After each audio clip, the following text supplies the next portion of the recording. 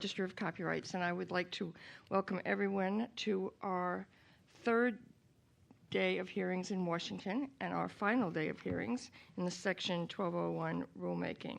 This hearing is part of our ongoing triennial rulemaking process mandated by Congress in the Digital Millennium Copyright Act. Section 1201A1 provides that the librarian may exempt certain classes of works from the prohibition against circumvention of technological measures that control access to copyrighted works. Any exemptions that are granted last for 3 years. The new ones will begin on October 28, 2009 and go until October 28, 2012. The purpose of this rulemaking proceeding is to determine whether there are particular classes of works as to which users are or are likely to be adversely affected in their ability to make non-infringing uses of the works if they are prohibited from circumventing the technological access control measures. This rulemaking establishes the record on which my recommendation to the librarian will be based. After the Copyright Office's initial notice of inquiry in this rulemaking, published in the Federal Register on October 6, 2008, the office received 20 comments proposing exemptions to the prohibition on circumvention and 56 responses to these proposed exemptions, all of which, of course, are available on the office's website. The agendas for all of the hearings, as well as the full record in this and previous 1201 rulemakings, are also available on the office's website. There are some hard copies of today's agenda near the entrance to this room. We do intend to post the transcripts and audio of all the hearings on our website within a few weeks. The comments, the responsive comments, the hearing testimony will form the basis of evidence in this rulemaking, which, after consultation with the Secretary for Communications and Information of the Department of Commerce, will result in my recommendation to the librarian. As I mentioned, the librarian's determination is due by October 28th, and he will decide the exemptions if they should issue. The format of the hearing is basically two parts. In this case, we have one witness, and that witness will present his testimony, and then the second part is we will ask questions. And hopefully we will ask probing, thoughtful, difficult questions. Let me now, and for you, one thing we do is we reserve the right to come back and ask you further questions. Frequently what happens is once we sit down and start to talk to each other, we realize that there are certain issues that we haven't probed deeply enough. So for those of you who haven't been here, though most faces look fairly familiar, to my immediate right is David Carson, General Counsel of the Copyright Office. To my immediate left is Rob Kasanick, Principal Legal Advisor and Assistant General Counsel. To his left is Ben Golant, also a Principal Legal Advisor and Assistant General Counsel in the Office of the General Counsel. And to David's right is Chris Weston, an Attorney Advisor in the Office of General Counsel. A few notes before we begin. Yesterday, we had a lot of problems with cell phones and BlackBerry interference with our audio signal. So please turn off all phones and PDAs while you're in this room. Also, anyone who has not given us an electronic copy of the material that will be displayed, performed, or distributed in this room during the hearing, please be sure to give it to us before you leave. And with that, we will start the hearing with you, Mr. Risher. Thank you. I hope you all can hear me. Yes. Great, thank you. My name is Mark Reichert. I'm the Director of Public Policy with the American Foundation for the Blind. It's a pleasure to be here this morning. I feel a little lonely being the only person for this panel. And I mention that not only because I'm sensitive about such things, but also in the past when we've come before you, and we've been here now, this will be our third time. Okay. We've had folks on the other side speaking up. I believe that was true for both times, certainly true for the first time when we were here, speaking against proposing an exemption. We're here, of course, asking that the exemption that's been in place now for 6 years for certain literary works with respect to providing access to folks who are blind and visually impaired or may have other disabilities remain and, in fact, be renewed. We did submit, of course, formal written comments for the record. I wouldn't want to try to repeat that. I guess what I'd like to do today to provide as much opportunity for any interaction or questions you all might have is just to sort of give you a little bit of an update about sort of where we've come in these last 6 years. When we first came before you in 2003, I think folks were struck by the reality or surprised by the reality that there were I think everybody knows that DRM does obviously pose some kinds of, sometimes often technical problems for providing access, but that people were surprised by the fact that when folks pull up ebooks, often with the kind of technology that folks who are blind, for example, use, that often a specific message would appear on the computer screen simply indicating, no, this book may not be read using a screen reader. Somebody had to take the time to sit down and write that kind of a notice out. It wasn't just a question of providing or implementing digital rights management technology to protect the copyright. It was an affirmative decision on someone's part that indeed this ebook will not be read aloud even with access technology. And quite frankly, we were rather offended by that. Essentially what that looks like to us is a rather stingy approach to the exercise of the privilege of a copyright. That someone who provides an ebook for sale and a customer puts down good money for that ebook expects to be able to use that ebook like everybody else, just simply in an alternate way by having a synthesized computer voice read that material aloud. Quite frankly, that should be permitted. So we made that case. We made that case again in 2006, and you all agreed with us that indeed an exemption for the exercise, try to get around those features if, in fact, we need to get to the text of the book that way, was appropriate. In both of those times, in 2003, 2006, we had lots of questions to answer. How big of a problem really is this? How many books are we really talking about? And what's the scope of the problem? We've tried to provide some indication of that in the testimony we did in 2003 and 2006. The honest answer is nobody has sat down and done a scientific analysis of how broad the scope of that problem really is. Except that in the course of the last few months, an issue has come to a head, and some, if not all of you, may be very well aware of it.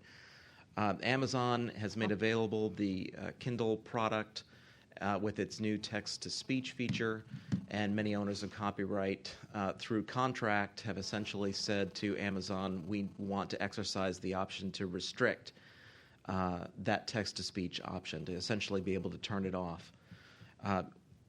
If the experience that we've been talking about in 2003 and 2006 wasn't bad enough, now we have a situation where folks are affirmatively shutting out folks with disabilities, and quite frankly, we think that that's unacceptable.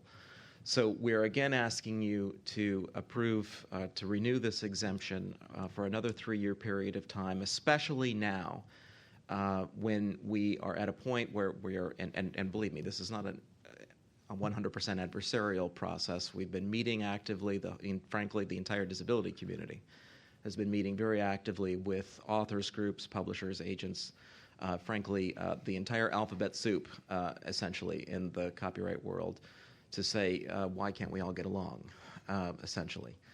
So we do feel, though, that in that kind of environment, it's very, very important that an exemption remain for these types of works, so that folks who are somehow able to technologically navigate their way around those kind of barriers so that they can, in fact, read the contemporary American literature that's required for their college class or fill in the blank, that they're not going to be subject to the rather significant penalties under the DMCA. So that's all the comments I'd like to offer, admittedly very informally, but I welcome any opportunity for dialogue or questions. Thank you very much. Let me start. You should be pleased that you are alone. There is nobody sitting there opposing what you're saying. But are you aware whether or not Amazon has actually turned off the read aloud feature yet?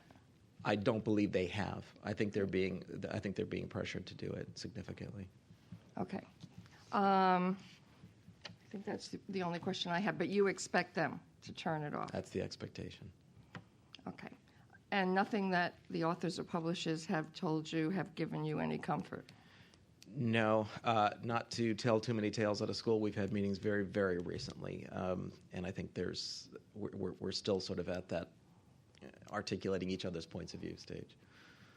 Oh, okay, thank you. Okay. Mr. Reichert, in your submission to us, your written submission to us, your factual showing, I think, was based upon 5 ebook titles that you looked at to determine whether they were available in an accessible format, correct? Mm-hmm. Now, in each of those cases, or in any of those cases, did you check to see let me start over. Each of those cases, I assume from what I read, that you looked at one ebook version of a particular book and checked to see whether it was screen reader accessible. Is that correct? I believe that's correct, yes. Did you check to see whether there might be other ebook versions of the same titles out there which were accessible?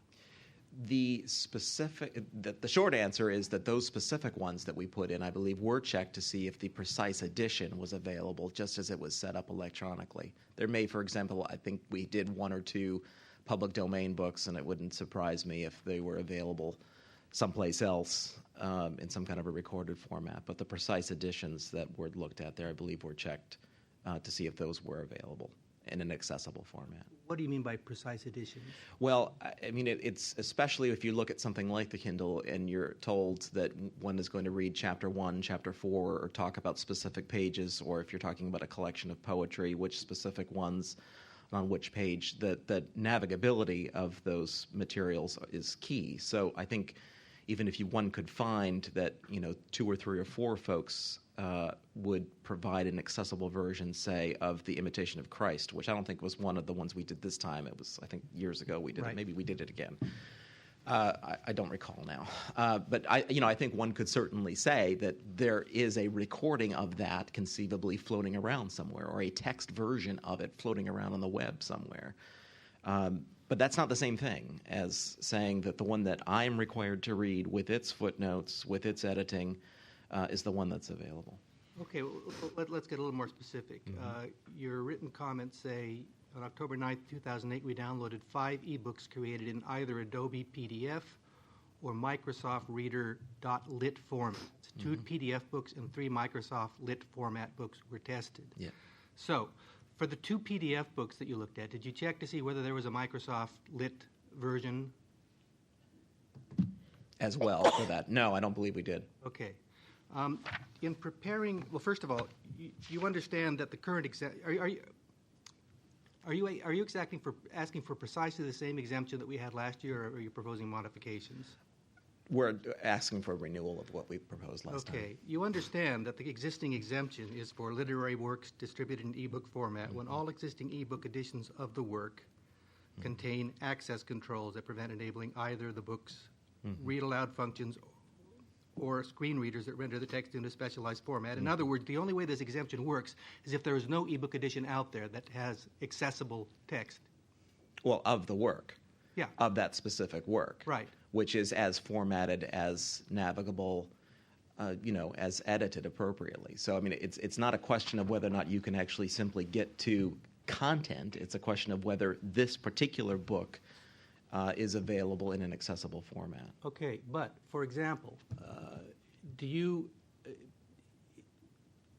is it your understanding that under the existing exemption, if a particular book that you want is not available in an accessible format using the Microsoft Lit format, but is available in the Adobe PDF format, you would be able to circumvent the Microsoft Lit edition? I guess it would depend on if that's precisely the same work. I mean, if it's exactly the same work and it's available in one electronic format versus another, I wouldn't see that this exemption would apply.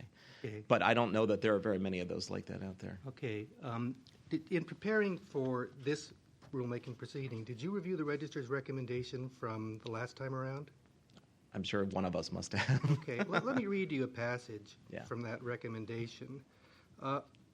American Federation for the Blind did not test all of the ebook formats in which the sampled book titles were available. For instance, American Federation for the Blind tested the Imitation of Christ by Thomas A. Kempis in the Microsoft Reader Lit format and found that work to be inaccessible whether or not Microsoft's text-to-speech product was installed. However, the joint reply commenters pointed out that the same title appeared to be available in the Adobe format with the read aloud function enabled. Notwithstanding the fact that we observed that you really hadn't checked to see whether all formats were available last time, you didn't feel there was any need to do that this time either. Is that correct? Well, I think the issue is whether, first of all, that we're the American Foundation for the Blind, and I think the American Federation for the Blind, I'm not even sure that there's an organization with that title. But okay, I'm sorry, that's my problem. We said AFB, and I misspoke. No worries. So, but I think, I think that the issue is, what are we going to do in the event that there isn't an accessible version of the book available in precisely the format that the person wanted, desired, purchased, or in fact is required sometimes? If you have in the Microsoft Lit format and in the ebook, the Adobe format, the exact same work available, I wouldn't see that this exemption necessarily would apply. But I think the real issue is not so much the degree or the number of books that are out there, but what do you do in the individual case where someone needs access to the book that they want? And if, in fact, there isn't precisely that work available in an electronic form someplace that they can get access to, they should not be subject to the significant penalties of the DMCA. now, in 2003, the first time you made a case to us, you may recall you presented statistics relating to the overall percentage of ebooks in which the read aloud function was enabled. Do you recall doing that? Yes. You chose not to do that last time or this time. Can you explain why? Well, as I say, I honestly think that the issue is not so much the scope. It's about providing protection for people who need access. And so whether we're talking one book or 10 million, I think that's why you have an exemption. If quite frankly, if we were to find that the majority of books, or almost all of them, had troubles, I think we wouldn't be here. We'd be making our case across the street on Capitol Hill, and indeed we may have to be doing that. Okay, let me read you another paragraph on page 39 of the Register's recommendation from 3 years ago. In selecting a tiny sample of only 5 titles and in conducting only a limited examination of the options available even for those 5 titles, AFB has made at best a minimal showing to demonstrate the existence of a continuing problem and the need to renew the proposed exemption. Right. If AFB or others propose renewal of this exemption 3 years from now, that is now, they would be well advised to review a larger, more representative sample of titles and ascertain the availability and accessibility of those titles in all ebook formats. When you're preparing this year, did you take into account at all what the Register had said 3 years ago, what I just repeated to you? Sure. Absolutely. And you decided to ignore it? No. I think the issue is, the facts speak for themselves. And I think the last couple of months demonstrate that the move in the ebook market is not to provide access, is to restrict access. So are you saying you didn't make your case initially, but the facts fortunately have made the case for you subsequent to your submissions? Well, I think that what we've done is shown that over the last 6 years, certainly the problem has not gone away. And that language that you submitted was essentially originally proposed by publishers. And I think if they were here, which they have chosen not to be, they'd have an awful difficult case to have to make to demonstrate whether or not the progress has been made, as they made promises to you all in 2003 and 2006 that, in fact, progress would be made. I have nothing more. Okay, Rob. Thank you. It looks to me like we, at least in terms of what the prior exemptions have been and what you are saying you need, there's a discrepancy between them, because in terms of this limitation on all existing ebook editions seems to indicate that if that work is generally available in some kind of accessible format, then that would foreclose the exemption. But you seem to be indicating that if there is a desired version of a particular work, that is what should be the critical factor. And I think that what we need to hear from you are what characteristics of particular ebooks are necessary for the purposes that for accessibility purposes, because I think we have to, if this exemption were to be issued again, there would probably have to be some kind of a clarification and giving some more guidance in that. Can you give some specificity to what features of an ebook would be necessary for accessibility? Sure, I can certainly try. Over the course of the last 6 to 9 years, a lot of work has gone into the development of a so-called DAISY format book. I believe it's digital audio interface. I can't remember all the letters for the acronym. Essentially, it's a format that allows greater navigability of an electronic work. So, a file, the format of the work is so structured that one can jump from chapter heading to major headings, sidebars, subsections within a chapter, etc. That kind of structure is pretty key if you're navigating around in a fairly sizable book.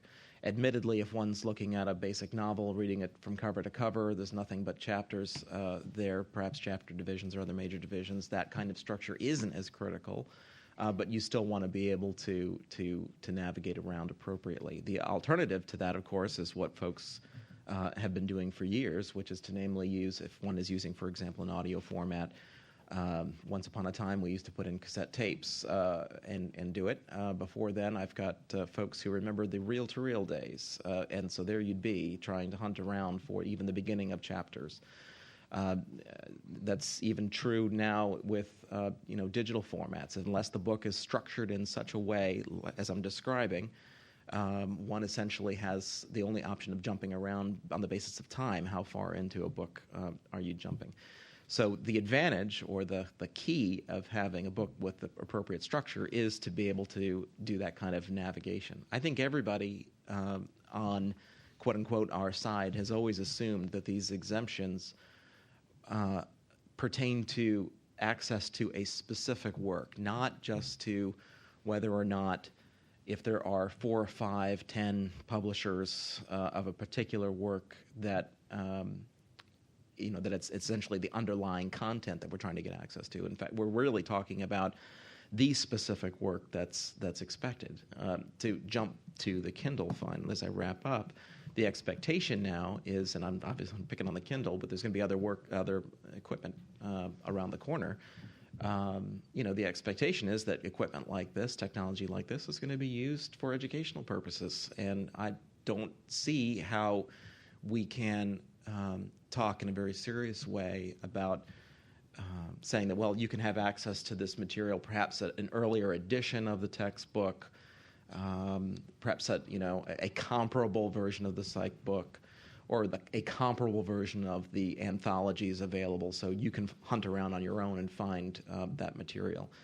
I think it really needs to be specific to the given work. So then, if a work was not available in the DAISY accessible format, that would be what would kick in the exemption? Well, I think what would kick in the exemption would be if a specific copyrighted work, and I'll just hypothesize an anthology of short stories, if that specific one is not available by that publisher in any kind of accessible format, then I believe this exemption kicks in. In any kind of accessible format. That's what I'm just trying to clarify, is what exactly how you're characterizing accessible. So if it was, and what level of accessibility would be sufficient so that the exemption would not apply? I'm not sure that I think we may be comparing apples and oranges. The way that we read the exemption is that there may be digital rights management features put in place to bar certain types of accessibility like screen reader access or text-to-speech capability. And what we're asking for is that if someone can find a way to get around those features, even if the accessibility they ultimately achieve as a result is inferior to what could conceivably be available, that they shouldn't be subject to the DMCA penalties. So if a book was available in the text-to-speech on Kindle too, and would that be providing accessibility at that point, or would, if it doesn't allow, then the connection with the doesn't allow interoperability with other forms of accessibility? The honest answer is that I have not played around with the Kindle much at all. Part of the reason for that is that the controls on the Kindle itself are inaccessible, and so that's yet another aspect of this that we're working on. I would say that as I understand the type of text-to-speech feature available, it provides a level of accessibility, and I'm sure that it's not as robust as other formats that are available through such well-known organizations in our community, at least as Recording for the Blind and Dyslexic, that provide books routinely in this sort of structured format that I'm describing, where a read-aloud volunteer reader will essentially read a book aloud, and you can navigate around in that much more structured way. Do you have any sense whether this exemption that is issued for the last 6 years has had any effect on the market? Has this helped things? Has this exemption being in existence changed behavior by copyright owners? Well, it would appear not, if the last couple of months are any example. It seems to me that I don't really think that what's happened in the last few months as this text-to-speech issue with Kindle has come to a head, that's a result of any of this activity. I'm not sure many folks in the copyright world are paying much attention to it. I can say that, to the exemption, that is, I can say that with respect to folks who are blind or visually impaired and may have other disabilities, that the community is aware of individual, brainy, very computer-savvy folks who've been able to avail themselves of this exemption, and that they've been able to find a way to get access to books when they needed, when they've needed them. I don't know of any, and I don't think anybody else knows of any, concerted effort yet to sort of broaden that. So, on the side of the copyright owners, I would say no, there really hasn't been, frankly, much attention paid to this exemption, except every 3 years when we come here. And if this Kindle situation is any example, it would appear that we're obviously going in the wrong direction. And in terms of our community, as I say, there may be isolated examples of folks finding a way to crack DRM to be able to get access to the materials, but there's no widespread effort that I'm aware of that's been successful in that connection. Are you aware of any individuals or who have actually utilized the exemption? As I say, I think the community as a whole knows of, in general terms, particularly smart, capable individuals who've been able to find their way around these barriers, and obviously because of the exemption, feel safe in doing so. But as I say, I don't know of any concerted effort to make that happen yet. But then specifically, that there may be people savvy enough to get around it, but you don't know whether they've actually fulfilled the terms of the exemption in terms of having looked to see whether there are other accessible formats or... No. I mean, we're not in a position to police that kind of activity. We think the copyright owner is in the best position to do that.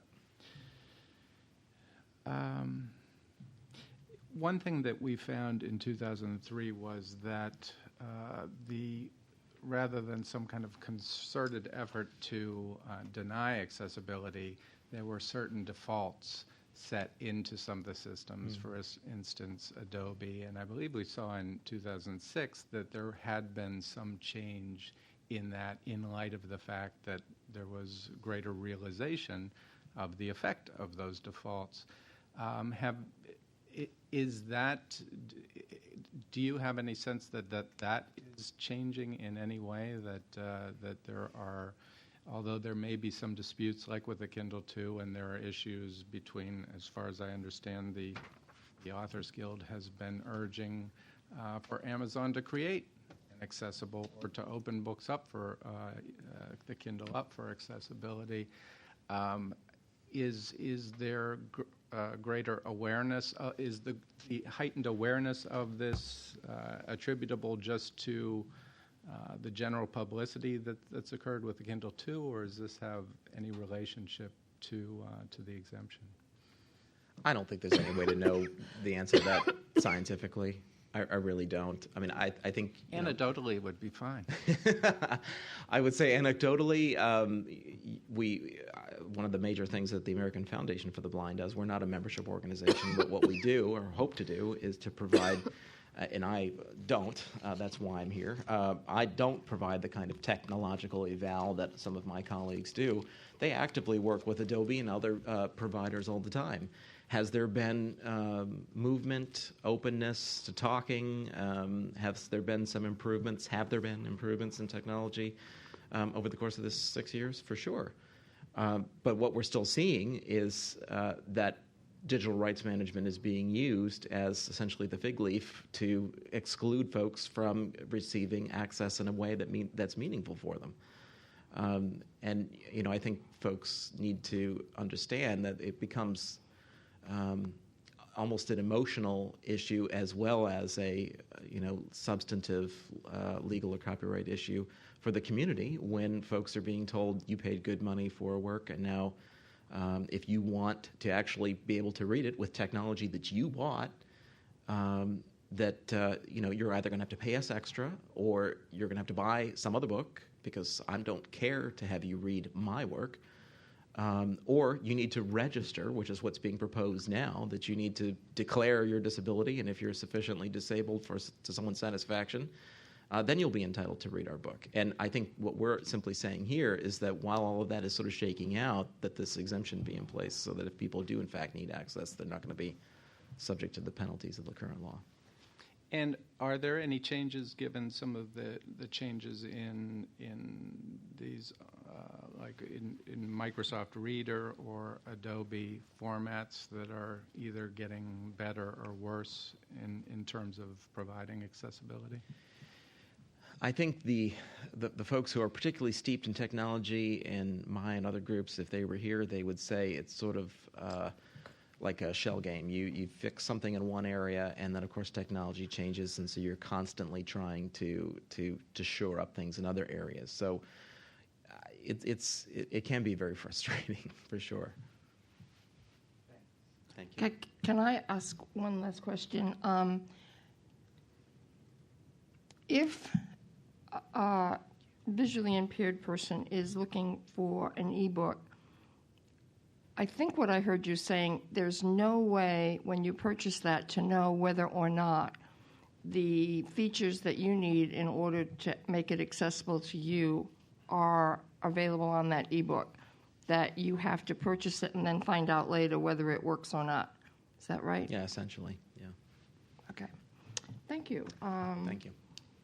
We have no more questions, and so we may get back to you, but at this moment, we're done with this part of the hearing. Thank you very much. Appreciate the questions. Break till 11. I guess because Steve Metalis isn't here, we're breaking till 11? And Joe Montoro's not here either. Well, I see he was. He just left. Oh, okay.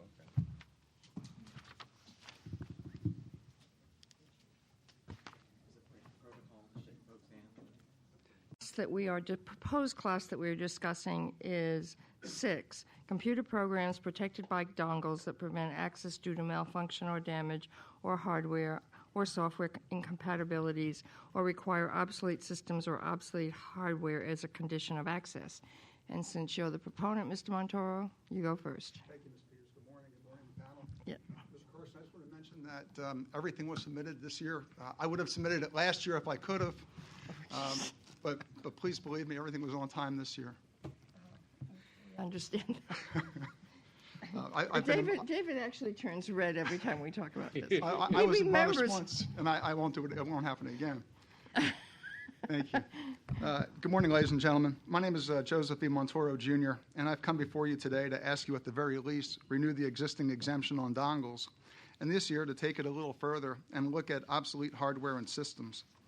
This is my fourth time here before you since the DMCA was passed. The last time, my daughter joined me. Now she just turned 16 and got her driver's license, so she doesn't hang around Dad too much anymore. I've had many customers come to me thinking that they could never get their dongle software to work again, and had given up hope. And hope is an important thing to have. From about 2004 through 2007, I had degenerative disc disease in my lower back at 3 levels. There were too many nights I had to simply take my narcotics and pray I fell asleep to ease the pain. I tried a number of pain management treatments and was told I would be a pain management patient for life. But that wasn't good enough for me, so I did what a lot of my customers do. I kept looking for a solution. I found one, and after much research, learned that our health system would not cover a new artificial disc procedure. But in Europe, they have been doing this for years. I found a clinic in Munich, Germany, where I had the 3 bad discs replaced. I grew 1.25 inches taller from the operation, and am now playing tennis again. Hope is a wonderful thing to have. When we use computers and software, we have a reasonable expectation that they will continue to be healthy. Maybe need a fix here and there, but still work. We all depend on the hardware our computers use and the software that does the job we need.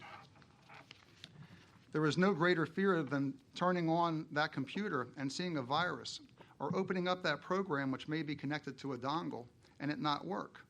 This is true whether you work for NOAA and depend on the software to enter mission-critical fisheries data, or Westinghouse and use your software for stress testing nuclear structures, both of which are clients of mine.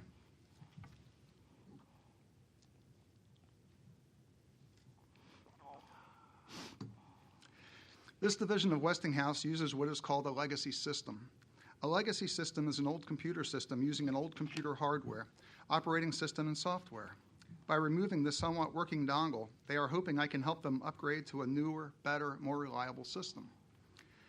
In this case, a 350 megahertz processor, 64 megabytes of RAM, and an ISA computer running DOS 6.22. For comparison, now we are running quad-core systems at 3.5 gigahertz per core, 6 gigabytes of RAM, PCIe slots, and Windows 7 is due out shortly. So as some have suggested, why not simply upgrade this package? Because the software program is part of a system and is interdependent with other programs that do the work. The system cannot be taken out of service, and the cost of designing new systems is quite high. Retraining on a completely new system would be costly and lost time and money for not much benefit. I've included a 26-page illustrated quick start guide by Zukov. It shows the software structure and relations for the structure testing process. And even if there are no engineers in the room, I think by looking at the last page, we all get it.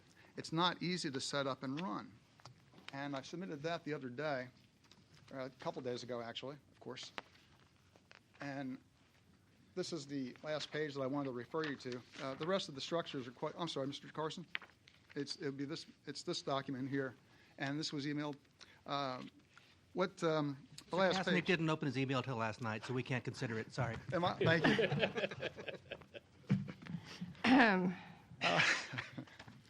The last page, gentlemen, is this poor guy who's gone through quite a bit of work here trying to put all this together, and has worked quite hard at doing what he had to do.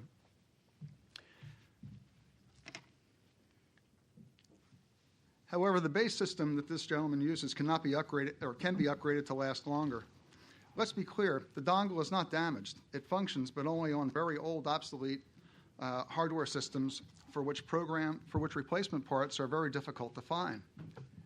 The dongle prevents much newer hardware from being used because the dongle will no longer be recognized by the software.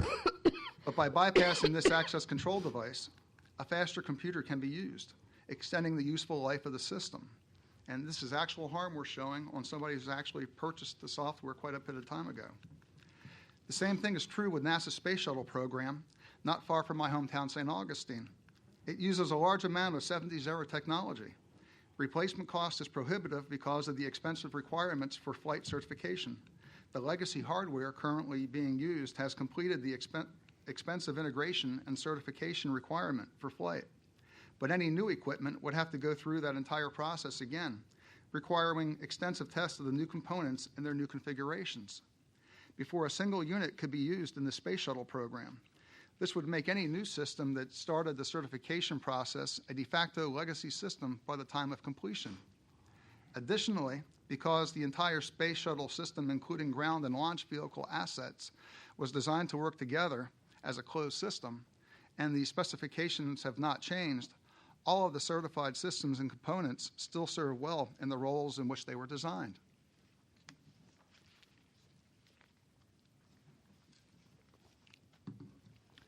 What I have in front of me are dongles that are connected to a printer port. That would be these devices. And I know we've all seen those before.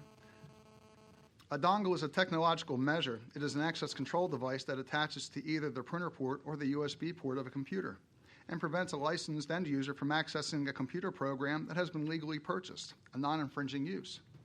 Unless the hardware access control device is attached and the required device driver installed and is supported by the operating system and all are functioning properly, the program will not run.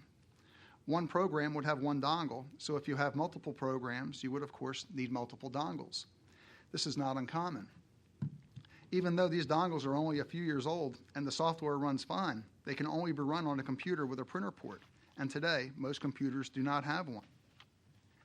So now we have the new and improved version, USB dongles, and these stick out from multiple sides of a laptop and are waiting to be broken. And it looks like something like this. Now, in my written testimony before that I submitted in the initial comments, I also showed how one of the companies was SafeNet Technologies, who had problems with their own dongles, USB type, as far as being on the ports and breaking quite easily.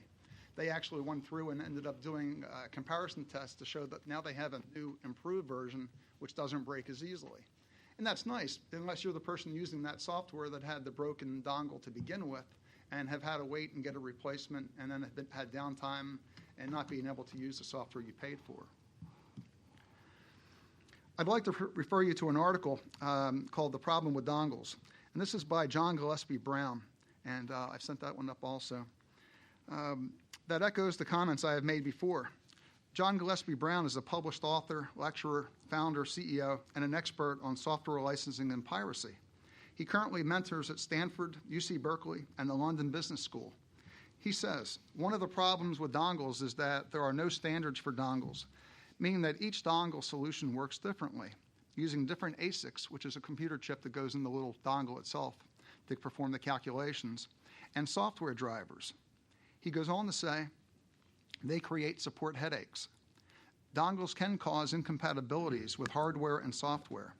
A dongle that works perfectly well may suddenly experience problems following a major operating system upgrade or a driver patch. And this happened with Vista, Microsoft Vista Service Pack 1. They introduced a service pack for Vista, and the end result was that USB devices were not being recognized. Should a dongle suddenly begin locking up because of changes to its operating environment, the supplier will have to resolve the problem, often with considerable time delays waiting for new drivers. Again, these are the words of a well-known expert in software security that echo identical to the words that I've said to the Copyright Office here for a number of years. On Wednesday, April 1st, 2009, the Texas State Senate gave preliminary approval to a state budget that includes a provision forbidding government agencies from upgrading to Windows Vista without written permission. Senator DeJuan Hinojosa, the vice chairman of the Finance Committee, proposed a rider because of the many reports of problems with Vista. The problems with this particular operating system are known nationwide. And I think it's Apple who's made quite a good series of commercials on the poor gentleman from Microsoft who does everything but actually improve the operating system. Companies continue to get bought and sold, and their products do become obsolete. I have testified over the years that a dongle exemption is needed because companies get bought and sold, and products are no longer supported. This can happen to even the giants of an industry. In March of this year, it was reported that IBM is looking to buy Sun Microsystems. Most of us are familiar with Sun through the Java programming language.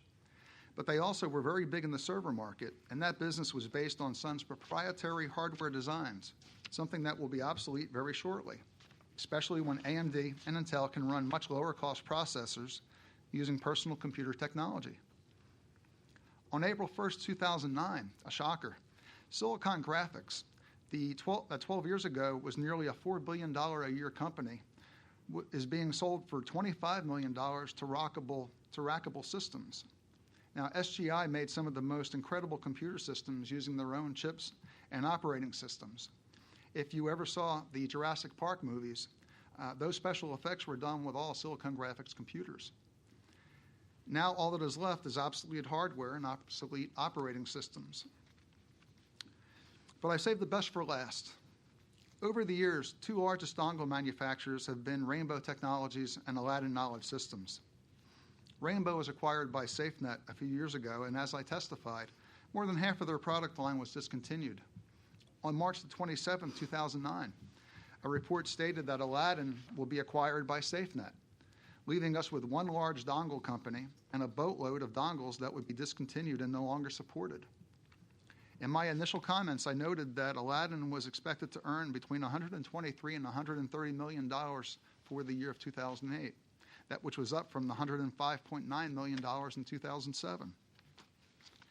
Under this new Obama administration, perhaps we can give the average person a little more credit and realize they are not trying to rip off companies.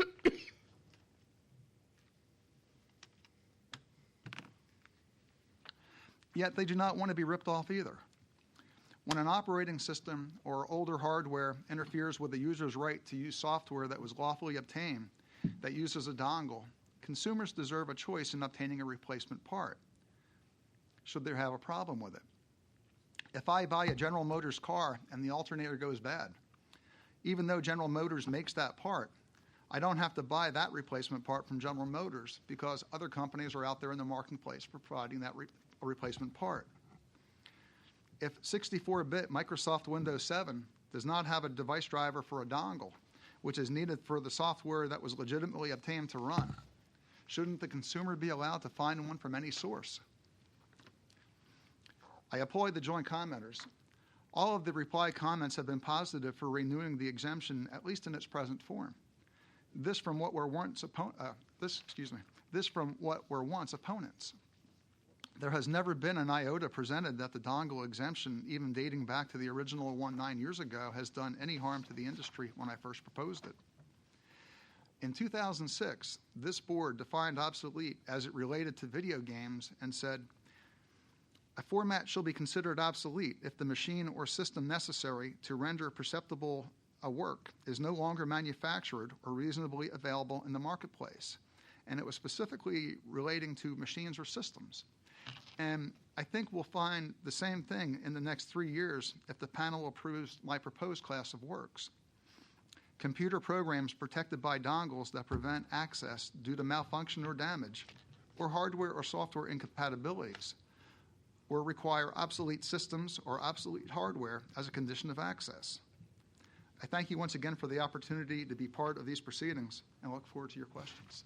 Thank you. Thank you, ma'am. Mr. Metalitz? Thank you. Good morning. I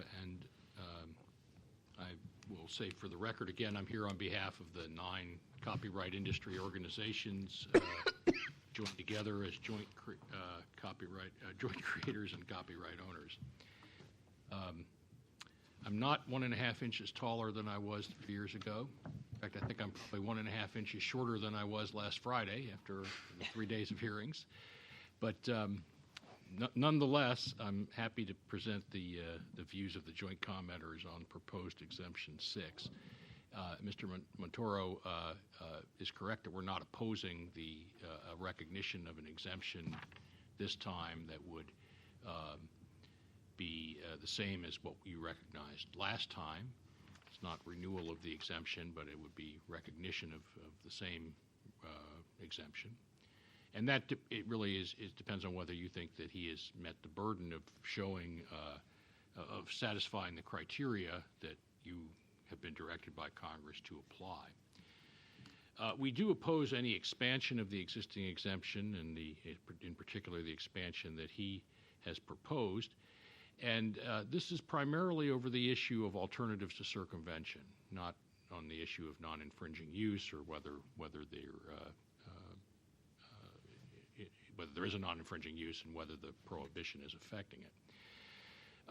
I guess I would, one question that I wasn't really able to answer for myself when reviewing the submission was what activity is currently what activity is not permitted under the current exemption that he would be seeking to engage in under the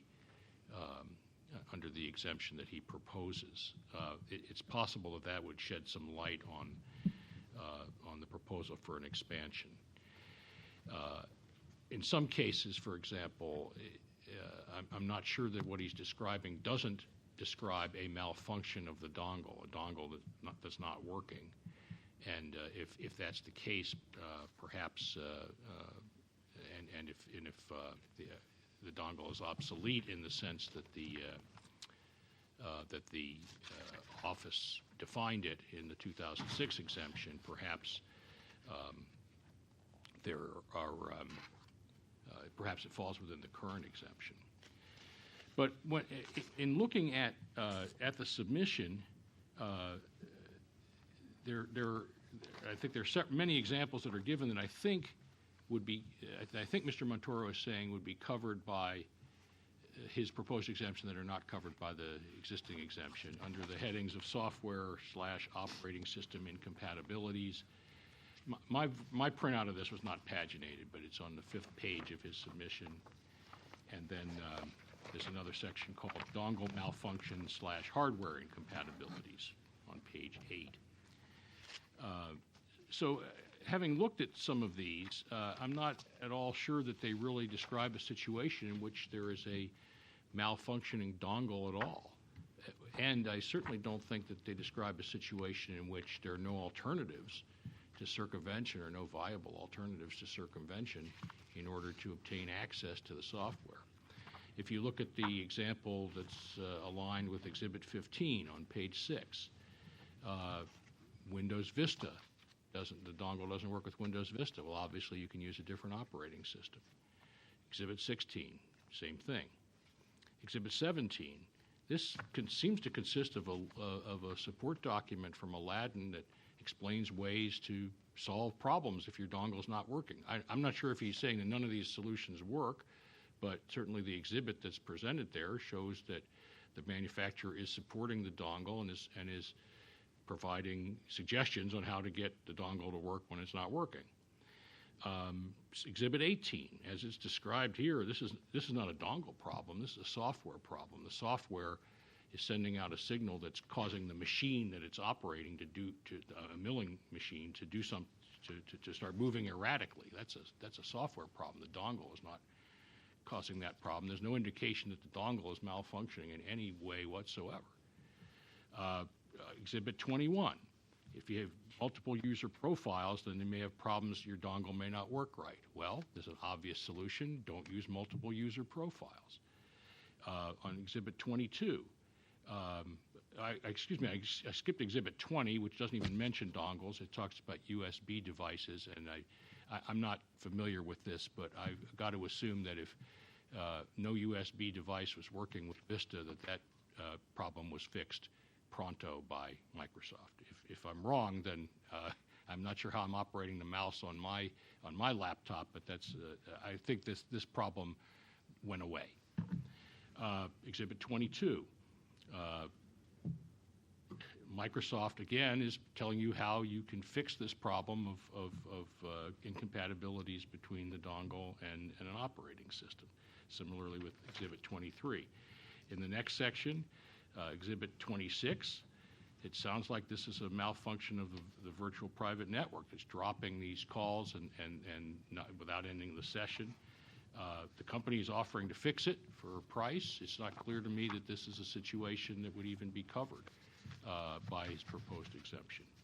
On Exhibit 27, someone named Aaron approached Mr. Montoro looking for a replacement dongle. Obviously, they came to the wrong place, but there's no indication that they couldn't get a replacement dongle if they went to the right place.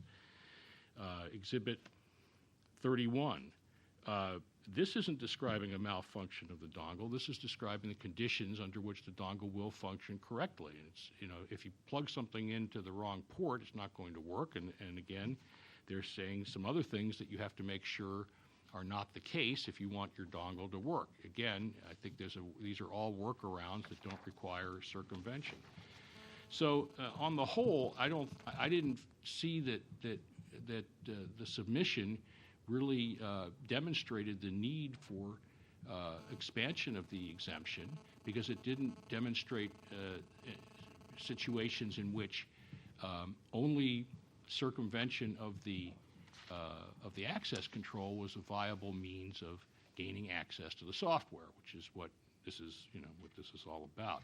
Now, I'm not sure in the discussion of reference to NASA whether Mr. Montoro is saying that the entire space launch system of NASA would have to be redesigned unless a dongle could be circumvented.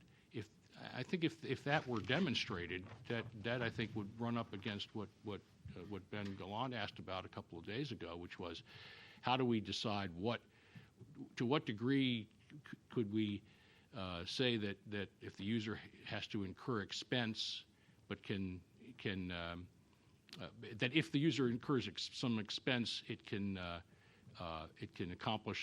access the material without circumventing. Is there an end point to that? And I suppose if you were to say that yes, NASA would have to redesign its entire space launch system, then that would be kind of hard to argue that was an alternative to circumvention.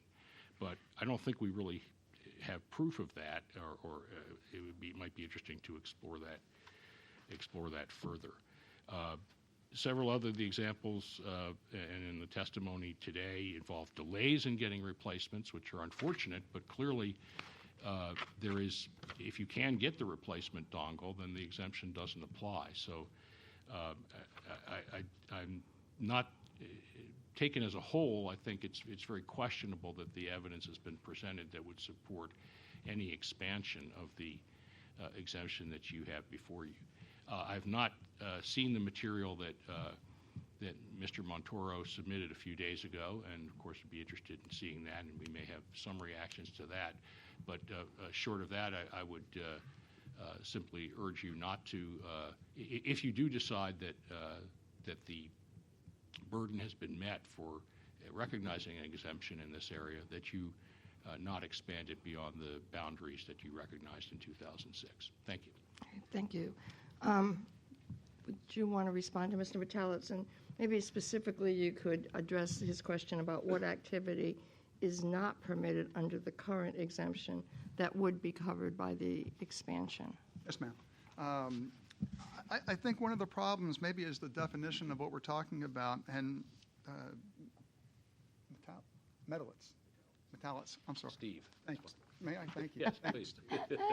I'll take it. Thank you. I understand what Steve's saying, but for the most part, there are not the activity that's not covered under the present exemption. We've got the way the exemption was framed, and the way my submission in the last about 3 years ago was not exactly timely in all the materials that were presented. I didn't really have an opportunity, I think, to do the justice to that argument, and I certainly apologize to the board for not being timely on that. But now, when you've got the activities, let me just think of how I want to say this. If we're talking about obsolete hardware and obsolete software and incompatible operating systems, I think that's what I'm really talking about. Now, how do we define a malfunctioning dongle? Or is it a problem with the operating system? Or is it a problem with the dongle? Is it a problem with the hardware? And I suppose we could go passing blame from one point to the other. But I think really everything operates as a unit. And what I tried to make the point of in my testimony today was that all these systems are integrated. You can't simply have a dongle and run a program without an operating system. You can't run a program without a computer. So I don't know if we can actually separate and say that you can have one thing but not the other. And if we have any one part, for example, my example with Windows 764 coming out, and the problem we had with Vista, actually, which was almost identical in the beginning when Vista came out because it was completely rewritten software. But the drivers for some of these devices were not available.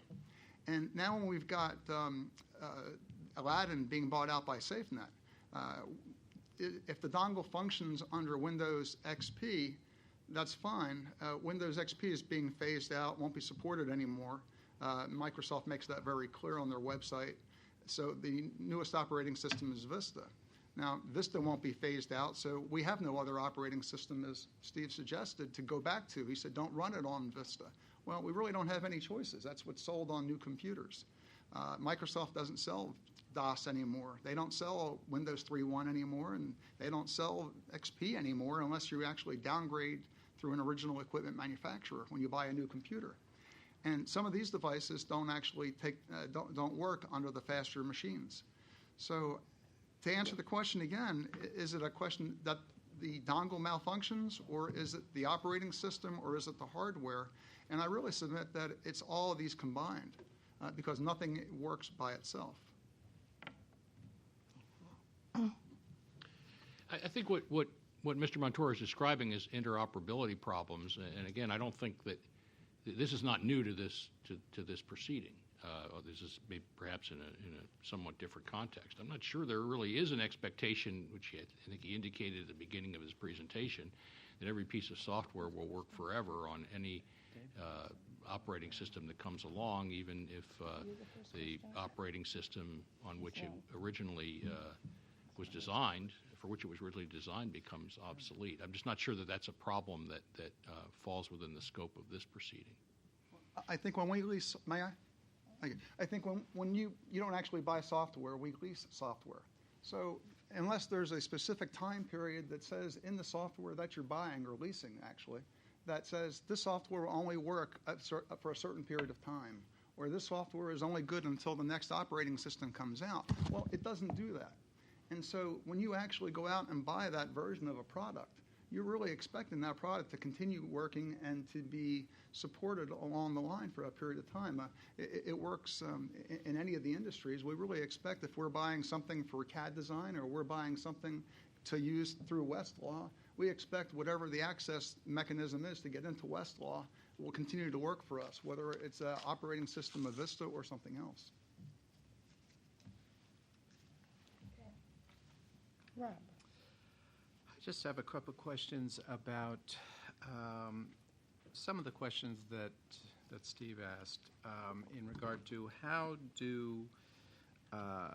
would this proposed exemption be limited in terms of certain activities that are offered by copyright owners. For instance, if copyright owners are providing information about how to attempt to fix particular problems, or if they're providing, even if or in, well, let's start with one at a time. All right. If they're providing information about how to address problems, to what extent do individuals have to go by what the copyright owner is offering first? How do they have to establish that none of those fixes that have been suggested are working?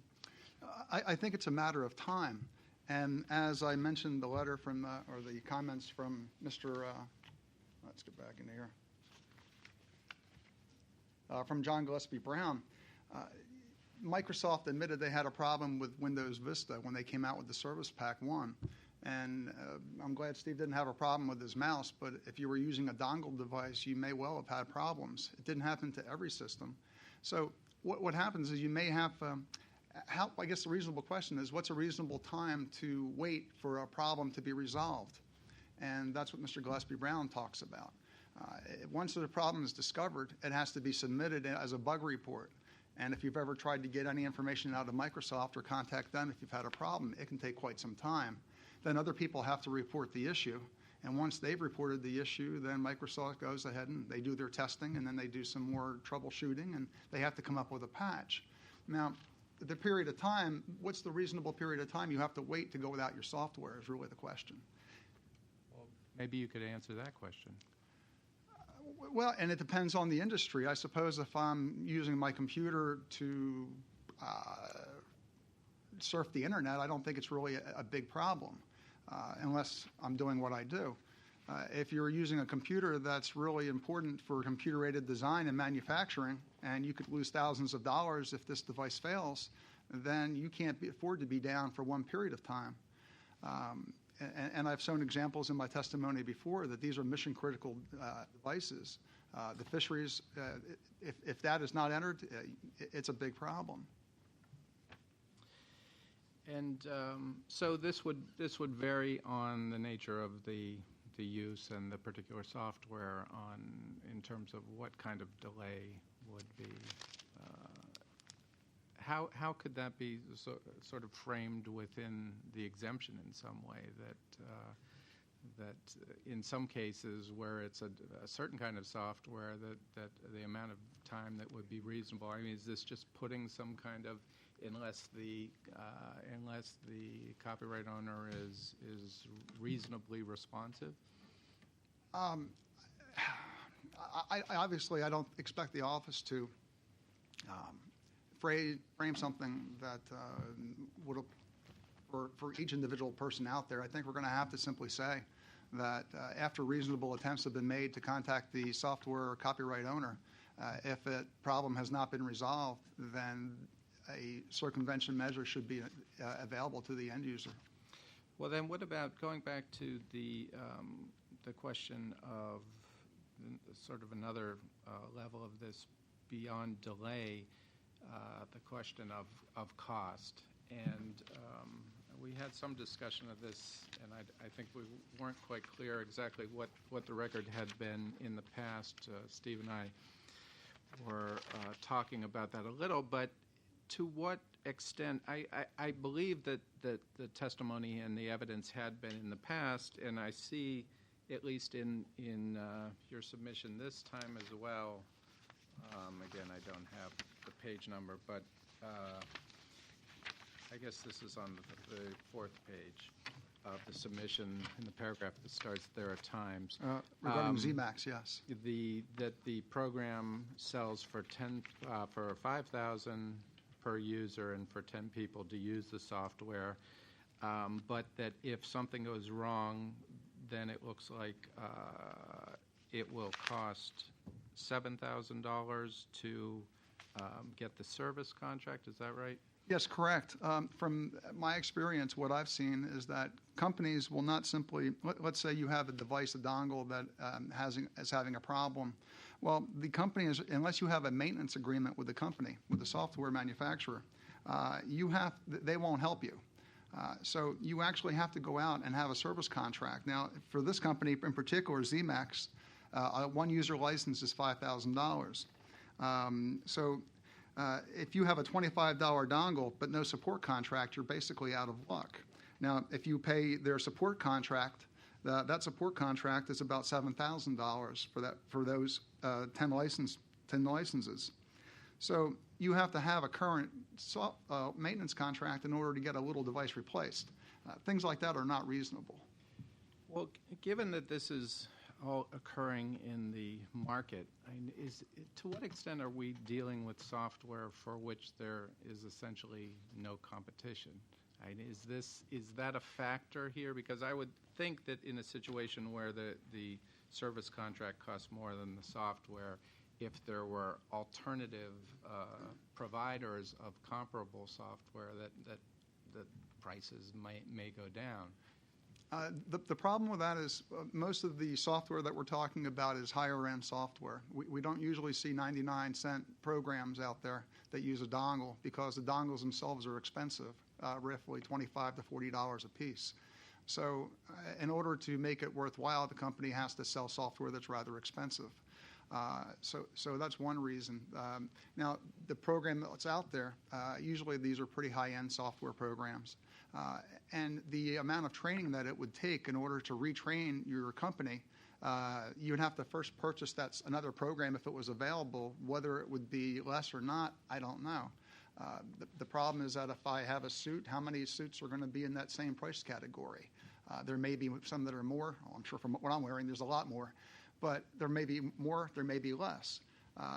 And does it do everything you need to do? Is your machinery tooled for that software program? And then what's the learning curve to go from that program to something else? And then how do you integrate that system and take your other stuff offline while you're implementing the new software?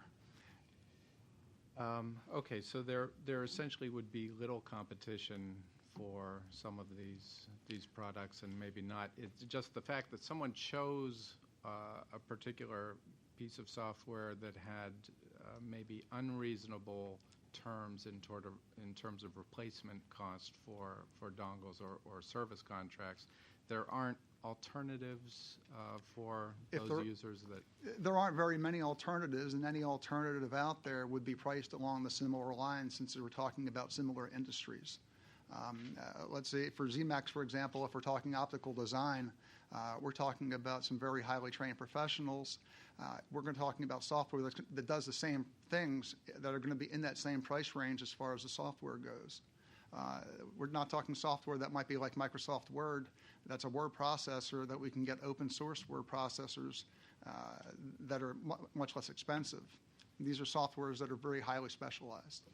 So to what extent is this example that you gave in terms of that price relationship for the software and the service contract, or the price that would be charged for a replacement dongle, is this the norm in many of the types of work that you've had experience with, or is this anecdotal? Oh no, this is quite normal for the industry.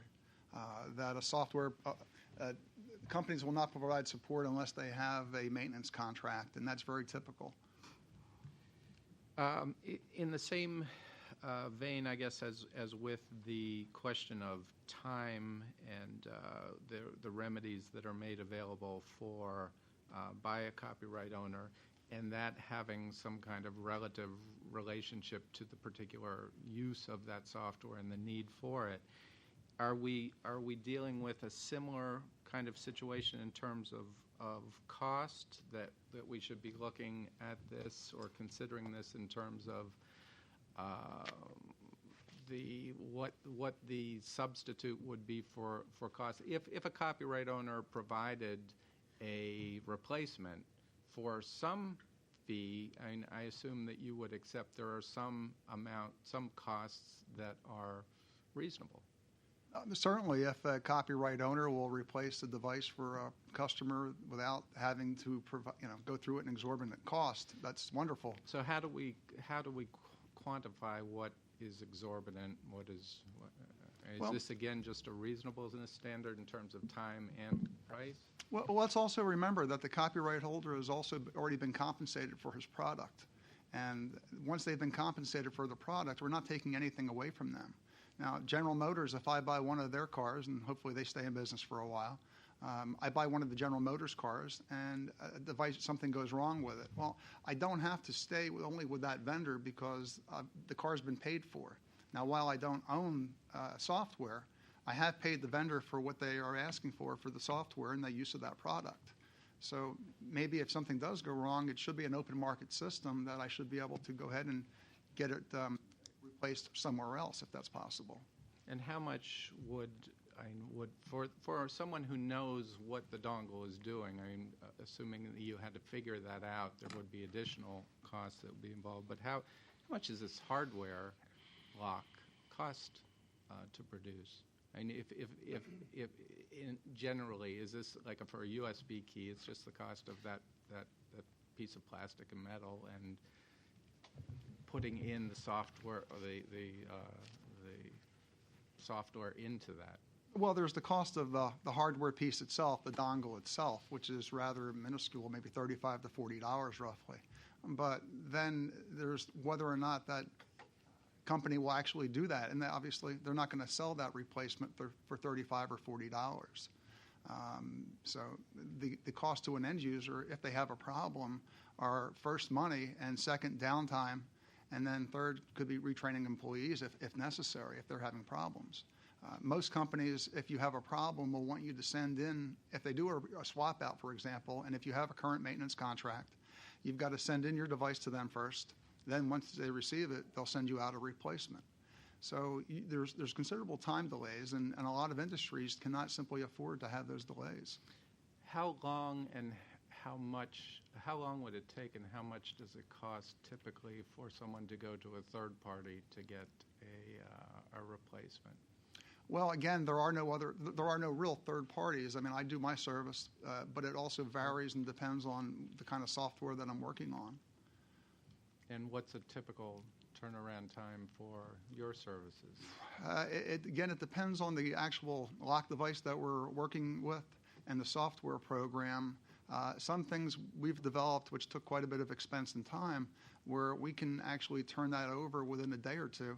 And others can take up to a couple of weeks or so, or maybe a little bit longer, depending on the device and if it's something that we have readily pre-made. Nothing is off the shelf, but some of it doesn't take as much work as others do. Steve, do you have any thoughts about, in terms of any limitations on any proposed exemption in terms of some of those, the time and cost issues? Well, I've two thoughts on this. One is the existing exemption says reasonably available in the marketplace, I think, and that would, I think, subsume issues of time and cost. And I'm not sure there's been any demonstration of problems with that, and it would probably be difficult to come up with a more precise definition. I wouldn't object to that, Steve, either way it is. Okay, but the other, I think. Okay. The other, just to back up a second here, as I understand it, Mr. Montoro is not in the business of selling replacement dongles. He's in the business of circumventing so that the dongle is unnecessary. Again, as I understand it, this is not the mass market. This is generally a high-end market. So, and it's not the one I'm most familiar with. But software publishers use dongles for a reason, and the reason usually is to enforce limitations on the number of simultaneous users or the number of licenses, the number of seats that can use this software at once. So if they have there's examples in here where there are 3 dongles and they don't want to have engineers carry one around because then if they're not available, they can't use the dongle, they can't use the program.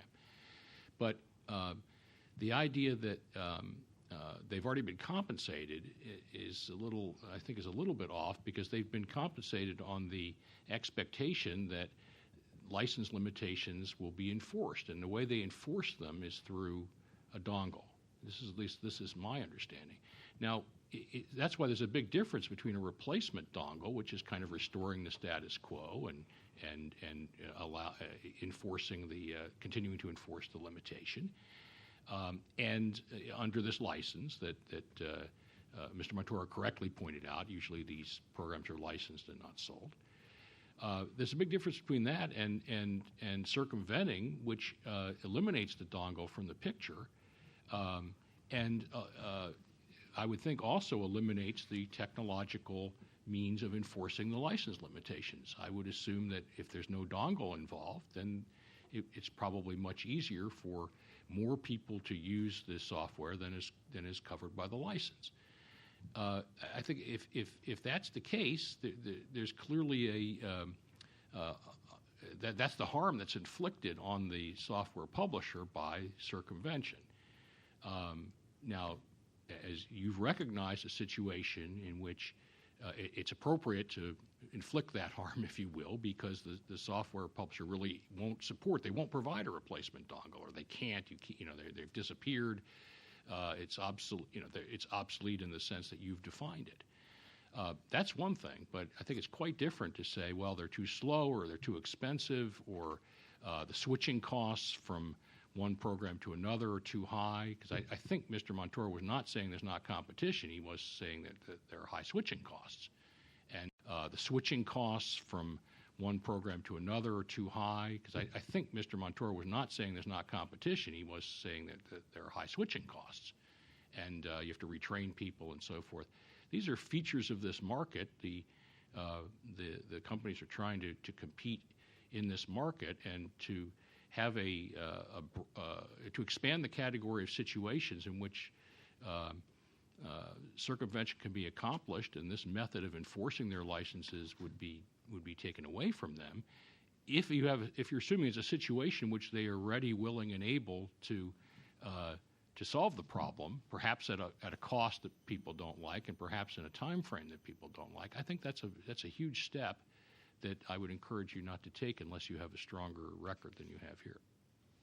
Well, let me address that to you, Joe, that it was my understanding in the past, and maybe still the case, that when there is some circumvention in order to fix for somebody, that there was the inclusion of a technological protection measure on the fix, so that there was an effort by you to prevent this to basically replace the status quo, to limit what harm could come of that. Is that still the case? And is that something that would be an acceptable thing to think about in terms of being included within the exemption? Well, I can only speak condition. I can only speak for my company, and we certainly don't sell the hardware replacement of a dongle itself because that's patented by the other companies. So I can't sell the exact same thing.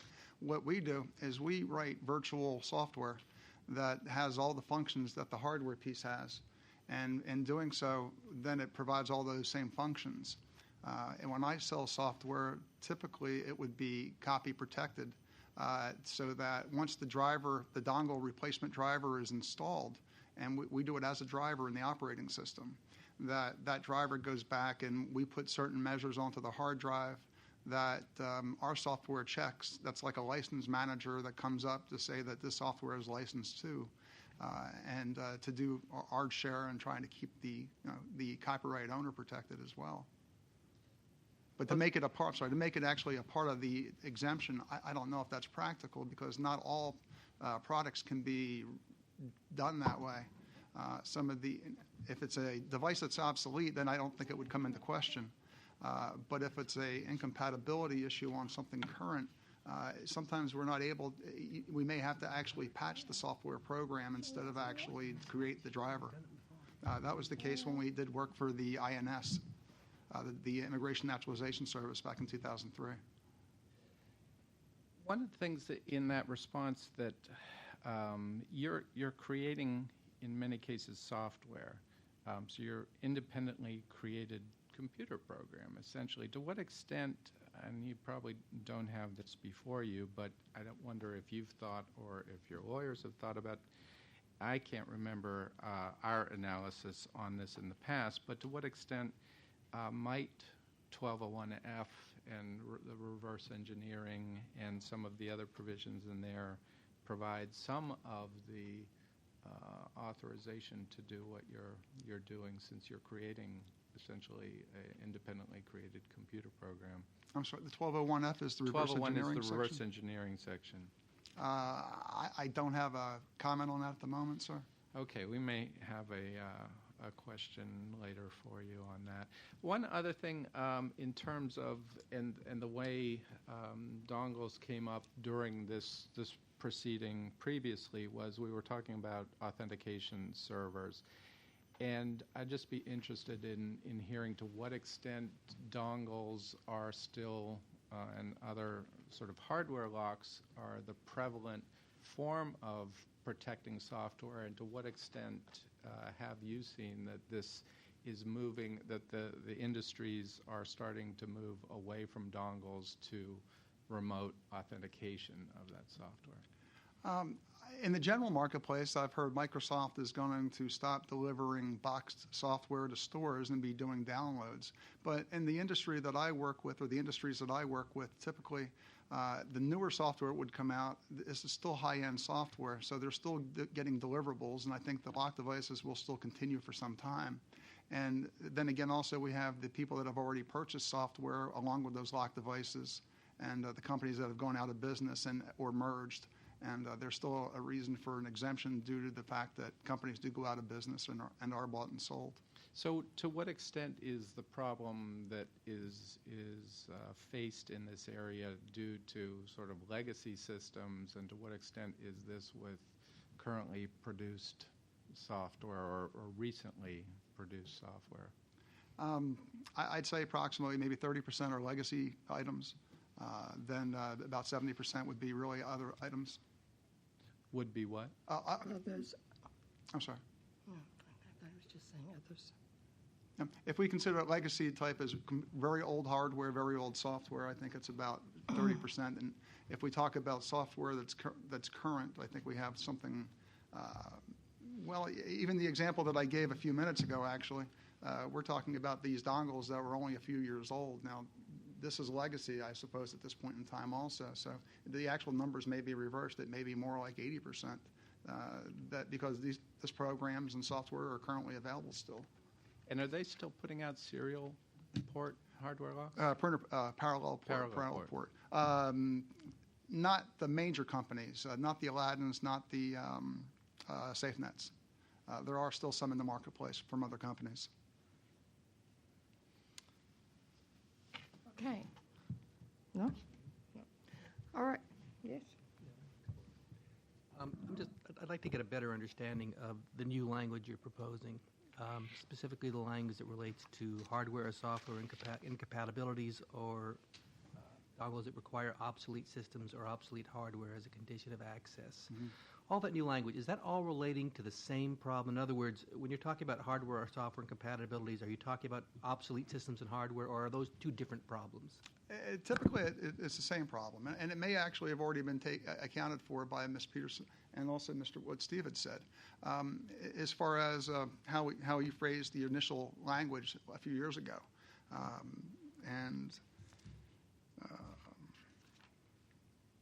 with the definition of obsolete being if something is how it refers to the machine or the system if it's not able to render it.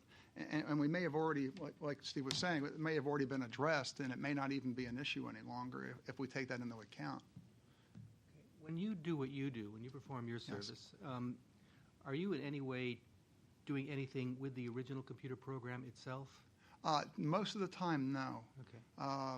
Mostly what we do is create a device driver that's independently created that has no code whatsoever from the other product itself.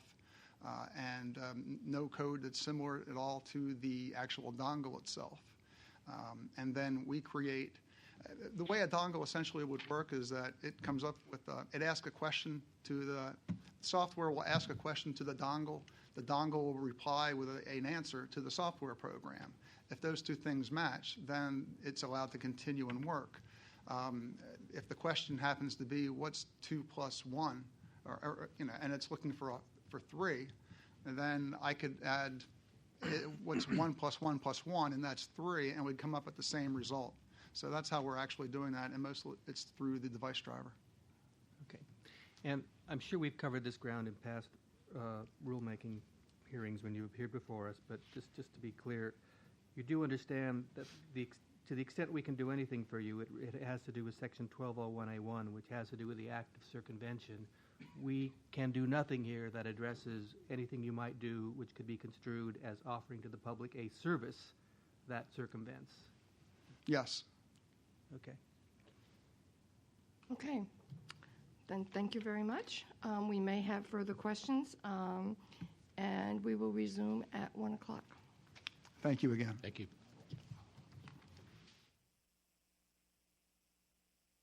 We are going to be focusing on the exemptions 5A, B, C, D, which all involve computer programs, and I'm not going to read through what each one of A, B, C, and D said. I'm sure it will come out in the presentations that are being made. We're going to, for those who weren't here, you make your statement. It's your opportunity to make your case and prove it, and then we ask questions, and hopefully we probe holes in some of the things you're saying, but we'll see. I'm going to start with you, Mr. English. Yes. Thank you. Good afternoon. My name is Darren English, and I'm Senior Legal Counsel for Cricket Communications. I'd like to thank you for the opportunity to participate in this hearing, and I hope I provide some helpful information. I support the day-to-day legal operational issues, and that includes issues that arise in the company's interactions in dealings with our customers. I am not a copyright attorney, but I'm here today to talk about what I see in the marketplace, what I know about Cricket's customers, and what I see about the importance of this exemption. Cricket is a subsidiary of Leap Wireless International, Inc. Cricket provides innovative, high-value wireless services to a fast-growing youth and ethnically diverse customer base. Cricket is a mid-sized wireless carrier that focuses on offering low-cost, flat-rate plans using a streamlined distribution and service model. Cricket, along with its joint venture partners, currently offers service in 32 states and holds licenses in 35 of the top 50 U.S. markets.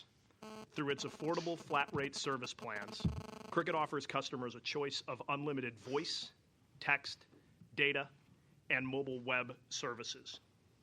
The majority of Cricket's customers earn less than $35,000 per year. Our customer base also trends to the young side. We find that many of these younger customers don't have established credit histories and don't even have credit cards. We've created an offering that allows them to take advantage of the mobile communication services that are important today. Cell phone unlocking is a non-infringing activity, and consumers should be able to unlock their phones, update the preferred roaming list or PRL, and then use the phone on whatever network they choose. The fact is, software locks aren't used to protect the integrity of the underlying works. The locks are used by certain carriers to keep customers on their network.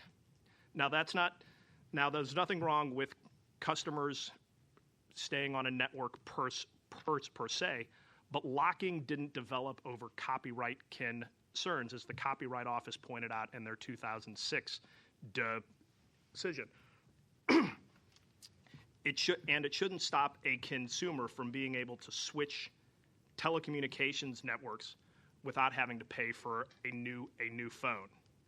Cricket supports a narrow exemption that allows an individual to circumvent the technological protection measures that control access to the PRL that connects a phone to a carrier's network.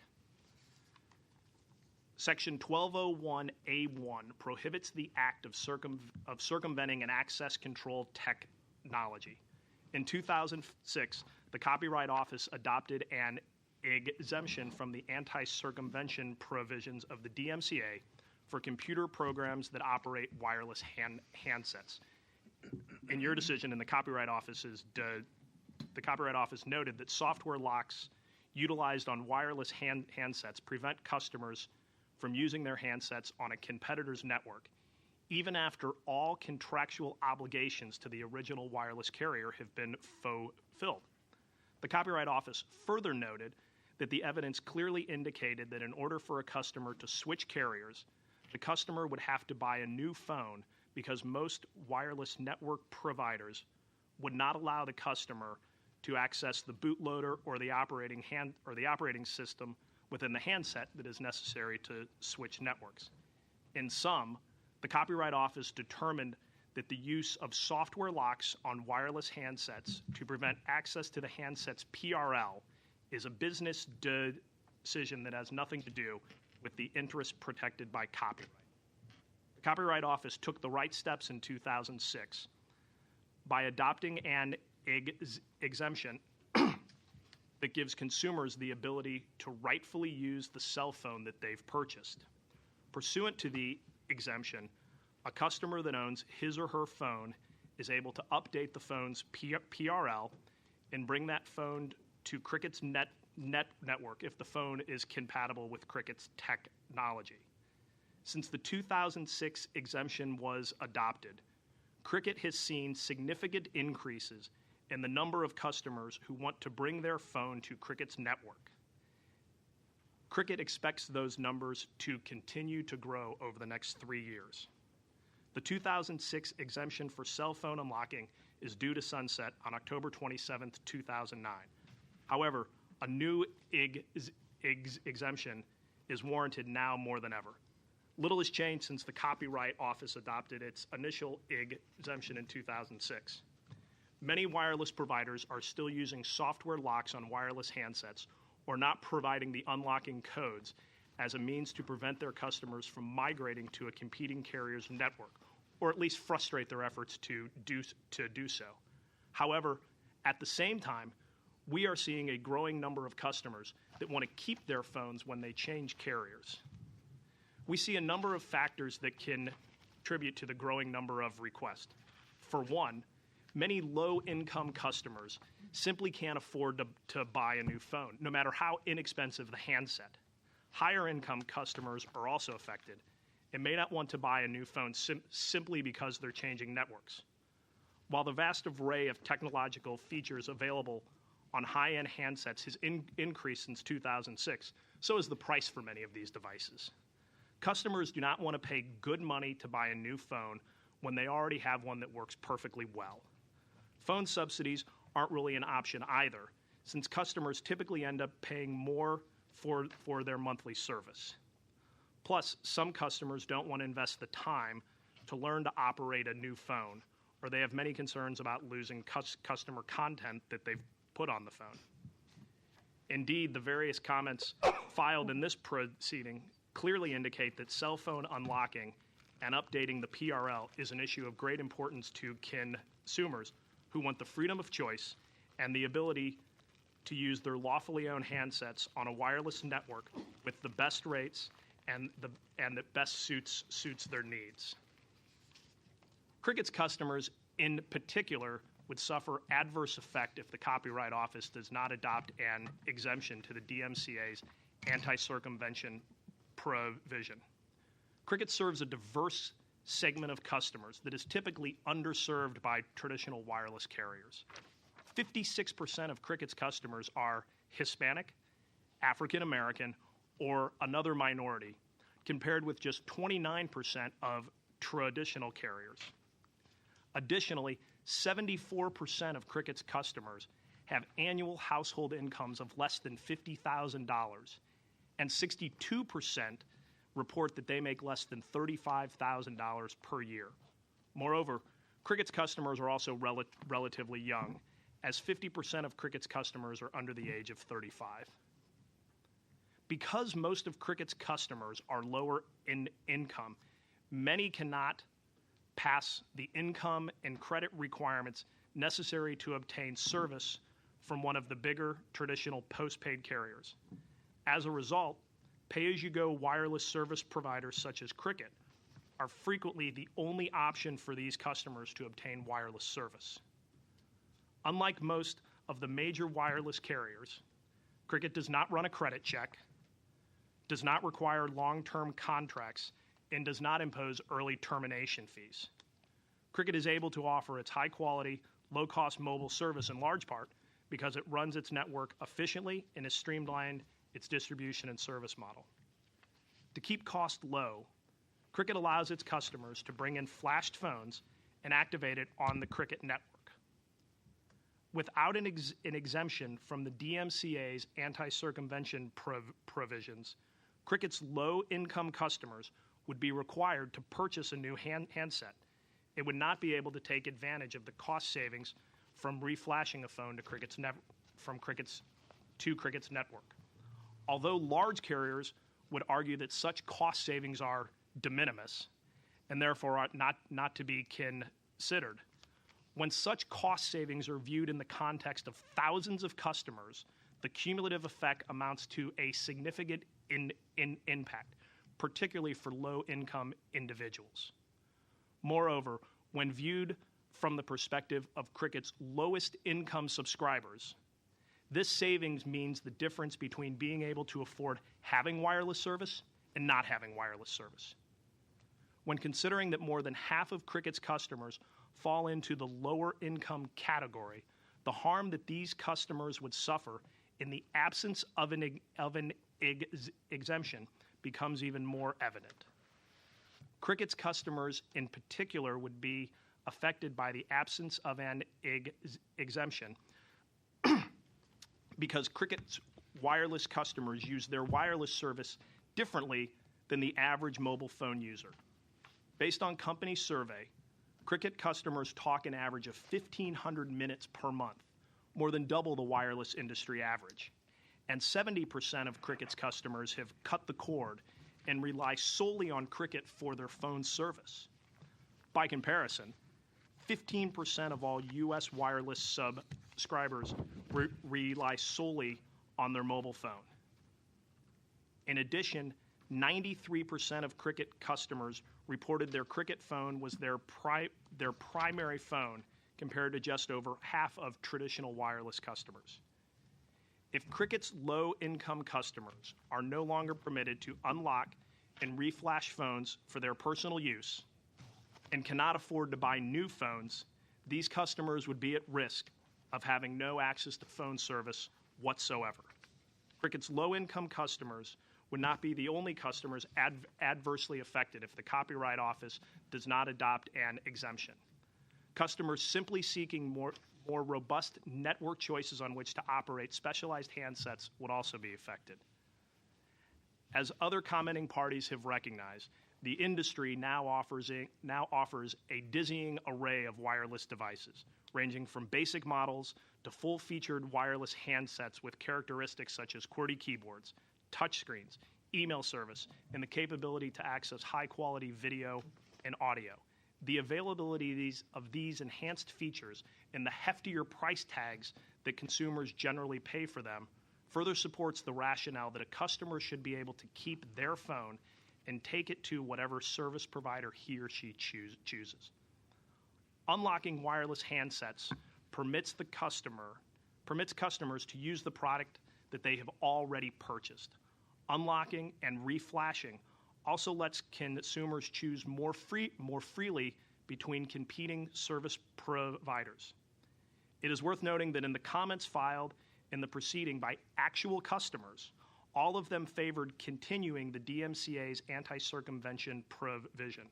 For example, Jonathan Fletchinger noted that the 2006 DMCA exemption permitted him to unlock a phone he purchased from AT&T and bring it to T-Mobile's network because T-Mobile had significantly more affordable texting rates. T-Mobile's more affordable texting rates, in turn, allowed him to better communicate with his deaf wife because he was no longer constrained by the number of messages that he could afford to send. Commenter Doug Kilpatrick also used his unlocked and reflash phone for traveling to Thailand and was able to save hundreds of dollars by using a prepaid SIM card instead of the international roaming service rates offered by his domestic provider. Commenting parties in this proceeding have also said that an exemption to the anti-circumvention provisions of the DMCA may not be necessary. They say that there are ways to connect to a wireless network without unlocking a phone, including asking the carrier to unlock the phone or simply buy a new phone that is compatible with the customer's network of choice. Neither of these options are viable alternatives. For one, wireless carriers may say that they will unlock a phone if asked, but what the carrier does and what the carrier says are frequently not the same thing. Commenter Kilpatrick said that his request to unlock his phone when he traveled to Thailand was flatly refused by his service provider. Not all carriers will unlock phones, and those that do usually impose conditions or other unreasonable restrictions. Opponents of an exemption have also said that consumers can simply go buy a new phone instead of unlocking and reflashing their existing phone. Even if this alternative is perhaps more inconvenient and costly. But buying a new phone is not a mere inconvenience to Cricket customers, as carriers opposing the exemption may allege. Many of Cricket's customers literally live paycheck to paycheck and do not have disposable income to purchase a new phone, even if the phone is a less expensive, subsidized model.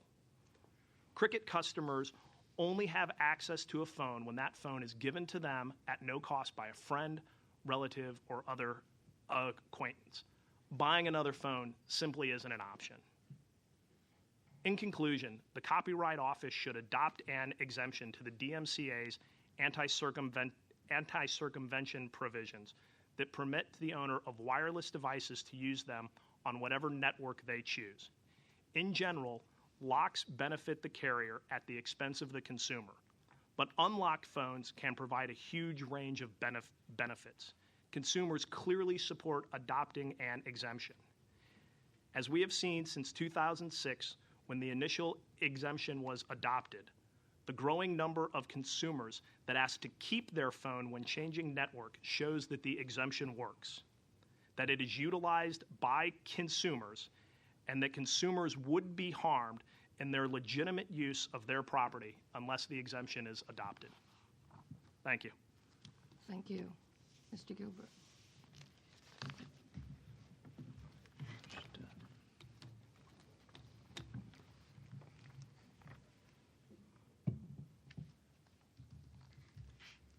First off, let me just thank you very much for the opportunity to come and speak before you. I know that my submission was received a little bit late.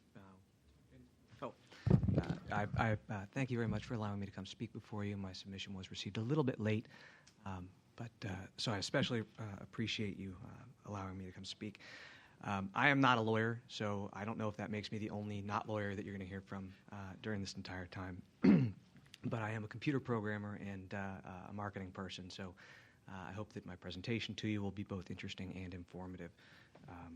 I have paper copies of these that you can have at the conclusion as well. It's just a PowerPoint presentation here that I'd like to walk you through.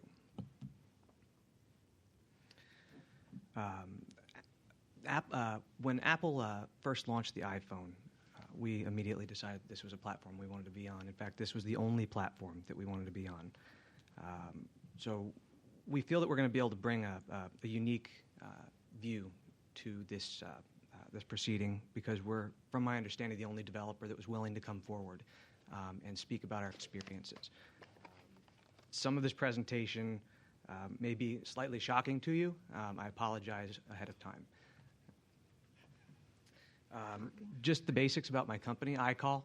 We were founded in 2005 by two friends, privately funded. We're one of the most popular voice-over IP applications on the planet, downloaded almost 4 million times.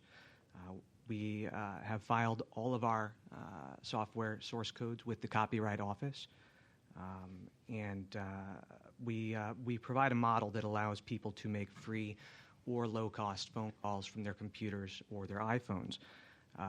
We subsidize the free phone calling with advertisements, and it has a particular appeal to young people and people who are on limited budgets.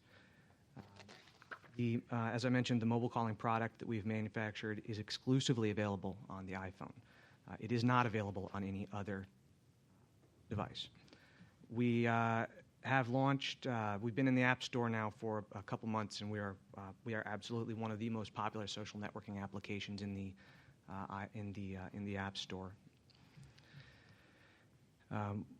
Our quality of our service actually exceeds that of a cell phone because it's digital and it's not going over radio waves in the traditional manner. You can use our service in any location where you have a Wi-Fi signal.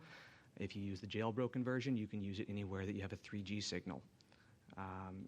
The benefits include incredible discounts on international calling. I could certainly give you examples, but for example, to call Cuba on AT&T and talk to a relative for 10 minutes will cost the average person somewhere around $20. With AT&T, it will cost more like $2 using our service. We are location agnostic, which means that you can use the application in Thailand or in New York, and every call you make to the United States is considered a domestic, local, home area call. The other feature we offer is that you are able to switch calls from the cell networks directly over to VoIP during the middle of a call, which allows consumers to save minutes as well as to solve a lot of problems with shoddy reception. This is where I wanted to talk a little bit about just the development cycle that every developer goes through. I apologize if I'm repeating anything that you already know, but I thought that this quote from Steve Jobs was quite appropriate. I've always wanted to own and control the primary technology in everything we do. In order to become an Apple developer, first you have to register on their website. That registration is fairly simple. You then wait for Apple to communicate with you, and then you provide documentation of your corporate or personal identity. They do this as a safeguard to make sure that they know who is developing applications for their store and who they're doing business with. And then you pay a fee to activate your account. Developing for the iPhone is not a free thing. The fee ranges depending upon what type of developer agreement you would like to enter into. Once you become approved to become a developer, you get access to the Apple Developer Portal, where you have to install Apple's development certificates. You then go through an interface to add devices to your account. Generally, these would be the devices that you as developer are planning on testing on, because it's just good practice to test your software before you deliver it to consumers. Third, you generate an application identifier, and fourth, you download the provisioning profile. Provisioning profile is kind of the secret key that allows a phone to run your application. It contains a list of all the phones that are allowed to run a particular application and must be on the phone before an application that is not out of the App Store can run. The development life cycle, once you've built your application, is to develop and test. Some application developers don't test. Then you provision the devices of your beta testers, much in the way that you did with your internal your internal phones. Then you distribute your provisioning profile by email or by the web, and you give that to the pool of beta testers that you have selected. And then you keep testing and developing until the product is ready, or at least we hope that you keep testing. And this is now that you are somewhat up to speed on the cycle that goes into developing for the iPhone, I'm going to talk to you a little bit about our experience with it. This quote I thought was quite apt on their website. They state that the fastest path from code to customer is with Apple. Okay, on February 1st, 2008, we first began the investigation of putting iCall onto an iPhone. Our realization was this was a very powerful device, and that it actually had processing power and memory that exceeded the laptop I used in college. And I'm pretty young. We developed a prototype using the jailbroken SDK. There was no application development allowed for the iPhone at this point in time. There was no App Store. There was no SDK. And a bunch of hobbyists and hackers had put together an SDK and figured out the secret commands and headers that are available on the phone. We began developing a prototype, and we were very excited by the way it performed. On March 6th, we submitted our developer application using the procedure that I outlined to you earlier. And on March 6th, they also announced the iPhone SDK. Apple was going to allow developers to build applications for the phone. Prior to that, they had only been allowed to develop web-based applications, which were of limited value and use to the consumer. On April 23rd, our developer application was approved. During this time, they contacted us several times to verify that my partner was indeed allowed to sign agreements on behalf of our company. It was a fairly arduous process. We began developing the next day, and we developed for approximately a month and a half when we got to the point where we could begin doing internal alpha testing on the devices that we had registered with the developer portal. We alpha tested for several months, and then in August, we began beta testing through the platform, through the official Apple platform, using the method that I described to you earlier. We had 95 beta testers enroll. We had thousands of applications. When we opened the beta tester website that allowed people to submit their request, within 2 hours, we'd had 3,000 people submit requests to beta test our software. There was clearly a high demand for our software. When you're in the developer portal, Apple limits you to 100 devices. You are not allowed to have more than 100 devices. attached to your account, and we had 5 already, so we allocated the remaining 95 to the beta testers that had gotten there first and who we felt had the technical experience to provide us with useful testing. Out of those 95 beta testers, as is very standard, most of them just take the application and use it for free because they like getting software first. 10 of them were very useful and helpful. On August 22nd, we had an internal meeting, and we decided that we were doing a lot of work here and spending a lot of money, and we hadn't really made sure that they were going to be happy with our application. We saw a lot of ways that this might upset their relationship with their carrier provider, AT&T, and a lot of other places where I could see they're getting upset. So we opened a dialogue with them, and we were assigned a representative from the Apple Alliance team. The Apple Alliance team is in charge of communicating with developers about not about code-related issues, but about product marketing and branding-related issues. And this open dialogue lasted for several months, as you can see, from August 22nd, 2008 through October 21st of 2008. During that dialogue, we explained the iCall functionality. We told them exactly what we wanted the application to do and exactly how it would do this. We explained that we intended on following their rules and that we would not violate any of the SDK rules that they had in place. We asked them what APIs are allowed.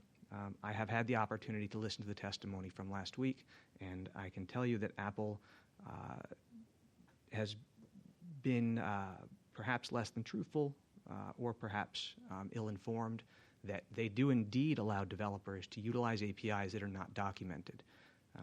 The evangelist and our Apple Alliance team representative indicated that you can utilize any API call that is found within the headers, even if it is not documented, and that they are not documented because they haven't had time to document them yet. We also asked whether or not we would be approved. And further, we wanted to find out whether Apple would sell our product in their store. There are 2 different kinds of applications, free applications and paid applications, and we wanted to be a paid application so that we could take a hands-off approach to customer billing. Apple did not want to bill for our application and advised us that we could not offer any kind of limited versions of our software in their store. We asked them what the approval process was like, how long it would take, and they advised us that it would take no longer than 7 days. We found small things like, is our icon too similar to yours, too similar to the default phone icon? And then during the submission process, we also had the opportunity to speak with them about why it is that we were not allowed to call our product iCall. Nobody's ever answered that question, but I think we all have theories about why they don't like our brand. It is a federally registered trademark and has been since 1997. On October 15th, we submitted our application to the App Store. When you submit an application to the App Store, there are a variety of options that you check. One of those options that's particularly important is what version of the operating system and what type of device you would like to allow this application to run on. You can choose between iPods, iPhones, and you can go backwards and forwards in versions of the operating system. Every operating system version upgrade tends to make significant changes to things like the audio subsystem, the way the networking is handled, as well as available API calls. So this is an extremely important option. We selected OS 2.1. This was the currently available operating system. It was the, and 99% of all iPhone users were on 2.1 at this point. On October 16th, Apple opened and tested iCall. We know this because we are providing phone service. We are not a traditional application, so we have settings, we have systems in place to monitor exactly what's being done on the application, as well as in order to implement our own DRM protection on our service. When Apple opened the application on October 16th, they did not attempt to make any phone calls. They did not receive any phone calls, and they did not change any settings. We know they did not change settings because the settings are stored server-side in the event that a user needs to replace their device, or if they delete the application and choose later to reinstall it. On October 17th, we received an email notifying us that there was unexpected additional time required to review our application. This email did not include any information other than the fact that they just needed more time. We emailed our Alliance team and said, "You promised us 7 days. What's going on? You guys knew about this application. Why are we suddenly being held off?" And their response was as follows: "Thanks. I will let you know when I hear a response from the developers." And that was the last time we heard from Apple. Apple goes radio silent from October 22nd, 2008 through May 8th of 2009. They don't respond to our emails. They do not answer our phone calls. They do not return voice messages. The Apple iPhone evangelist does the same. The developer support does not respond to our support requests. We make repeated phone call case IDs with them and documented those as well. We are what a variety of applications have been called, which is in App Store purgatory. They won't approve you. They won't decline you. They just simply won't answer you. At this point in time, it's also worth noting that I had spent close to $500,000 of my own money developing this software. On October 30th, they denied our application.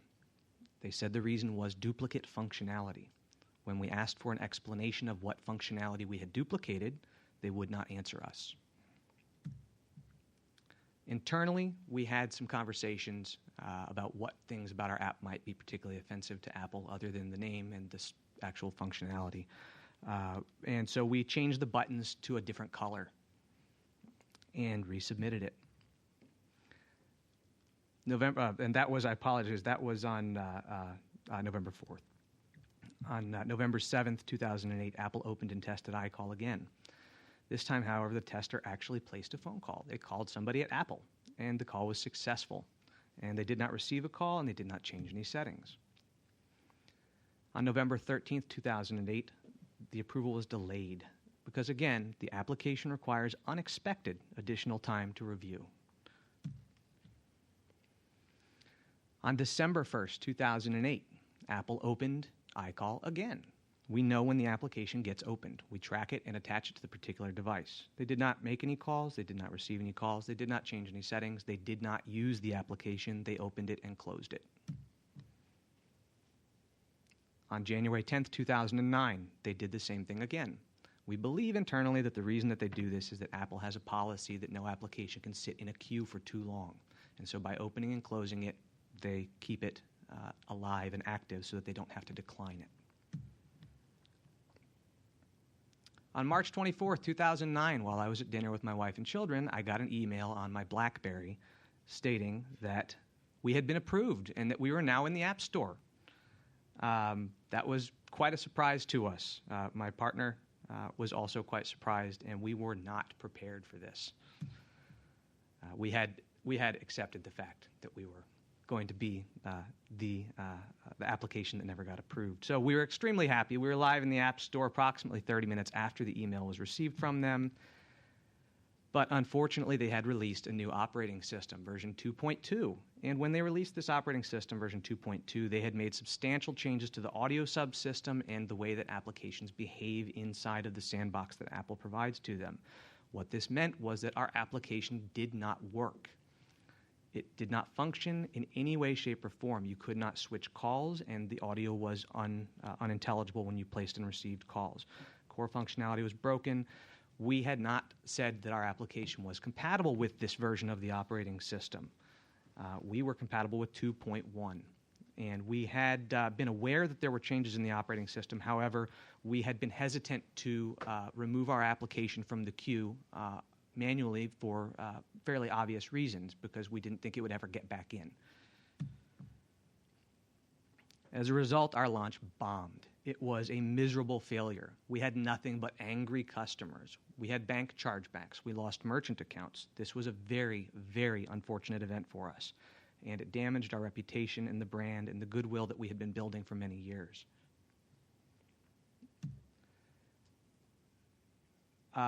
On March 26th, 2009, we fixed the bugs that caused the 2.2 failure. And I apologize, these slides were out of order. Actually, these are real reviews that were posted by users as a result of Apple putting our application available for an operating system that we had not specified. Again, I apologize. These are the places where it starts to get a little bit offensive, and these are all available in the iTunes store to read still to this day. Today is March 25th. Once this thing works, I'll update my review. 1 star. Certified doucheware. The hype surrounding this app was epic and inspiring. We frantically awaited Apple's decision and welcomed Cydia, all to be donkey punched repeatedly for the past few days. iCall needs to spend some coin on customer service and, maybe unhobble this partial vaporware crap app. Again, I apologize for the language. I am also not happy that this is on my product's page.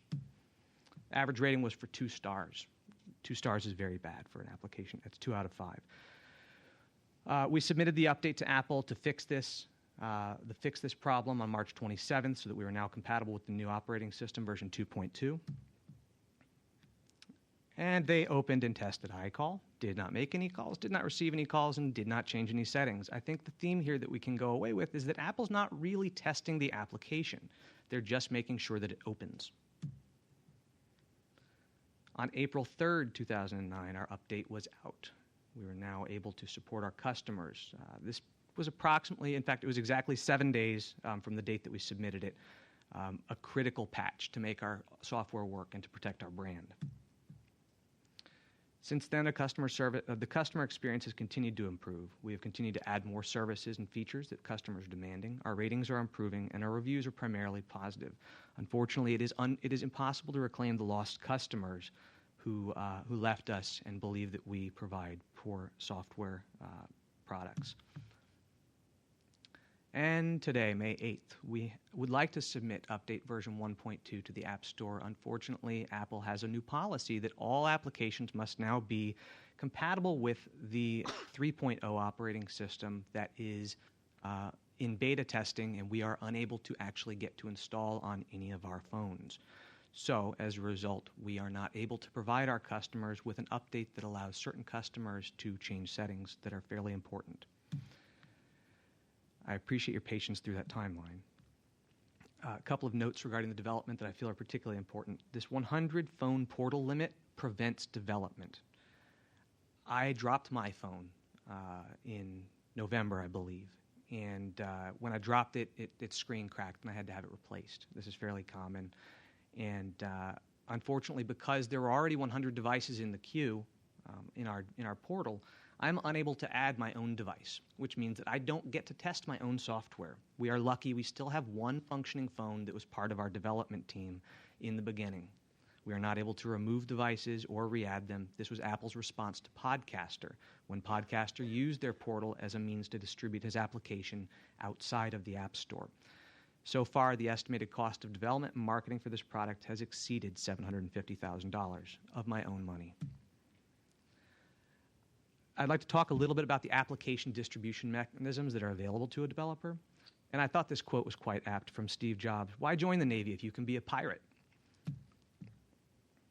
There are certain drawbacks to being in the App Store, and there are certain benefits. While I've been certainly focusing on the negative regarding Apple, they make a wonderful product. I really like the iPhone. I really love my MacBook Air. I have no personal vendetta with them, but I do believe that this experience needs to be public so that other people know exactly what happens and how heavy-handed and self-congratulatory Apple has been. It's a very cumbersome and complex process. I've developed software for many platforms.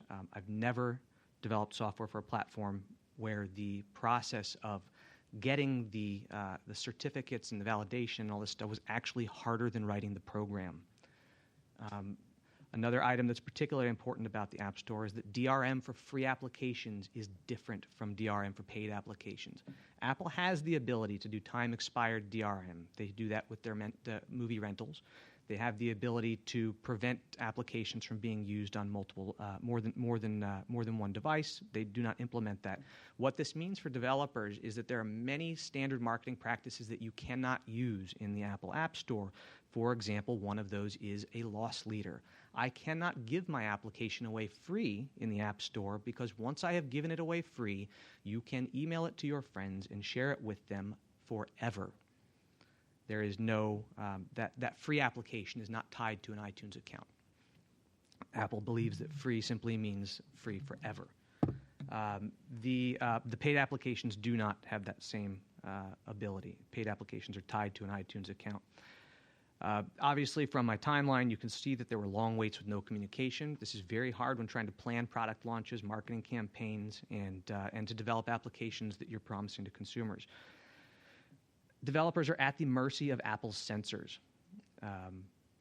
In the packet I've got here for you, there's some additional material about other applications that have been rejected from the App Store for content that was not under their control.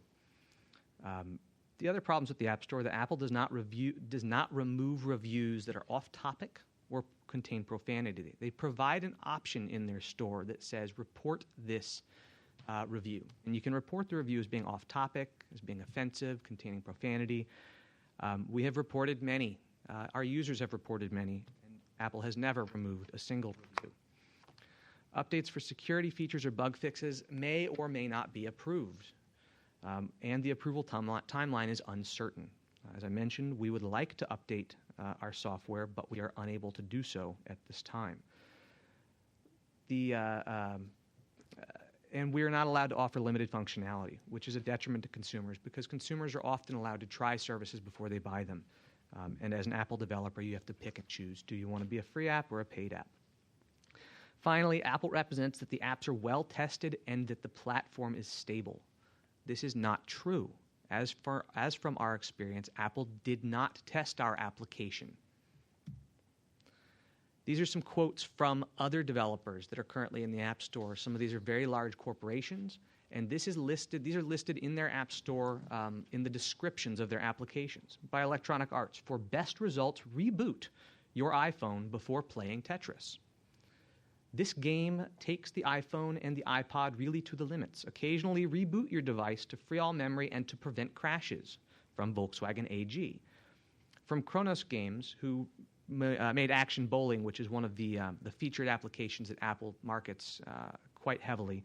They say, please reboot this device after installation to resolve startup issues and random crashes. And Namco Networks, who's famous for things like Pac-Man, says, to avoid any technical issues, be sure to restart your iPhone, iPod Touch after installing Star Trigon Lite or any new app. As a software developer, you don't tell people that they have to reboot their computer every so often just to make sure your product functions. These are some of the offensive reviews. I won't read them. The very first one is change the application icon to just a phone. It gave us 1 star.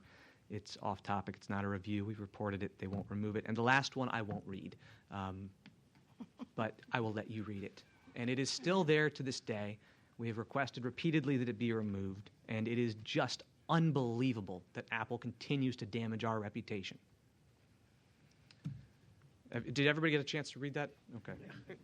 All right. And we're getting to the end. I appreciate your patience here. The jailbreak developer and consumer benefits. Consumers really benefit from a jailbroken phone because they get to control it. They get to use this device like it should be used, which is a powerful computer. Distribution is controlled by developers when they're on it with a jailbroken application. And I should mention, we have a jailbroken version of our iCall application. It provides additional functionality that Apple does not allow us to provide. It is able to run in the background. It is able to make phone calls over a 3G network. We encourage the customer to make sure that the 3G network they're on allows them to utilize voice over IP over the data networks. AT&T does not, but there are many 3G networks in the world that do allow this. The benefits are that updates are available within minutes. If we find a security flaw, we are able to protect the consumer by delivering an update to them within moments of discovering the flaw. We are not obligated to abide by Apple's policies when we develop for the Cydia store. And as I mentioned, there are no restrictions on things like 3G data usage. We're able to access the system and the content on that system in a more traditional computer operating system model. We're able to see, for example, how many processes are running, what other applications may be trying to access the audio subsystem that could interfere with the functionality of our application, and we are able to provide a better response to user crashes because of the fact that we have this information. As well, users are able to have their documents and media interact with the application. Our application, per se, does not require that, but there are many many applications that benefit from being able to access your Word documents or your images. As I mentioned, fast patch development and crash reporting and a more stable system overall are our experience with the iPhone, as have been that of our users. And lastly, I thought that this was just such a fantastic quote from Steve Jobs. It says, "We don't believe it's possible to protect digital content. What's new is this amazingly efficient distribution system for stolen property called the Internet. And no one's going to shut down the Internet. And it only takes one stolen copy to be on the Internet." And the way we expressed it to them, talking about the music industry, is pick one lock, open every door. It only takes one person to pick a lock. You'll never stop that. So what we have to do is compete with it. And that concludes my presentation, unless you have any questions. Thank you very much. Mr. Joseph. Thank you, Madam Register. Distinguished Council, my name is Bruce Joseph. I am here today representing CTIA, the Wireless Association, which represents all sectors of the wireless communications industry, including carriers, MVNOs, content aggregators, equipment manufacturers, and others. Thank you for the opportunity to We're happy you're here today. Thank you for the opportunity to appear today to oppose the exemptions in Class 5. Your decision in Class 5 should be simple. Proponents simply have made no showing of an adverse effect of any use of a copyrighted work that is within the scope of this proceeding, much less a highly specific and strong showing of distinct, verifiable, and measurable adverse effects. A number of the proponents in classes 5B through D, which now appears to be a harmonized class 5X, seek to free ride on the investment made by wireless carriers and equipment manufacturers in the creation and widespread distribution of wireless devices operated by operating systems that themselves are often complex and expensive to develop. While proponents in Class 5 wrap themselves in the flags of individual choice and recycling, they are acting for their own commercial purpose. The exemptions seek, in the words of the Register, I know how much the Register likes to hear me repeat her words, the exemptions seek, in the words of the Register just 3 years ago, to further interests that are, and I quote, unrelated to the types of uses to which Congress instructed the librarian to pay particular attention, such as criticism, comment, news reporting, teaching, scholarship, and research, as well as the availability for nonprofit archival, preservation, and educational purposes. And indeed, that was in a context that was far closer to traditional fair use interests than the context we're talking about in Class 5. Moreover, the wireless industry has met each of the asserted needs that the proponents claim without the need for an exemption. The industry has provided a dizzying array and choice of devices. I do not disagree with Mr. English about that. These include relatively simple phones that are heavily subsidized by the carrier and practically given away for prepaid service, making service available to those who have previously been unable to afford it. Mr. English's testimony does not describe the industry as it exists today. Most of the major carriers, most carriers today, offer pay-as-you-go prepaid service with no credit check and no long-term contract, with inexpensive subsidized phones that, as I've said, are practically given away. But the existing devices also include complex platforms that are subsidized to make them affordable. And those have opened new markets for diverse copyright owners. Of course, if consumers want unlocked devices, they too are available in the marketplace.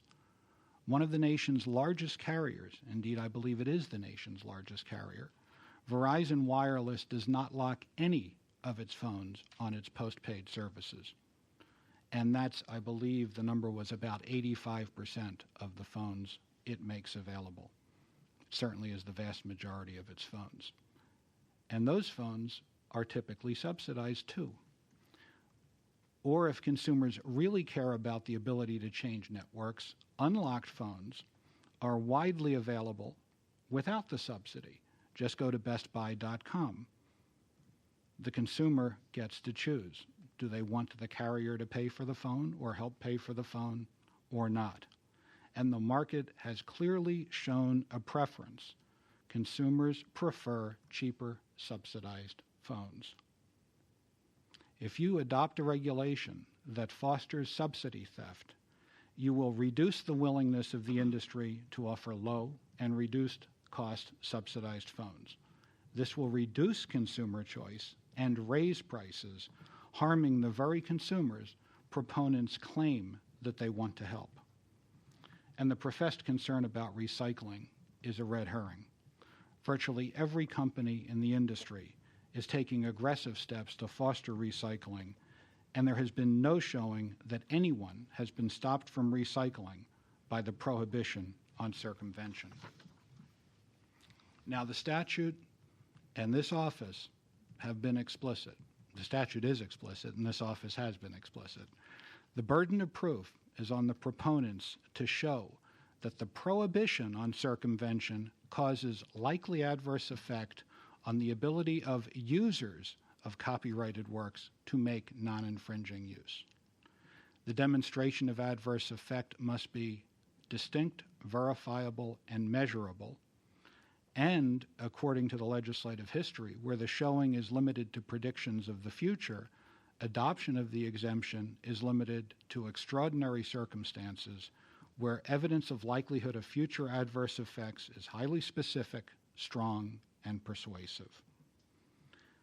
Now, the existence of the 2006 exemption does not reduce this burden. As you know, each triennial proceeding is a de novo proceeding, and CTIA apologizes that it was not an active participant and did not provide important facts and arguments to the office 3 years ago. The legislative history and your past decisions also make clear that the focus of this proceeding properly is the interest of individual users to make uses that are essentially fair uses of copyrighted works. And the proponents here do not come close to meeting that burden. Much of the arguments by proponents in their submissions go to claimed injury to their commercial business models of inducing cell phone owners to use their services. That alleged adverse effect is not an adverse effect on users of copyrighted works. That alleged adverse effect is not within the scope of fair use concerns protected by this proceeding. And I won't name them all, but you remember I just read them: criticism, comment, news reporting, teaching. You know the list. By the way, have I mentioned free riding on subsidies? There is no justification for adopting a regulation that fosters free riding. Second, many of the proponents mistakenly argue that the exemption is necessary to support their unlawful circumvention services. You'll recall reading about Metro Flash from Metro PCS, Houdini by Pocket Communications, and various asserted recycling services. If there was any doubt, the new harmonized Proposal 5X makes this painfully clear. For example, Cricket's testimony, written submission, explains the purpose of changing the proposed language from sole purpose of connecting to, and I quote, purpose of enabling, as follows. And this is a quote: "The parties that conduct the act of unlocking or reflashing a phone are not actually connecting that phone to a network. A party who unlocks a phone is instead allowing another party to lawfully connect that phone to a network." In other words, like Metro PCS and Pocket, Cricket and basically the proponents of these categories want to foster circumvention services. Proponents don't seem to understand that that's not the subject of this proceeding. Although they argue otherwise, you all certainly are aware that an A1 exemption does not make circumvention services lawful. Of course, that doesn't stop proponents from attempting to confuse the public about the effect of the exemption. Metro PCS even goes so far as to argue in court not only that the exemption allows its services, but that it preempts tort and contract claims. It is not appropriate, and this office should not countenance exemptions that are to be used and that will be used in that manner. Third, proponents offer no evidence at all that individuals have been harmed by the prohibition on circumvention for their individual use. Currently, there's no prohibition in effect for individual unlocking of phones, yet there is no evidence of substantial use of that exemption. To the contrary, the only evidence that's been presented is of use of circumvention services, which of course this proceeding doesn't address. There is no evidence that any carrier has threatened an individual with Section 1201 liability for individual acts of circumvention for their own purposes. And moreover, despite a loaded petition request that misstated the facts and assumed the desired conclusions, EFF's request for specific factual examples from individuals who were concerned about the unlocking exemption drew only 3 comments from consumers, from individuals who were concerned about unlocking. And only one of those was an example of somebody who claimed to have used the exemption within the scope that it was permitted to be used. That is certainly not evidence of either substantial harm from the absence of an exemption or substantial use of an existing exemption. Fourth, the evidence before you shows that the desired uses are not blocked. Consumers have extensive options, and your rules are clear. Convenience or preferred methods of use is not a basis for an exemption. As you know, and I think this is a quote from the legislative history, an exemption is not warranted simply because some uses are unavailable in the particular manner that the user seeks to make the use when other options are available. And that's not only from the legislative history, you all have relied on it. Many phones, as I've mentioned, aren't locked to begin with. Witness the Verizon wireless phones. Other phones are sold unlocked in Best Buy. And carriers do unlock for bona fide customers to make bona fide uses. For example, T-Mobile, the 3rd largest carrier in the country, unlocks hundreds of thousands of phones each year. And if all else fails and somebody wants to move to a different network, inexpensive phones are available for use on that network. Now, the threat to copyright interest from an exemption is a real threat. First, it's not clear to me that this issue should be a focus here. If the access control is not within the scope of Section 1201, then there's no need for an exemption. And this proceeding is already complicated enough without injecting the question of whether a TPM is really an effective technological protection measure. That's best addressed by the courts, particularly where there are a wide variety of technological protection measures applied and a wide variety of terms under which they are used. But I understand that this has been made an issue, and so I will address it. Mobile phones today typically are complicated multifunction devices, even the inexpensive ones, run by copyrighted operating systems, which are integral to the phone. Even EFF recognizes that modern cellular phones are increasingly sophisticated computing devices. The software to run these phones, like the phones themselves, would not be developed unless there was an assurance that the phone could be sold in quantity. And in many cases, that assurance depends on the ability of the carriers to commit resources to marketing, resources to advertising, and resources to subsidizing those phones. And in that respect, the lock works very much like CSS. Studios have argued for years that if CSS weren't applied, DVDs would not be created or distributed. In the same way, carrier subsidies often are essential to the development of phones and to the software that operates them. The lock is an important tool, among others, to protect that subsidy and to ensure that the subsidy is paid. Further, as Virgin Mobile demonstrated in Palo Alto, I'm at least informed, I wasn't there, once certain phones are unlocked, that opens all of the copyrighted content on that phone to misappropriation, copying, redistribution, internet dissemination, what have you. And that includes ringtones, wallpaper, games, and other copyrighted content. Moreover, unlocking hacks are often not just benign entry of simple codes. Circumvention often involves complex attacks using black box circumvention devices, many of which assume control over the device. And once you've assumed control over the device, only the hacker's imagination limits what you can do. Moreover, EFF's technical appendix confirms that the act of unlocking is often infringing. The very example that EFF provides is a case study at page 13 of the technical appendix, describes the need to use what they call a, quote, patched version of the bootloader and a, quote, patched version of the firmware to unlock Apple's iPhone. But what is a patched version? It's a modification.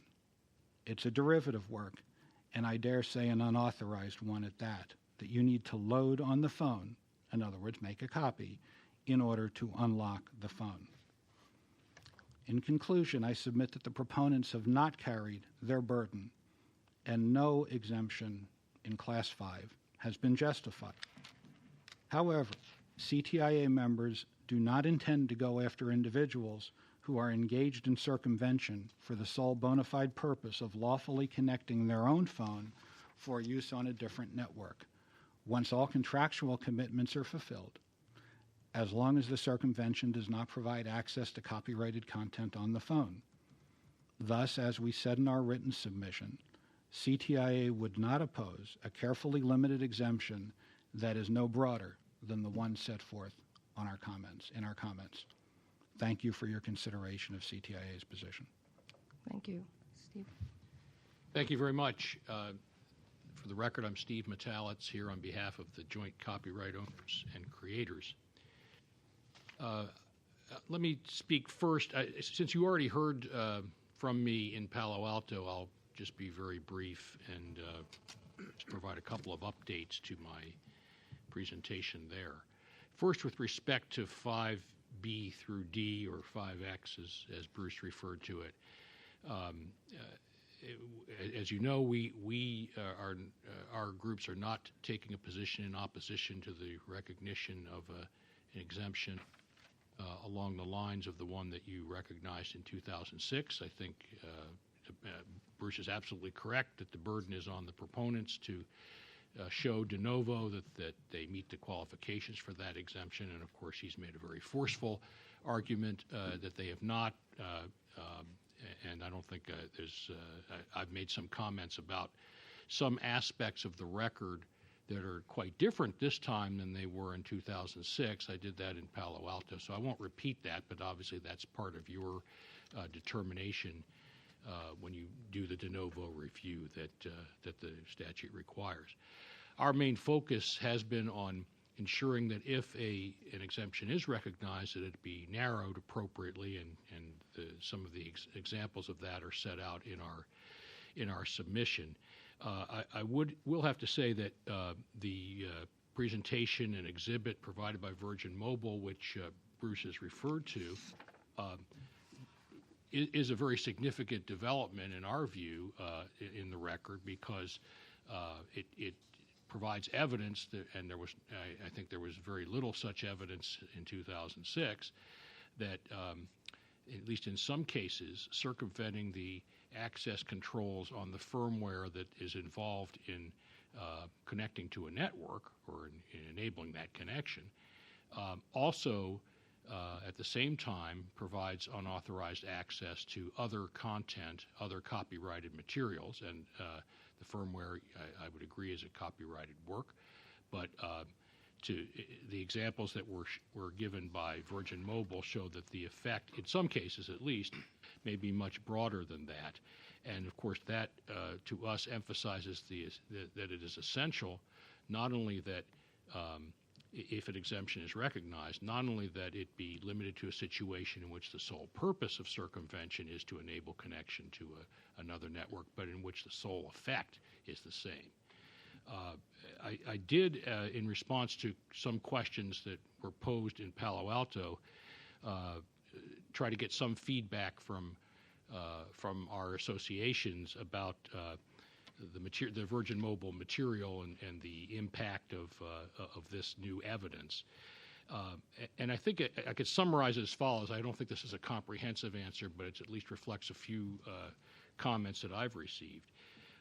There are really two concerns here. One is if there's content on the phone is locked to a particular network, and then if it's unlocked and taken to another network, is that a problem for the owners of the content, or how do they see that as impacting their interests? And the second question is, what about the possibility that's again spelled out in the Virgin Mobile exhibit of being able to port this, after unlocking, being able to port this content to other platforms, to a PC and elsewhere? In the first area, I think the reactions do vary depending on the particular contractual arrangements under which the material is resident on the phone in the first place. When something is preloaded, for example, you get the phone and it comes preloaded and without any other authorization needed to activate ringtones and use wallpaper, for example, or play games, then in many cases the full economic value of the licensing transaction between the content provider and the handset manufacturer and or the network has already been liquidated, if you will. So whether it's taken to another network or not is probably not that significant. But it's clear, again, from the Virgin Mobile exhibit that this doesn't apply just to preloaded ringtones, for example, which is the next to last page of their exhibit, but also to downloaded purchased closed ringtones. Now, I'm not sure exactly what this refers to or what the relationship or the business model was under which these were obtained. But you can certainly see in the case of a subscription service, for example, where your ability to access it might expire if you no longer pay the subscription fee, that if the result is you could take it to another network and continue to use it without paying the subscription fee that may be bundled with your service on the first network, that's clearly a serious problem for the content owner. So as I say, in that first category, it's going to depend on the circumstances.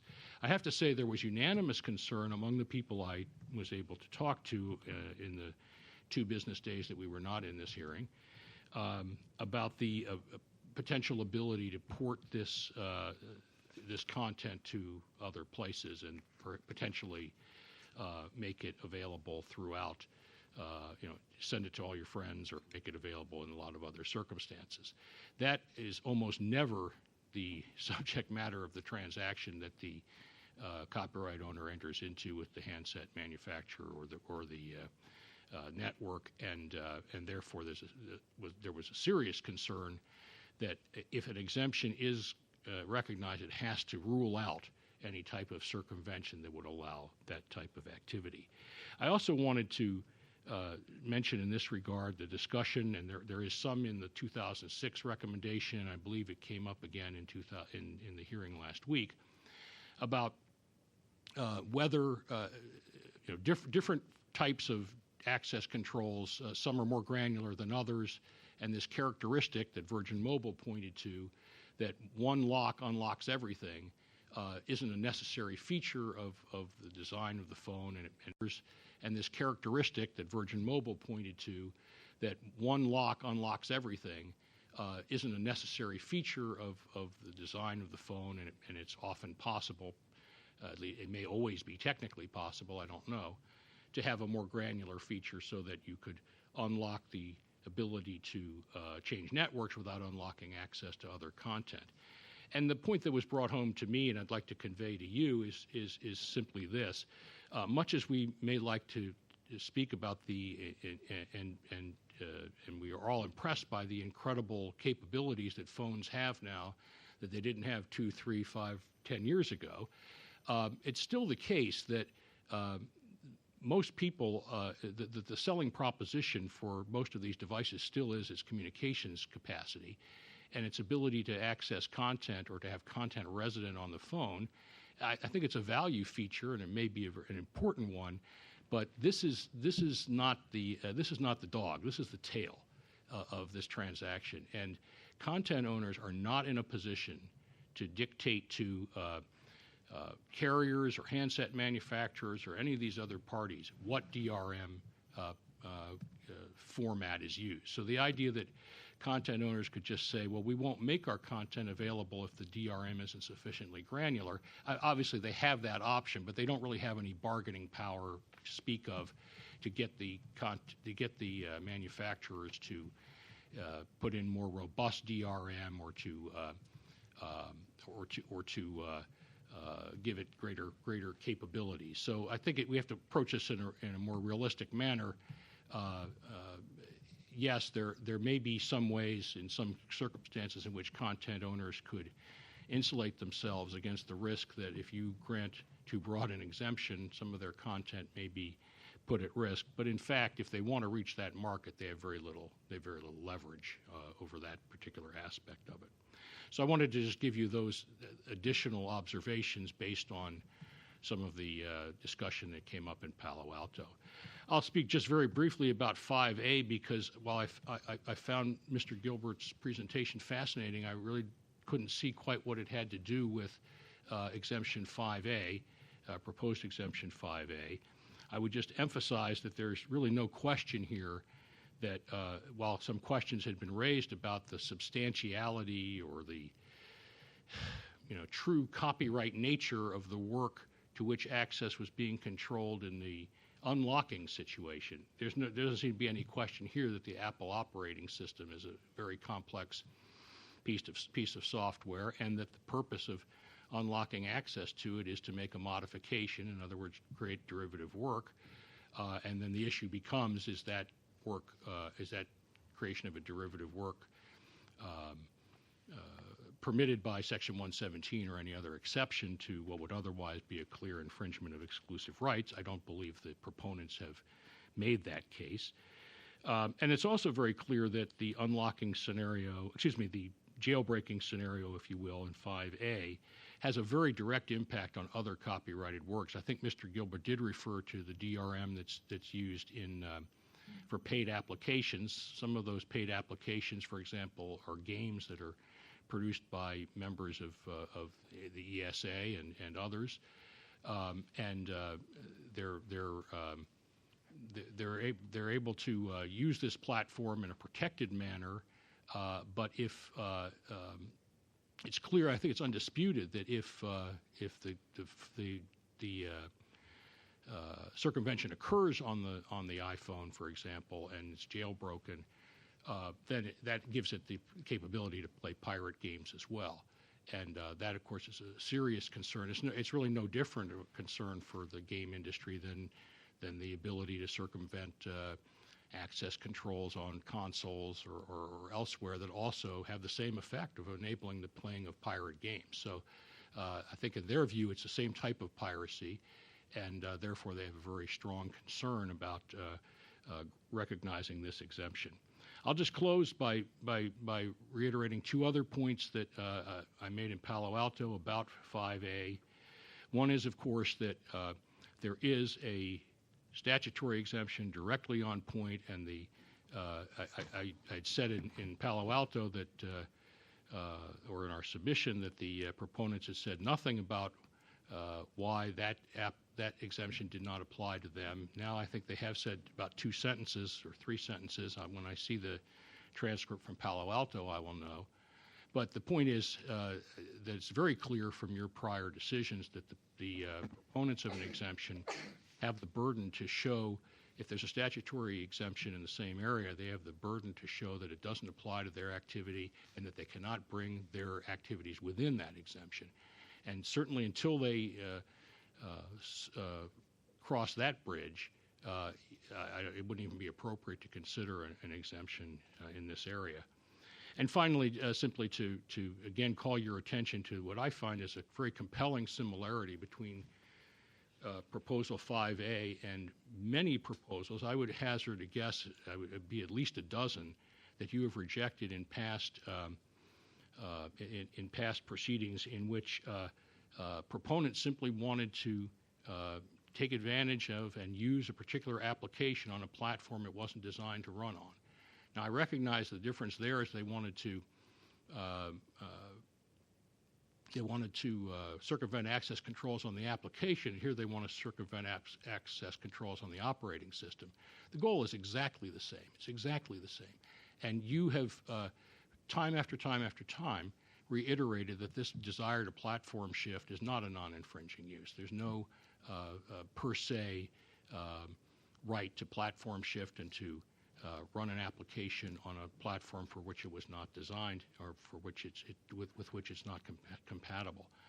So I would urge you again to look at this in the light of that very strong line of precedent that you've established and to consider that really the 5A proposal is in effect no different. Thank you very much. I appreciate your attention. I'd be glad to try to answer any questions. Thank you. Do you have any responses to what you heard? I'll just wait for the questioning, and Okay. if I have any, I'll bring them Right. up at the end. Thank you. Who's first? Are you first? Again? All right, go ahead. All right. Bruce, one of the things you told us was that this exemption would reduce the industry's incentive to offer cheap subsidized phones. Can we conclude then, and do you have any evidence then, that in the past 3 years that incentive has already been reduced? Or have I misunderstood what you said?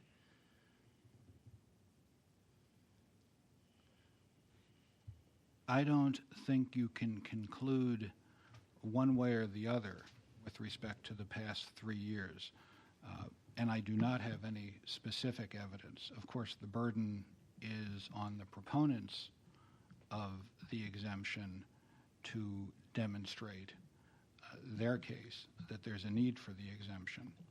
But this is part of your case. I mean, I don't think it's their burden to demonstrate a lack of that you will continue to have, your clients will continue to have an incentive to produce these devices. You are the one who came forward to us, and as part of your pitch not to grant the exemption, you said that this exemption would reduce the industry's incentive to offer cheap subsidized phones. Now, there's only one entity in the room who really can tell us whether that has happened in the 3 years we've had an exemption, and that's your clients. If you have no information, why should we credit your prediction that if we continue this exemption for the next 3 years, that incentive will be reduced? Well, for one thing, they have spent large sums of money to fight parties that are attempting to take the subsidies. And as long as those fights continue to be successful, they may well find that they can subsidize. But with the exemption, it reduces the ability. It is one of the tools in the arsenal of the carrier to protect the subsidy. And if the protection is weakened sufficiently, you can expect that it would follow as a logical matter that they would reduce the amount that they are willing to subsidize. I do not have specific evidence, but I think it's a logical conclusion that if you take one of the tools away from them, it will interfere with the ability to subsidize. Okay, I follow your reasoning. You tell us also that what the commercial services that are here are really trying to do is get an exemption from 1201A2, which, of course, as we said it again this morning, we're in no position to grant. But let's assume for the moment that we're at least persuaded that the kind of activity we're talking about is non-infringing and that the case has been made, that it shouldn't be subject to liability under 1201A1. I mean, the fact of the matter is, regardless of whether they might be liable under 1201A2, I assume you would assert that the activities they engage in would give rise to liability under 1201A1. Is that correct? Under 1201A2 or 1201A1? A1. The activities, they may be offering the service, but every time they offer that service and someone actually accepts that offer, they're going to engage in activity that violates 1201A1. They're going to circumvent. The party doing the circumventing, the service. The service. I would take the position they're violating both 1201A1 and 1201A2. Okay. So let's just assume that we're persuaded by them. We know we can't do anything about 1201A2, but we're persuaded they've made their case on 1201A1. Isn't there something to be said for granting that exemption, knowing that we're at least removing one independent basis for liability for them, even though we can't do anything for them under 1201A2? That's based on the assumption they've made their case, and maybe they have, maybe they haven't. But what I'm really trying to explore here is, does the fact that there is an independent basis for liability under 1201A2, just as, for example, there may well be an independent basis for liability under trademark law, does that really have any relevance to us when we're trying to figure out whether an exemption should be granted under 1201A1? I believe it does. Explain. And I believe it does because of what we've seen the carriers doing. We have seen arguments made in court. Now, you can say you don't think a court will buy that argument because you have 1201E, and yet you are the expert agency. And when you decide to create an exemption for 1201A1, you're going to provide reasoning, and that reasoning is going to be influential to a court in a 1201A2 case, so that even though you believe you have no authority, and I believe you have no authority over 1201A2, I believe there is still an adverse effect on 1201A2 activities. And I think you should be very careful about that, because you weaken the provision of 1201 that Congress did not give you authority to create exemptions for. Well, I'll get it in a moment, Steve, but just to follow up on that, I assume then if we were not to heed all of your warnings about what a terrible idea this is, you would at least be, if not mollified, it might take some comfort if in any ruling we made, we went out of our way to make it clear that not only does this not have any impact on 1201A2, but in fact, anything we say and do couldn't possibly have any impact on 1201A2 liability.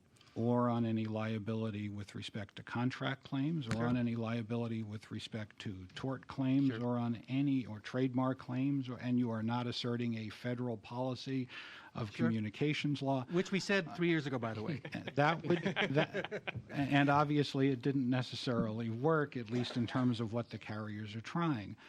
That would obviously provide some comfort, but I don't think it would provide all of the comfort.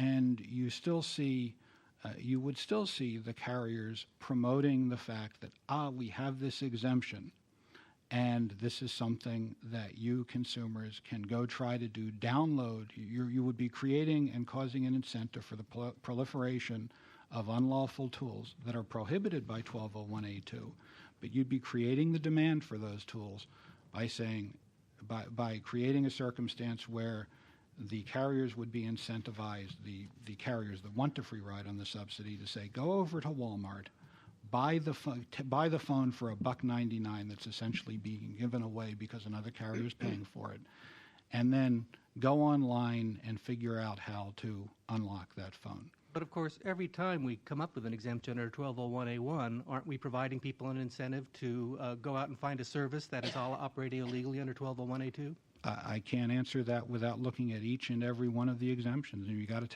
to take them on a case-by-case basis and consider the extent to which that incentive is created. Okay, Steve, you had something you wanted to say. I was just going to say that if you were concerned about the spillover effect, if you will, about A2, I'm not, gainsaying what Bruce has put forward here, but one way you could do that is to, as we've recommended, is to limit the scope of this exemption to individual users, because then you would at least know that the people who were exercising the exemption would not ordinarily be the people who would be engaged in the A2 violation. So that degree of separation would have occurred. And by the way, if I might add, that is precisely that's similar. I don't know whether Steve is adopting everything that CTIA proposed in the exemption that it indicated it would not oppose, but that is within the scope of what we indicated we would not oppose. Understood. Okay. Bruce, when you were talking about the threat to copyright interest, threat to your client's copyright interest, I just want to make sure I understand the first point you made. I may have not heard it clearly, or it may just not have sunk in. Your first point, as I took it down, was that this shouldn't be the focus if the access control isn't within the scope of 1201. Did I get that right? That's correct. Yes. Okay. Well, I don't know because you stopped short. So, so well, you wanna- maybe I didn't get it all, but complete the sentence for me or elaborate then, just to make sure I understand the point you're making. There have been arguments made, and I don't know whether there are arguments that have any purchase, so I don't want to belabor the point that these access controls really aren't advancing a copyright interest, and therefore they're not entitled to protection under Section 1201. If that's the case, then there's no need for an exemption, because if they're not entitled to protection under 1201, I'm not saying that is the case, but I'm saying that that's an argument that really shouldn't be a part of this proceeding, because if in fact they are not subject to Section 1201 or entitled to protection under Section 1201, then there'd be no need for an exemption, and you don't have to grant the exemption. On the other hand, if they are entitled to protection over 1201, then we're in the proceeding that we're supposed to be in, and the proponents have the burden of demonstrating that there's an adverse effect on their copyright-related interests. That's what I was saying. Okay, but isn't there, at least hypothetically, whether we have it here or not, I don't know, a case that's somewhere in the middle where you have an access control that is protecting access to a copyrighted work, and yet it's quite clear that the way in which it is doing it, or the purpose for which it is doing it, really has nothing to do with protecting copyright interests. Without taking a position on whether the cases came out right or wrong, we certainly know about the Lexmark case. We certainly know about Chamberlain versus Skylink. And it might be helpful for you to distinguish for us those situations, or just tell them the court's got it wrong, from your client's situation. Well, first of all, I don't think I need to. We'll get to it. I'm not telling you that I'm not going to answer your question. But first, let's put it in context. In each of those cases, the case was brought in court, and the court decided that the access control was not protected by Section 1201. It was not the subject of this very specific, narrow proceeding that Congress has already given you every 3 years, with more than enough difficulty and tough issues for you all to be concerned about in the context of whether or not there's a substantial interference with the proponent's copyright interests. Now, so what I'm saying is those cases actually are examples that the courts themselves are in a position to deal with that issue. Now, the short answer to your question is, in those, what we're dealing with here is software that is not 13 lines of code that serves no purpose other than preventing access or use of a device. What we're dealing with here are relatively complex, and in some cases extremely complex, operating systems that are being circumvented and that are then being used without authority. So I think you're dealing with a different factual circumstance, but I think the cases you're citing are examples of why it's not properly part of this proceeding. It's properly part of a circumvention case. If somebody's circumventing and they're sued, then they're going to be able to defend on the ground that this is not an access control that's protected by Section 1201, that's within the scope of Section 1201. Of course, here you have made the case, which we may or may not accept, that the access controls in place here actually are protecting protectable copyrighted works, the operating system, if nothing else. And yet, is there anything to the notion that the whole reason the access control is there is not really to protect the operating system, but rather it's to protect the phone itself, to prevent that phone from being used somewhere else? So what we're really seeing is the use of an access control and an assertion of legal backup for the use of that access control under Section 1201 in order to control the use of hardware, not to use the control of software. Not to control the use of software. I don't think that's an accurate characterization. I mean, what you see are phones that are very expensive with software, and there's as much the hardware in these phones isn't all that complicated. As EFF said, these phones are becoming increasingly complicated computing devices. They're run by software. And there's a copyright interest in the development of that software. And by the way, you talk about my client's copyright interest. Well, CTIA does represent the equipment manufacturers also, but it's not just 1201 doesn't say that the party that shows up here actually has to be the party that owns the copyright. They can be acting in furtherance of other copyright interests. And there clearly is a copyright interest in the development of that software. Okay. Can you tell us anything about the extent to which the same access control is used on cellular phone devices to protect both the firmware and or operating system on the one hand and other copyrighted content, ringtones, video, or whatever? The extent to which the same TPMs are used and the extent to which it might be separate TPMs that are used. Yeah, if by asking about extent you're asking about quantification, I can't. I think you saw a very strong presentation from Virgin Mobile, which is one of CTIA's members, with an example of where unlocking the phone unlocks essentially everything. Yeah. It is my understanding, and recognizing that I'm a lawyer and not an engineer or a technologist, that even in cases of other phones, unlocking the phone is a first step to getting access to what's on the phone.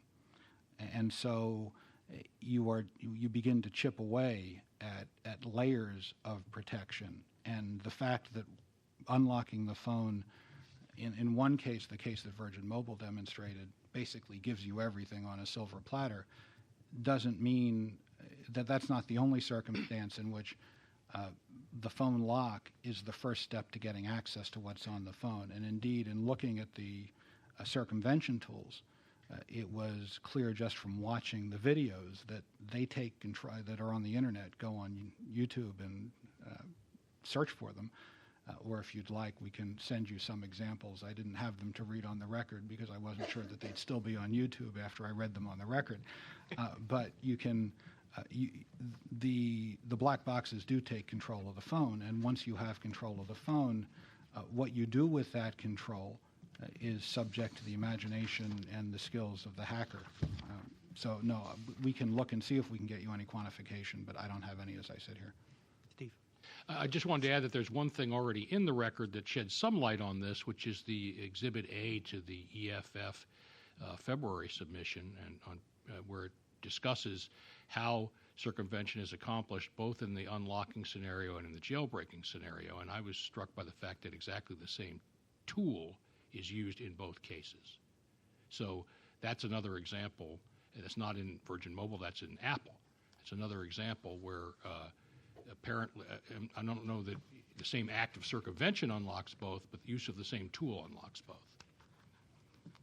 Okay, that's all I got.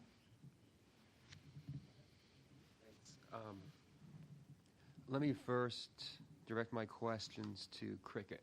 I just have one. Yes.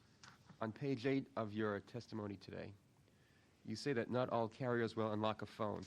Those that do usually impose conditions or other unreasonable restrictions. Could you elaborate on what those unreasonable restrictions would be? Yes, we understand it from our customers who give us this information, that when they call their carrier to ask for the unlocking, they'll ask, are you a current customer?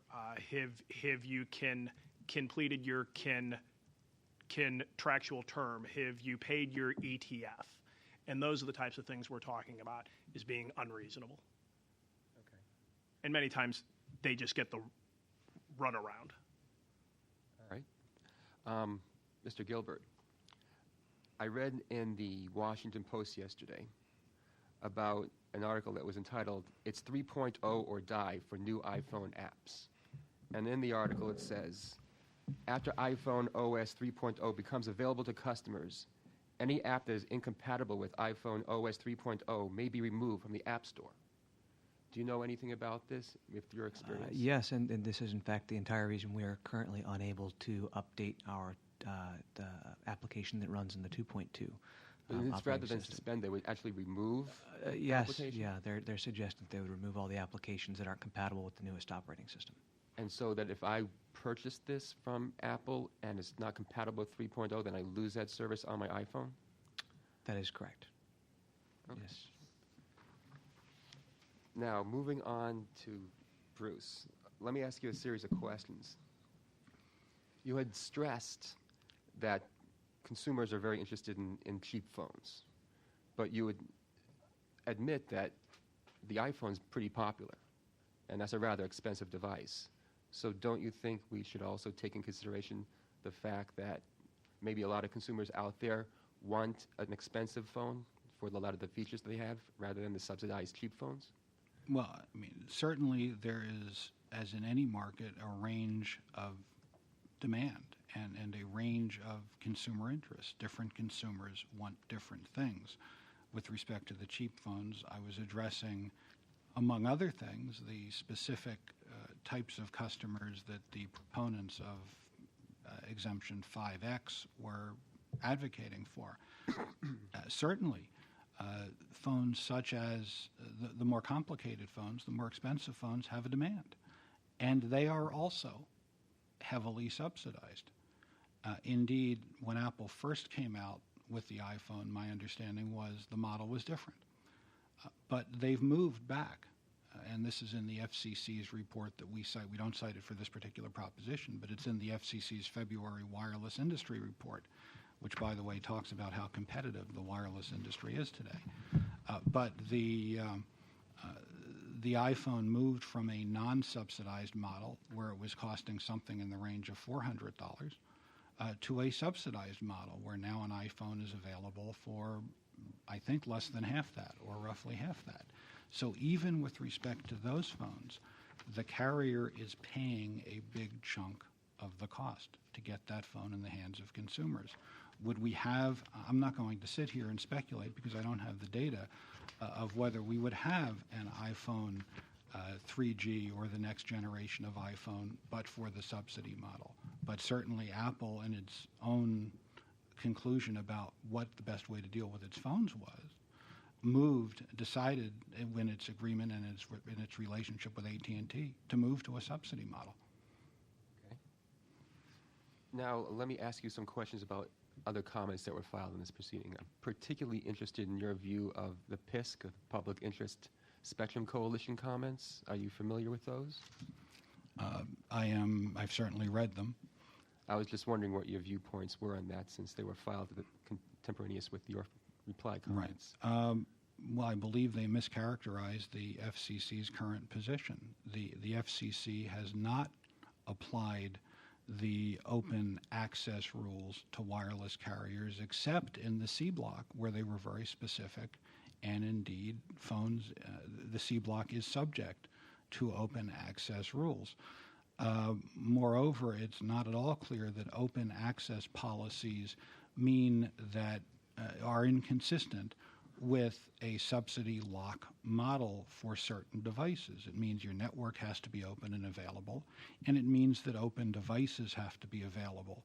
But if you're going to essentially pay for somebody's device, and on part of the trade, part of the deal being that they will use your service, it's not at all clear that that's entirely inconsistent with a form or with the FCC's understanding of open access. Indeed, in the February report specifically on the wireless industry, the FCC noted that subsidies have led to significant reductions in consumer costs. So I don't believe that the public interest, the name of the group that you referred to, I don't have their name memorized, accurately reflected any communications policy that would lead one way or the other to a decision with respect to an exemption in Class 5.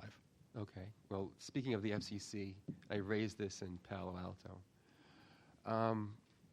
I saw that the Rural Cellular Association had filed a petition for rulemaking regarding exclusivity arrangements between commercial wireless carriers and handset manufacturers.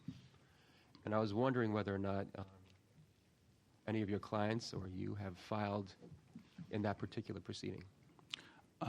I don't know the answer to that question. I know that I personally have not filed anything in that particular proceeding, but I'm not in a position to comment either as I sit here because I just don't know as to either my law firm or CTIA, who is my client in this particular proceeding. Fair enough.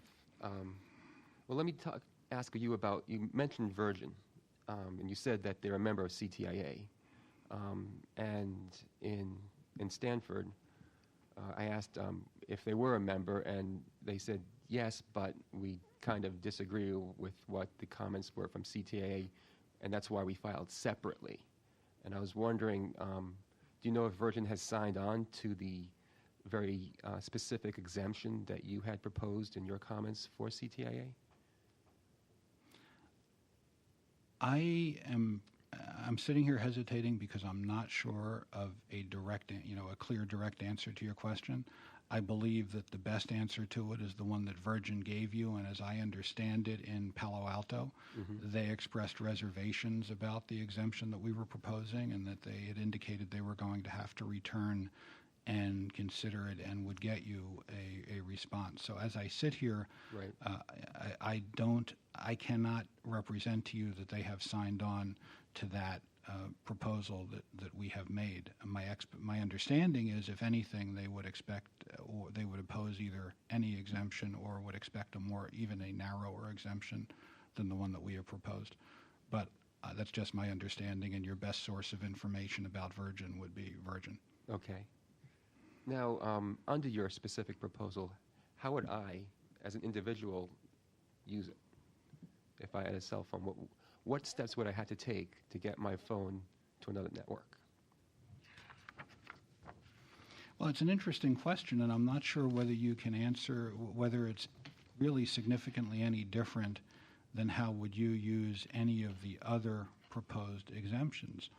Don't I have to go to somebody to do it because I couldn't do it myself, or do I download something from the internet? Is there some list out there that helps me out, at least insofar as the exemption existing today? There are many places on the internet that describe what you can do to unlock phones, I believe, and I have seen some of them. Many of them require tools that are violative of 1201A2. But some people will have, I think that's an underlying issue with respect to all 1201A1 exemptions, and it's inherent in the statute. Some people will have the ability to circumvent. Some people will have the ability to circumvent without assistance and without tools, and others will not. And I don't think our proposal, which again is we are willing to not oppose this, we're not affirmatively advocating it, is any different than any others in that regard. Okay. Well, let me move back to the FCC's petition I just named, and let's go through a series of hypotheticals. Say, for example, this is just in the comment stage on a petition for rulemaking. The FCC hasn't issued an NOI or an NPRM or anything like that. But let's say, for example, that they do decide to go forward and break that exclusivity between handset manufacturers and wireless carriers. And let's say we do grant the exemptions 5A through 5D. So that would mean that I could choose the phone I want, on the network I want, with the applications I want. And then, alternatively, I can use the phone that I got and unlocked it, and then use an app like Skype and a Wi-Fi area network maybe that a city has offered, so I can make free phone calls with the device I want with the applications I can desire, such as Skype or iCall. Is that something does that make sense?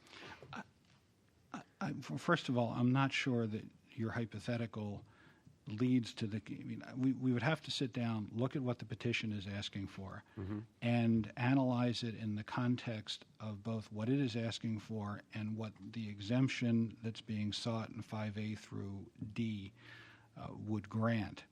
And frankly, I've got to say that is more complicated than I feel comfortable winging off the top of my head. If you'd like to submit that one in writing so that we can sit down, focus on it, look at the petition, consider what the ramifications would be, and give you a considered answer, that would, I think, be preferable.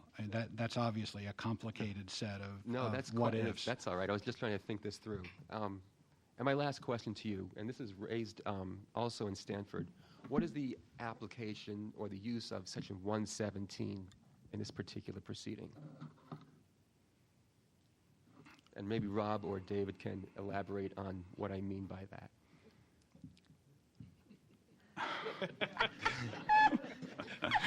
Maybe not. Do they intend to or not? In other words, there was, say, for example, that the operating system was modified. I believe the arguments went that 117 grants you, as the owner of the device, the ability to modify that in order to make use of what you purchased. Well, are you asking me for my legal view as to whether or not 117 does grant you the right to Yes. modify? Yes. Well, the short answer is likely not. And, if I had to give an absolute answer, I would say no. But again, 117 is a specific, has been construed in somewhat different ways by different courts under different fact circumstances. What I understand to be the majority view and the prevailing view is that the modification has to be essential to use of the software with the device. And when you have a device that is operating, and looking back at the Cantu report, it spoke of in the manner contemplated by both the purchaser and the seller. And all of the software that we're talking about here operates precisely as contemplated by the purchaser and the seller at the time the phone was sold. So that alone is likely to be disqualifying for a 117 defense. Moreover, you have a very interesting question about whether or not the owner of the phone is the owner of the software or a licensee of the software, and whether that would qualify. And there certainly is case law out there suggesting, and that would in part, and by the way, that would in part depend on the specific agreement between the phone buyer and the carrier, and they vary across the industry. So, I don't know that there's necessarily any one model that's used. And you would have to analyze that on a case-by-case basis, but there certainly are some cases that suggest that where there are severe restrictions or significant restrictions on use, such as don't use the phone on a different network, that is one indicium at least that you don't have ownership of the kind that Section 117 was contemplating. So I hesitate to give you an absolute answer, but certainly I think the directional indication is 117 is not applicable. Okay. One final question. I just remembered this. Is there? You did say that was your last question. I know. No, but I just remembered. Is there not a proceeding at the FCC regarding early termination fees? Again, you're driving me into communications law as opposed to Well, I'm just trying to go copyright through- issues, and No, I no, pretend to be a copyright lawyer. I No, don't pretend to be a communications So what lawyer. I'm trying to do is, in each of these steps, I mean, we can unlock the device. You can get the device you want, but then if you're under contract, then you have to pay whatever is required under these agreements between AT&T or whoever. So, Yeah, I was just trying to figure out all the steps to ultimate freedom for the use of a cell phone. Well, ultimate freedom for a use of a cell phone that somebody else paid for, is that what you're Well, talking no, about? I'm just saying it in terms of what the FCC's policy as it relates in this particular zone of interest. Let me ask you, if I may have your indulgence for 1 second. I may have somebody who knows the answer to your question here.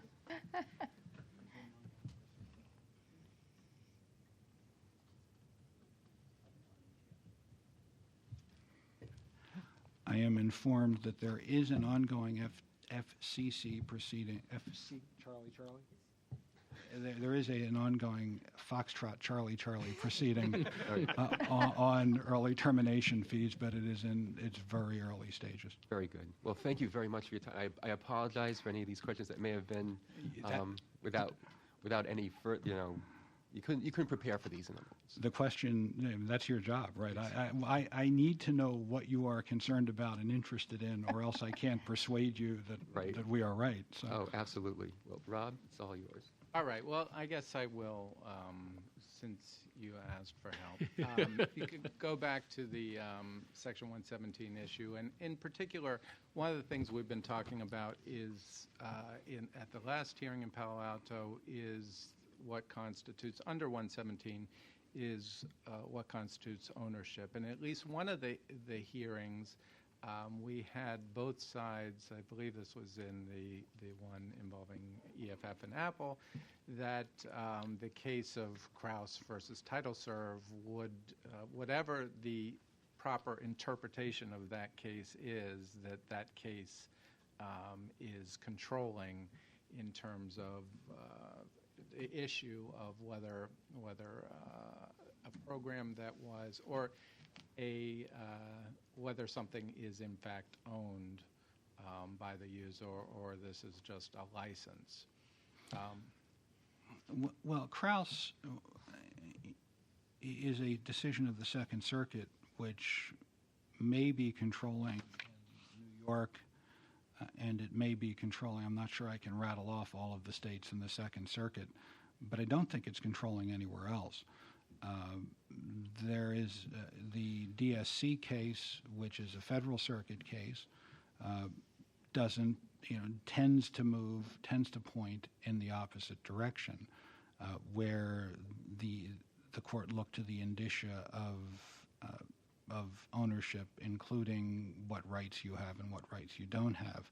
So I don't think I'm prepared to say that Kraus has settled the law on what ownership is. In fact, I'm not prepared to say that, and I don't know how you can draw the conclusion that a single decision by one court of appeals settles the law. Well, you can get two parties to agree that they feel it is. So I was hoping that we could get this quickly settled, but apparently not. Rob doesn't want to have to read any other cases. Now, one other thing that came up in relation to that was, and you mentioned as well, that one of the indicia would be the purpose for which it was sold. And I think we had some discussion of this in relation to Virgin, but I wonder how broadly do we construe that language? That was italicized in some of the comments and focused on in relation to that statement in the Cantu report. How broadly can we construe that word or that phrase in terms of the purpose for which it was sold? I mean, in the context of a cell phone, for instance, where at one level, anyway, the purpose for which that is sold is to make the phone work. At another level, if you go into a particularized business model, that it was to make the phone work in a particular business model. But I don't see any indication in Cantu that gives us any guidance as to which of those two levels, as I might look at them, abstractions of that phrase would be binding on us or instructive to us in any way. So I'm not sure how that actually provides any guidance. Do you have any thoughts on that? Well, I would love to be able to sit here and say case X tells you how to do that, and it is my failing, perhaps as a copyright lawyer, that I am not able to do that. But I will say that, and we can go back and look to see if we can find any cases that will shed light on that proposition. But where you have a clear contractual provision that this phone is being sold and this software is for use on this particular network, it's not very difficult to move to the next step, that the appropriate level of abstraction is the level of abstraction that both the buyer and the seller agreed on. But the problem is here that we're trying to look at the question of whether or not the program is licensed or sold. So the license is the contract, and if we're looking to the contract to determine the meaning of that, then it's reading it. We're trying to decide to what extent the contract limits you, or is this something that actually should be viewed as something being sold rather than a license term. But then if we have to go back and look at the license term in terms of what your ability to do what was sold to you is, we're really in a circular situation in that case. I'm not aren't we? sure you are, because I think you're mixing two different questions. The first question was, is the software licensed or sold? And among the factors that the courts have said to look at is the question of whether the software was subject to substantial limitations in its use. But beyond that, you get the second question, which is an independent question under Section 117. It's not the same question, as to whether or not the modification is an essential step in the utilization of the device. And I believe, if I'm not mistaken, that it's in the context of that essential step analysis, which is different than the licensed versus sold analysis, that the Cantu language concerning the purpose for which it was sold is relevant. The purpose for which it was sold, therefore, comes into the question of how do you construe essential step? And I don't think it's circular. From whose perspective you look at that? From the user's perspective, the purpose for which it was sold would be to make the phone work. From the copyright owners, in that case, it would be to limit the business model. Right? Well, from the user's perspective, it is also, I am getting this phone essentially for nothing, and I recognize that or for cheaper than I would otherwise have to pay for it in the case of an iPhone or an expensive phone.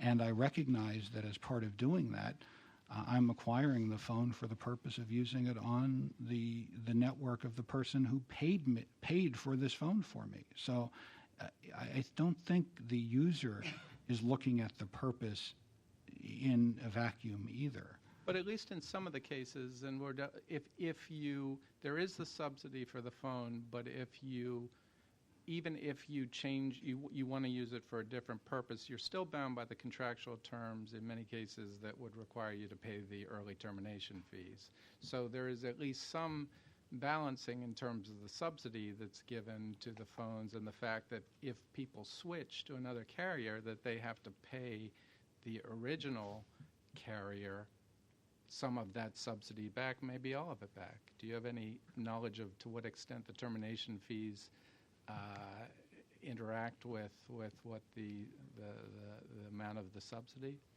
The termination fees do interact, and of course in the context of a prepaid phone, in the context of prepaid service, which the CTIA carriers offer, there is no contract and there is no early termination fee.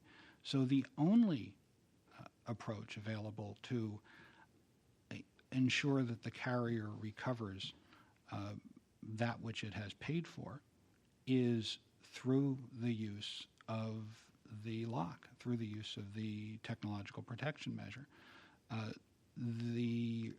Beyond that, early termination fees are sometimes difficult to collect. And that's the subject that goes into what the FCC is currently looking at, among other things. I didn't know the FCC was looking at it, but I did understand that was a question, and now that I know that the FCC is looking at it, I can answer that question. But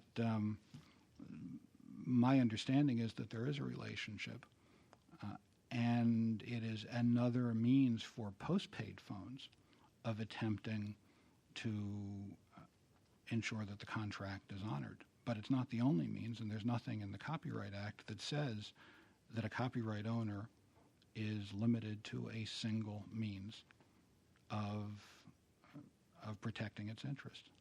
In fact, 1201 itself adds a secondary mean, because the primary means of protecting a copyright owner's interest is and always has been an infringement suit. But 1201 exists as an ancillary secondary protection.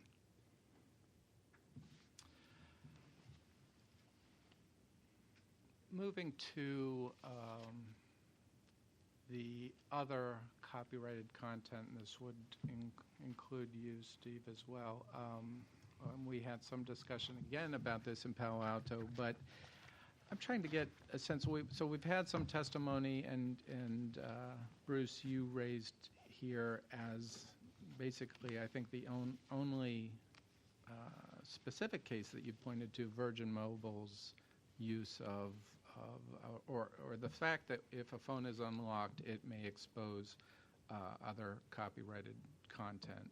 And the only specific case, I mean, there may be I'm not hearing anything clear in terms of to what extent completely other carriers' content is completely unlocked if someone opens the lock to move to a different service. So are you aware, or can you quantify in any way beyond Virgin Mobile the extent to which that would occur?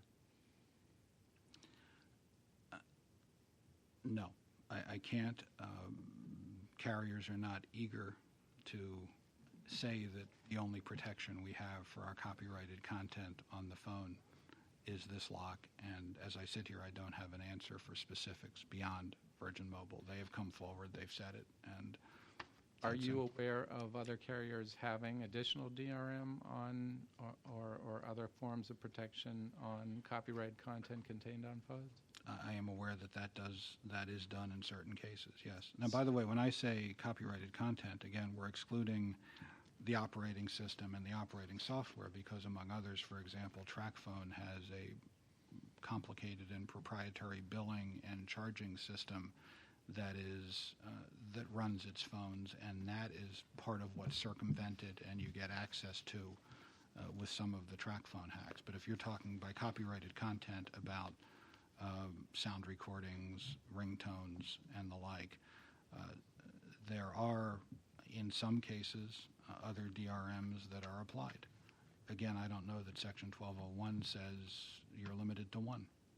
It says that you are limited to a single layer of protection. Of course not. But and that's I mean that's one of the issues that was raised and that is a question that I put to you. Is there any reason why that would be? Because part of the problem that occurs then is if someone, in order to accomplish what may be a non-infringing use for one particular in one particular area, there's only one lock used, then the argument opens up that this exposes other content to that act of circumvention. But it's not clear that there's any need, except what we heard from Virgin, basically the cheapness, I think, of the chipset and the expense that would be involved to change that limits applying technological protection measures to the entire bundle. So it does seem that at least some other carriers do segregate the protection, so there would be one form of protection for the operation of the phone, other protection for the copyrighted content on it. Well, the answer to that is yes, but I'm troubled a little bit to the extent your statement implies that there's something deficient in what Virgin Mobile is doing, because you have a wide range of different phones, and those phones have a wide range of different capabilities. And the phones, when I say that I'm aware of phones that do apply second-level, more granular DRMs to some of the content on the phones, I'm thinking more of the higher-end, more complicated phones. I don't have a specific answer for you with respect to phones of the kind that Virgin Mobile was talking about. Rob, could I just weigh in on that? I don't have any more factual information to offer. My understanding is that some, we have the Virgin Mobile testimony, and I understand some phones don't have that feature. But I would be concerned about the suggestion that a particular class of works in the statute can be defined in terms of the robustness or the granularity of the technological protection measure that's used to control access to it. I'm not sure that I can't think of an instance where you have defined a particular class of works in that way. It strikes me as unlikely that Congress intended that, but I guess I'd want to go back and look at the legislative history a little bit. But if you're suggesting that if you use the cheap chipset, it's okay to circumvent, but not if you use a... Now, let me save you some time in that, because I'm not suggesting either of those, that I'm not characterizing this as being deficient in any way, or that this is defining a particular class. That the only question is if part of the evidence of the opponents of the exemption is that this exposes other kinds of content in order to accomplish a particular goal, which can be limited by the particular class if for that particular purpose the exemption applies, is to getting to unlocking the phone, then there at least has to be consideration of the fact that this could have perhaps been accomplished in other ways, so that the amount of weight that would be placed on the fact that other content is being exposed has to be balanced with the fact that there may have been other ways of, and that other copyright owners have at least considered other ways of doing this. And I guess that leads me to the question I have to you, Steve, because you made the statement that copyright owners are really the tail of the dog. This is not, I have no bargaining power or little bargaining power in this situation, and really don't have any ability to encourage or require more robust DRM. But aren't we saying that isn't this a fairly, I then mentioned reading the paper, just in terms of looking at newspapers, I see the cell phone industry as a pretty competitive environment where seems like full-page ads every day for various carriers. Isn't there a great deal of competition amongst carriers, and doesn't that give copyright owners at least some level of bargaining power in terms of who they're going to license their content to under certain conditions? Yes. If I said they have no bargaining power and no leverage, then I probably overstated what I was told. But I think it is pretty limited. I mean, take Virgin Mobile. That's something where we know we have some facts in the record. I think they said they were the 5th largest, if I'm not mistaken, service.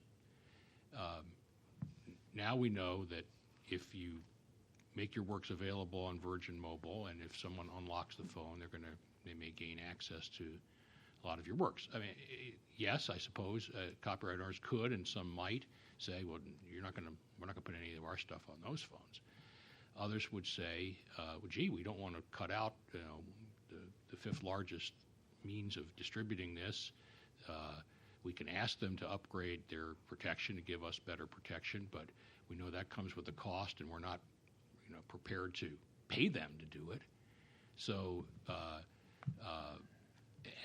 because the music industry or the game industry is also a competitive marketplace, that could limit the ability of any single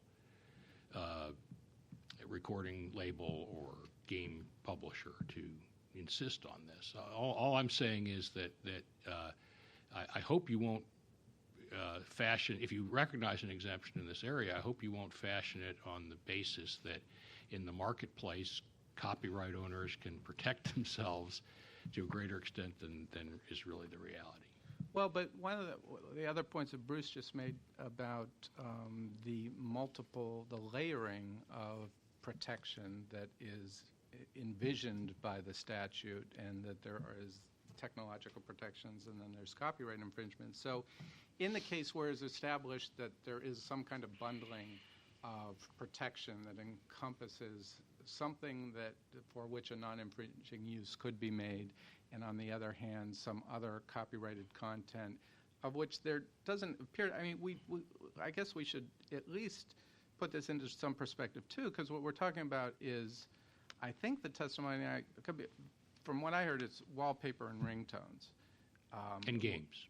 And games that are included on Virgin's service. Well, this probably is not given the fact that we have things like with the 35,000 applications on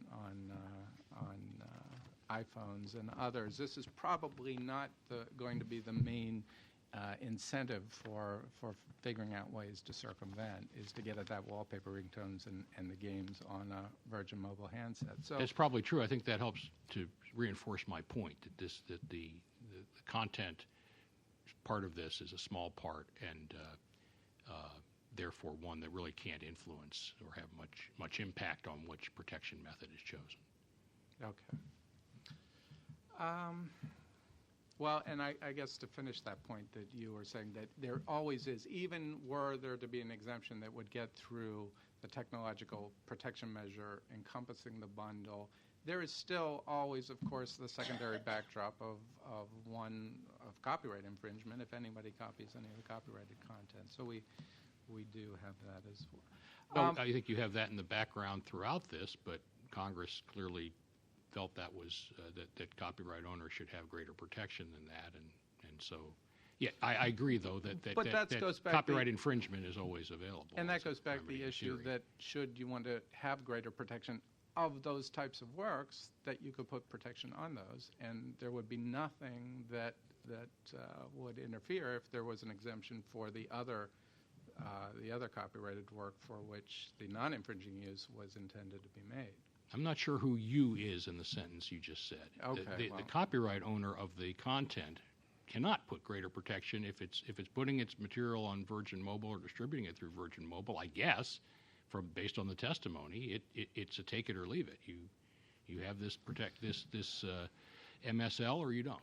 Okay, but we also heard that just about every carrier now is offering prepaid phones. So again, we're back to the situation where there's plenty of competition for getting that copyrighted content. On the There's something here, and I don't have the answer to it, but Don't get nervous. now we I guess I'd just like to, for Bruce, we obtained some agreement from Steve in another session that, and correct me if I'm wrong, that if an exemption exists that the librarian creates, the use of a tool by a user that may violate that tool, the creation of which may violate Section 1201A2, the use of that tool by a user does not violate anything if it's being used to fulfill that exemption. Is that, I just want to make sure that, because we're hearing a lot about the interrelationship between 1201A1 and 1201A2. It doesn't violate 1201A1. Right. I wouldn't say, I don't think I said it wouldn't violate anything. Well, the user who is using the tool, if they're not manufacturing or trafficking in it, is not violating A2 either, right? That's correct, but there are a lot of other statutes that may apply here. So I'm not saying that it is, you can never incur any liability for using that tool. I am saying that if the exemption applies, then there's no A1 liability, even if the tool's manufacturer is a violation of A2. Well, I guess what statutes would apply to a user using that? Well, I'm not sure that it would apply in the phone situation, but I think where this came up, it was involving a computer, and the Computer Fraud and Abuse Act says that under certain circumstances, if you obtain unauthorized access or access in excess of what you were authorized to do, and if certain damage results, then you are liable civilly and in some cases criminally. So that scenario could be carried out by using an 1201A2 tool, even in a situation where an A1 exemption applies. Now, the Congress said that in most of the statutory exemptions, you'll see that they only apply if they don't violate another law, and in some cases the Computer Fraud and Abuse Act is specifically called out. But I don't think any of the exemptions that you've recognized have that limitation. So I'm hesitant to say that acting within the scope of an administrative exemption is makes you immune from any other liability. It does make you immune from liability under 1201A1 during the 3-year period in question. Okay. Bruce, you mentioned that many of these, the purpose of this exemption for many seems to be to engage in 1201A2 activity, to basically be providing a service or devices that would enable others to circumvent rather than the 1201A1 act of circumvention, correct? I certainly did say that that appears to be the case from reading the testimony. Metro PCS in its testimony talks extensively about Metro Flash, and it almost appears as if that is its reason for seeking the exemption. You see similar discussion in Pocket, although they're not quite as explicit, and Cricket didn't talk about performing the service at all, but does attempt to justify the change in the joint proposal 5X to enable, for the very reason that appears to be to foster circumvention services, recognizing that the person who's doing the connecting isn't the person who's doing the circuit. So yes. Well, I should probably bring you all into the conversation. Darren, is that, I mean, how do you respond to that, that this really is not, this forum is not really providing you with the remedy that you need, because this activity is actually involving other kinds of prohibitions? Sure. I think an exemption under 1201A1 is independent of 1201A2. And by giving an exemption here, someone that's providing the services still has arguments under 1201A2 that are unrelated to 1201A1. The statute in 1201A2 says that is primarily used. But when you break a lock, the breaking of the lock in and of itself does not allow you to connect to another carrier's network. The breaking of the lock simply allows you to go into the phone and update the PRL, the preferred roaming list. It doesn't affect the software on the phone, the bootloader or the operating system. The PRL is simply a file that gets updated. So I don't believe that by having an exemption under 1201A1 that it affects the 1201A2 argument. And isn't it true, Bruce, that seems to have been the case so far anyway, because haven't most actions that have been brought against those kind of the entities that are trafficking or distributing been successful? And has 1201A2 been a component of those actions? 1201A2, I believe, they have been successful. 1201A2, I believe, has been a component. 1201A1 has also been a component because it's been clear that the unlocking wasn't occurring for the sole purpose. And in that regard, the courts have been getting, we believe, the office's intent of 3 years ago correct. That's not to say, however, that there hasn't been harm. The cost of bringing those actions is quite high. The burden of bringing those actions is quite high. And the 1201A1 exemption is pointed to, and first of all, pointed to, and second of all, the popular wisdom is that the Copyright Office said this was okay, which furthers a sense that that going out and unlocking phones is something that ought to be done. So you are creating a proliferation of unlawful conduct by the existence of the current exemption. So do you think, are you saying that the availability of these services is primarily due to the exemption and would not exist but for that exemption? Did they not exist prior to the exemption? I have not done the kind, and CTIA has not done the kind of scientific study that would allow me to answer a causal question. I believe, however, and I think this was similar to the question that David opened the questioning with, I believe, however, that the logic is inescapable that the existence of the A1 exemption fosters an environment in which it is believed that this activity is okay. I do believe that the number of services that offer a wireless service that depends or that is seeking to advocate the kinds of unlocking that we're talking about here have increased. I'm not sure how long Cricket has been in this model or where it has been, but that you're hearing a lot more about them in the last 3 years than you heard before, and I think that's fostering an increase in unlawful unlocking services. So I can't give you a say they wouldn't exist. I do think it is an environment that fosters.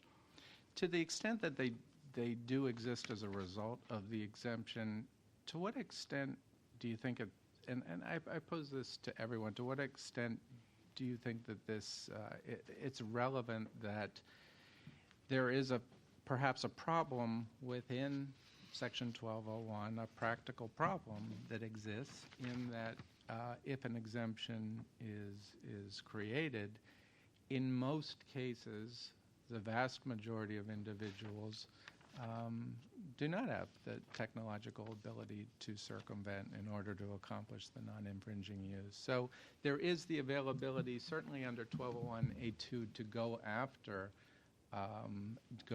anyone manufacturing or trafficking those devices. But the reality is and this came up in the context of the CSS and DVDs, that there's a great number of tools available for which there have not been actions taken against a great many of those. But that's really, since there are very few people who independently would be able to accomplish any exemption, that's just the practical reality. How do we reconcile this seemingly inherently contradictory messages that Congress sent us? Well, the first question is, do you need to reconcile this in order to do the job Congress assigned to you? I think the answer is no. You have a clear assignment and some reasonably clear standards for how to carry it out. The second point I would make, which I think, at the risk of being a little hyper-technical here, there isn't a total symmetry between 1201A2 and 1201A1.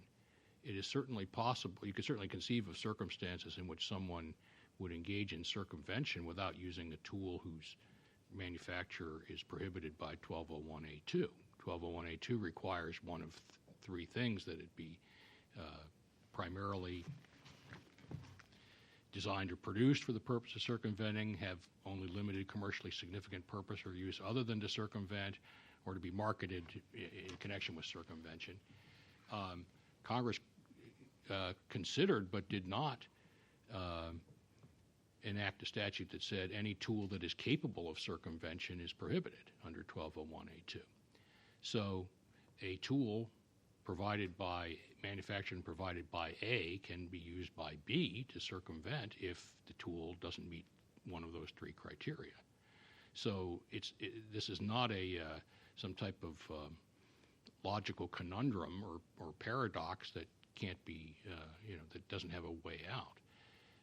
But I think the more important question is what, if any, role that ought to play in your determinations in the rulemaking proceeding. And I would submit that you can keep your focus where Congress intended it on 1201A1 and carry out the rulemaking by applying those standards. I also wasn't clear on what significance, if any, you were attributing to the fact that there are tools that we think violate 1201A2, but that have not been the subject of enforcement actions. But I wasn't sure what relevance that had to the question you were posing. Just that the independent cause of action allows those tools to be actions to be brought against those makers of those, and for those tools to be taken away so that they don't exist. It does allow that, but there are a lot of practical considerations, of course, about it. If, for example, they're they're in the United States, they're accessible in the United States, you can get jurisdiction over them, you can figure out who they are, etc. And in the case of software, that may not be always the case. I actually disagree a little bit with Steve that you shouldn't take A2 into account at all, because it seems to me that where the creation of an A1 exemption fosters unlawful conduct under A2, that should be a factor weighing against the granting of the A1 exemption, and where the parties that are seeking the A1 exemption are doing so in furtherance of unlawful activity under A2, you should look with a great deal of skepticism upon their claims of the need for the A1 exemption. So I don't think the two are entirely independent. But then there is something, if we're either we can or we can't look to A2. If we can look at it in terms of how the adverse effects, it seems kind of odd that we shouldn't look at it in any other context. So I guess that's just more of a note. I think I'm done. Okay, then we're done with this panel, and thank you very much. Thank you. Thank you. Thank you. 15-minute break until the next panel. Okay, this is the last part of our series of hearings, and I guess we're going to start with you, Megan.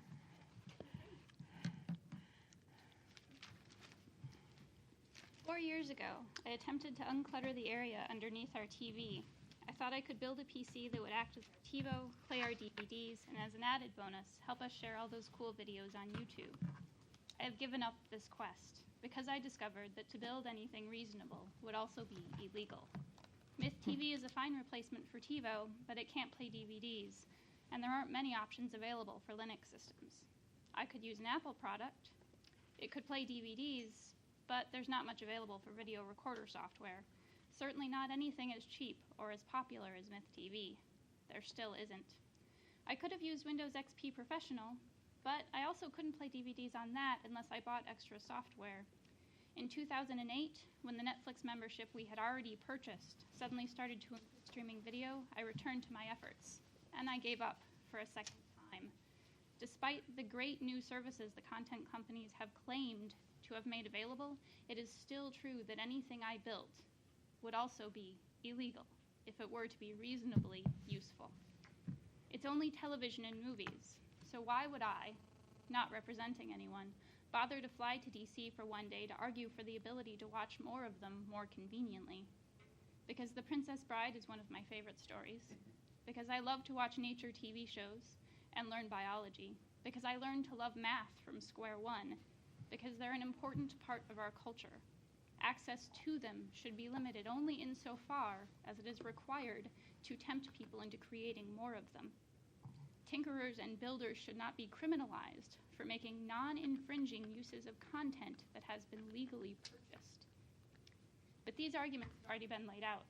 I am here today to respond to the arguments of the commenters.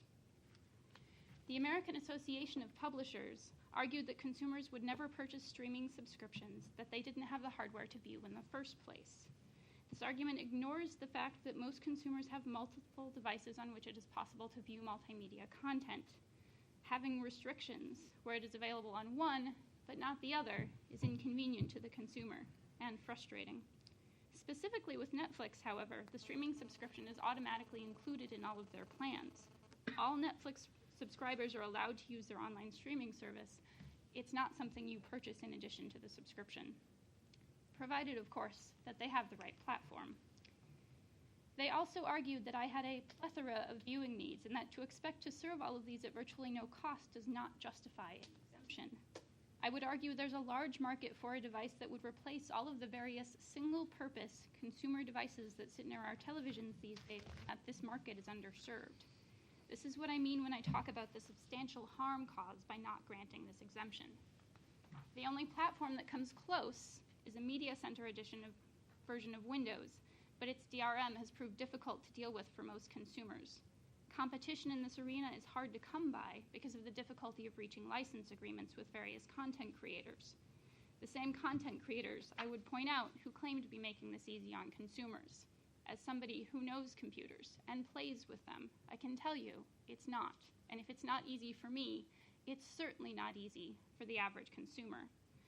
All of the commenters that oppose this exemption argue that this control causes no substantial harm because anything anyone would want to get their hands on is available via other means. A cable subscription is double or triple the cost of a Netflix membership. To argue that I should pay $60 a month for a show I want to see every once in a while is hardly reasonable. As for the local DVD rental place, requiring somebody to open an additional account with an additional company when they have already legally purchased a subscription is a little silly. Just because it is possible with significant time and money and resources to overcome the restrictions on platform controls does not mean it's reasonable to expect consumers to do so. At this point, I expect the commenters would like to jump in and say they have a lot of new services and ideas planned that are going to roll out to address these platform restrictions issues. These are the same platform restrictions issues that they are attempting to argue don't really exist in the first place. Regardless, they say they are doing their best to come up with options that will work with all consumers. This argument only works if one assumes that standard market forces are promoting healthy competition. Time Warner even goes so far to say as that the platform restrictions will spur creativity by competitors looking to get in the game. If this were true, then Netflix would have a streaming client for Apple laptops that have PPC chips.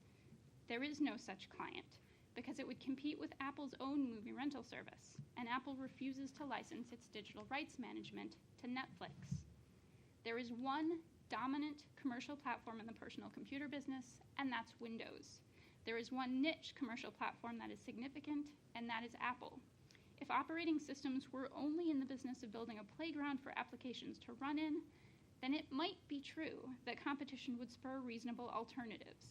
But both Apple and Microsoft have businesses that include movie rental and streaming video, interests that run counter to making it easy for other companies to compete. If the restrictions were lifted, the commenters claim, they would be less willing to roll out new streaming services for fear of having their products end up on peer-to-peer networks. First, let's address the supposed willingness to allow streaming video.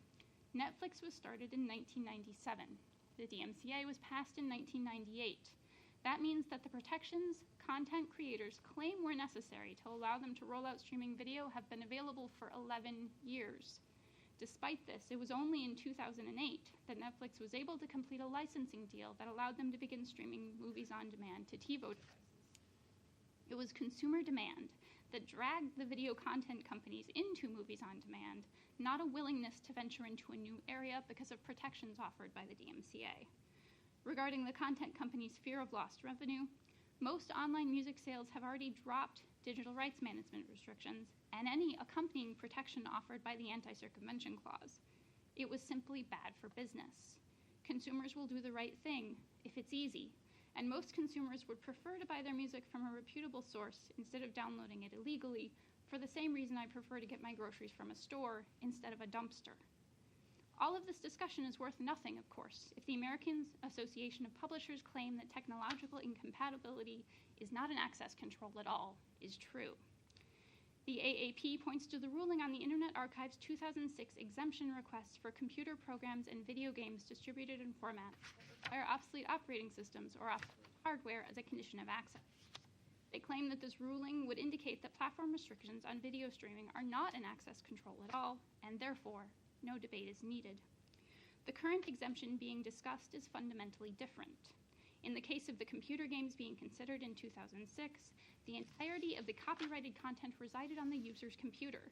The game was not sent to the user in short sections, which were removed from memory after that section of the game had been played. In other words, access to the code in the game was not being controlled by a server outside the user's computer.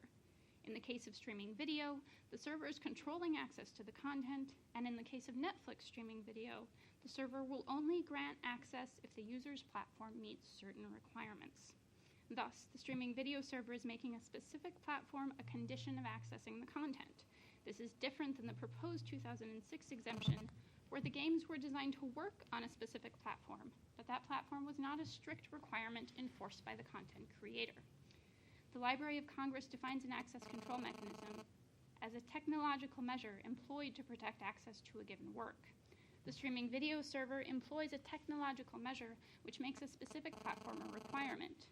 Put another way, a user is only authorized to stream video if they are running an approved platform.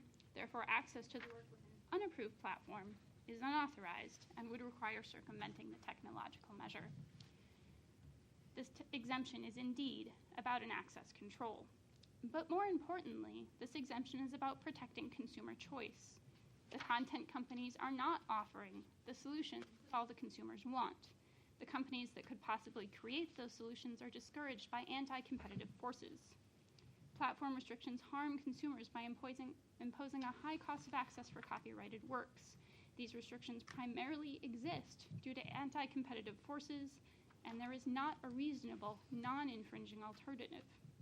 New software and hardware cost anywhere from hundreds to thousands of dollars. The two major players in the platform market, Microsoft and Apple, both have interest in preventing independent streaming services. The fact that expensive, inconvenient, non-infringing alternatives exist does not make them reasonable. Content creators demonstrate this by their own admission that new services are necessary to meet consumers' needs. The purpose of copyright law is to achieve a balance between encouraging creation and allowing the public to benefit from that creation. The approval of this exemption, I believe, would preserve that balance. Thank you very much. Mr. Williams. Good afternoon. My name is Matt Williams, and I am an attorney with the law firm of Mitchell, Silberberg, and Knupp, LLP. I am here on behalf of the joint creators and copyright owners. I appreciate this opportunity to express our opposition to Ms. Carney's proposal, and you're allowing me to give Steve Metalitz a break. Given that this is the last hearing in this week's marathon, I will try to be brief. I would like to begin by highlighting that it is Ms. Carney's burden to establish that it is more likely than not that during the next 3 years, her ability to make non-infringing uses of audiovisual works will be adversely affected by the Section 1201A1 prohibition. Neither her brief prior submission nor her testimony today, I think, satisfies that burden. In addition, I would like to point out that no responsive comments were filed in support of Ms. Carney's proposal, which indicates that her views regarding the streaming video marketplace are not widespread. Before addressing the specific flaws with the proposal, I would also like to stress that Congress instructed the office to consider the positive as well as the negative effects of the Section 1201A1 prohibition. In Section 3 of our submission, as well as the submissions of MPAA and Time Warner, we describe a wide variety of innovative streaming video services that are currently available in the marketplace, and I would suggest that all of these exciting new services, including some of the services Ms. Carney is criticizing, are exactly the kinds of services that Congress intended the DMCA to facilitate. The Register has previously concluded as much in 2003 by stating that the fact that copyright owners are able to tether works to particular platforms is likely to encourage some copyright owners to make their works available in digital format. As we see it, there are several specific flaws with Ms. Carney's proposal, and I would like to highlight a few of them now. First, Ms. Carney has failed to establish that access controls are causing the problems that she claims to be encountering. In 2006, as Ms. Carney mentioned, the Register rejected a proposal made by the Internet Archive because the archive failed to establish that operating systems were being used as access controls. The Register concluded that operating systems are designed to permit access, not to deny it, and that technological incompatibility is not the same thing as an access control. Here, Ms. Carney is complaining about technological incompatibility, and it is unclear which access controls she's asking to circumvent. I think the 2006 conclusion remains valid in this context. Second, Ms. Carney's assertions regarding the use of technological incompatibility to stifle competition appear to be incorrect given the current state of the marketplace. Although she cites an interview on a website called Hacking Netflix to support the claim that Apple is refusing to enable the Netflix Watch Instantly feature to work with Apple operating systems, Ms. Carney's own submission admits that the newer versions of the Apple operating system are compatible with the Netflix service. Third, Ms. Carney's portrayal of the limitations of various operating systems in the chart attached to her submission appears to be inaccurate, and she admits that at least one version of Vista enables her to engage in all of the activities she wishes to. Those 4 specific activities that she mentioned are enabling Netflix Watch Instantly function, playing DVDs without additional software, serving as a DVR, and enabling Hulu video playback. Moreover, this question of which devices or operating systems enable all of Ms. Carney's desired activities is one that is entirely irrelevant for the purpose of this proceeding. Ms. Carney is essentially asking the librarian to conclude that Ms. Carney is entitled to receive every video streaming service, play every DVD, and record all of the videos she watches online or on her television by purchasing one inexpensive device or operating system. As the Register has previously concluded in the context of proposals related to Linux devices and elsewhere, when alternative formats for viewing works are readily available, an exemption is not warranted. Ms. Carney is simply wrong that there is no reasonable, non-infringing way to accomplish the activity prevented by platform requirements. She, in fact, has access to many reasonable means, and I think as her testimony demonstrated, the main concern here is inconvenience and frustration. I think that's her quote, as well as cost. Finally, I would like to point out that the proposed exemption lacks clearly defined contours. For example, although it is limited to purchase material, Ms. Carney includes Hulu in her submission, which is a free access site as far as I'm aware. In conclusion, Ms. Carney's proposal complains of mere inconveniences that do not even come close to justifying an exemption. The prohibition on circumventing access controls is not likely to prevent her from viewing streaming video in the next 3 years, and granting an exemption in this area would penalize copyright owners and technology providers that are rapidly developing an exciting area of the market that is constantly increasing the number of copyrighted works available to consumers at little or no cost. As expressed by MPAA and Time Warner in their submissions, copyright owners appreciate consumer desire for access in a variety of formats, and they are working to meet that demand. Thank you, and we also appreciate that you came to DC to make your case. Ms. Carney, do you want to respond to anything they say, or do you want us to just ask questions? Just one short thing. I mean, I think if there were really competition in this arena, there would be more than one choice. And, I mean, he's right. There is a version of Windows that will do all these things. But the fact that there's only one platform at least appears to me to mean that there's not enough competition, that there's not enough choices for consumers, especially when that one platform has been notorious for having tricky DRM issues with respect to upgrading hardware, which changes the fingerprint, essentially, of the operating system, which means that Windows Vista has to reauthorize you. So it's, I would just, that one thing before you guys start. Okay. Yeah. I guess I'm hearing assertions that your problem is really one of software incompatibility rather than technological protection measures. So can you, A, respond to that, and B, sort of clarify for us what technological measures that control access to copyright works specifically do you have a problem with in this context? That would be the measures on the streaming server, which require a specific platform. So essentially, in order to get to the streaming video, you would have to circumvent that.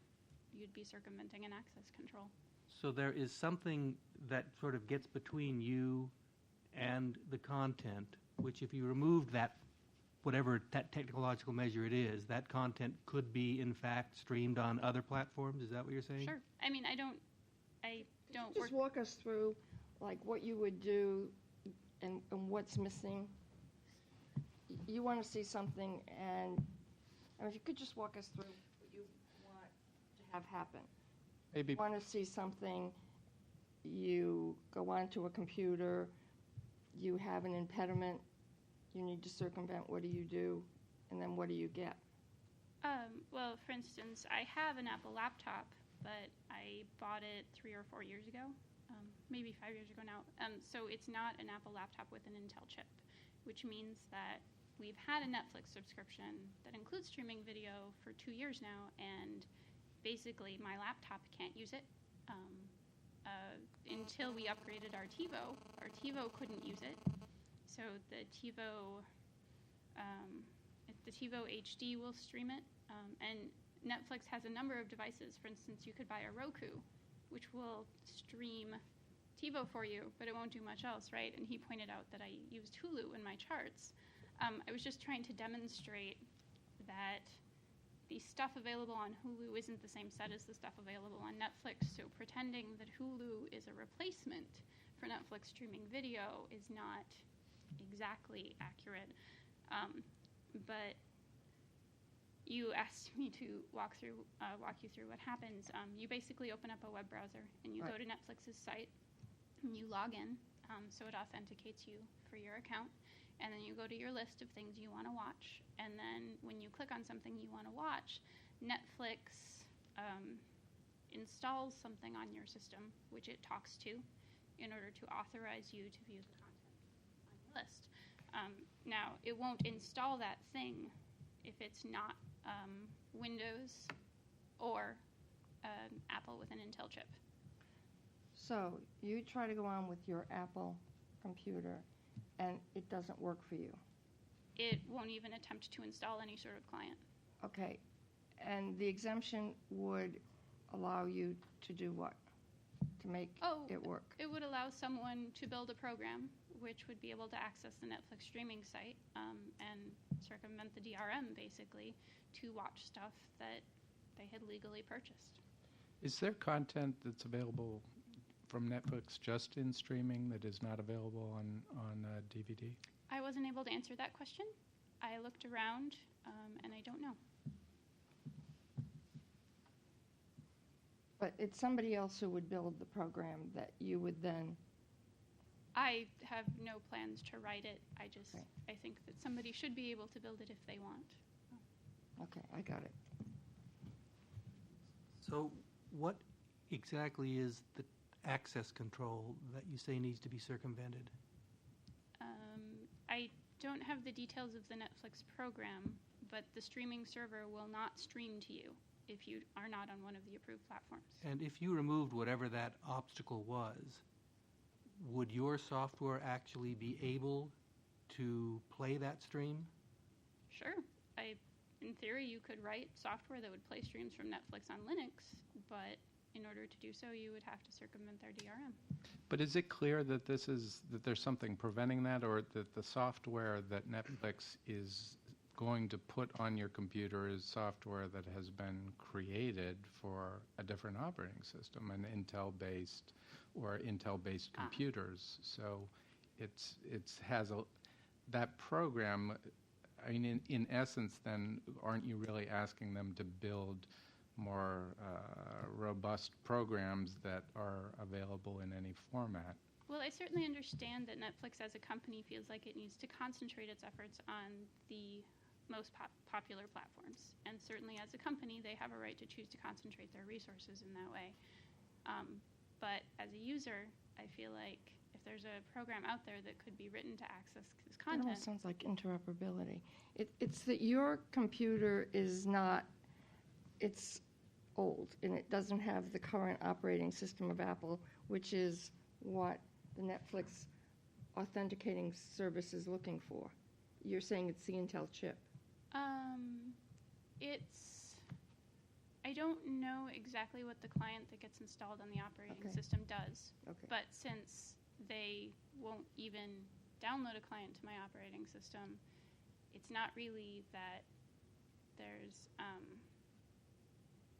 I think it's not really that there's an access control on the computer itself. It almost sounds like obsolete hardware. I'm not sure about this, but it seems like to a certain extent, doesn't this have to do with the decision of when to purchase certain equipment? And I think for most consumers, there's always the decision of, for instance, if someone was thinking of getting an Apple iPhone, well, you know that there may be a different version coming out in 6 months, and if you want to get the added features that are going to be coming out on the new phone, although you may want one now, there's some benefit to waiting for 6 months so that you have all of those features. What isn't what you're asking for, no matter when you buy a particular device or software with that you be able to reap the benefits of anything that that afterwards is developed without having to upgrade or get the new hardware? Well, first of all, my laptop may not have been purchased in the last couple of years, but it certainly runs most other programs fine. So in that respect, it's not obsolete. It simply doesn't have a system on it that has a DRM program that's blessed by Netflix, and that's why it won't run the Netflix streaming video. Now, as to what you seem to be pointing to as an interoperability issue, if there's an access control on the server that refuses to allow me to get to the content simply because of my operating system, well, that's an access control, and if I were to get around it, I believe that would be a violation of the DMCA. So I think there certainly could be a client written to make this work on any operating system. But again, I don't think it would be legal to write that under the current law. Are you offering Netflix as an example, or is that really what your complaint is about the Netflix streaming service? Netflix is just the easiest example. Okay. There are certainly other services that stream only to specific platforms, and I assume some of these charge subscription fees. Hulu has actually done a great job of overcoming some of these platform issues because they work on Linux, they work on Macs, and they work on Windows. However, Hulu doesn't have a lot of past versions of shows. It tends to have current stuff, which is great, for those of us who don't have cable, but it's certainly not as complete as the catalog of something like, say, Netflix or another streaming service could offer. Matt, do you have any information, whether with respect to the services we're talking about so far, do you have a point of view or any information to share on the extent to which there are, in fact, access controls that prevent the kind of use that Megan would like to engage in? I think that Netflix probably uses an access control to ensure that only subscribers can access content. I don't believe that she's established that they have an access control in place to prevent her operating system from connecting. It's that they have worked to enable operating systems to connect, and now Apple's newer versions do connect. There's at least two, I believe, instead of one versions of Vista that will connect. And so I think they have made efforts to enable access to operating systems. There is no access control that I know of that they're using to prevent other operating systems from connecting. It's just they're not compatible with the way are you it's designed. saying that if I wrote a client tomorrow that would let me stream Netflix video on a Linux system, that the MPAA would have no objection to that? Because if there's no access control that I'm circumventing, then they wouldn't care if I wrote that client, right? Well, I'm saying that you haven't established that or identified any access control that you're asking for permission to circumvent. I'm just not clear on what it is that you want to do, and so I can't really address your question.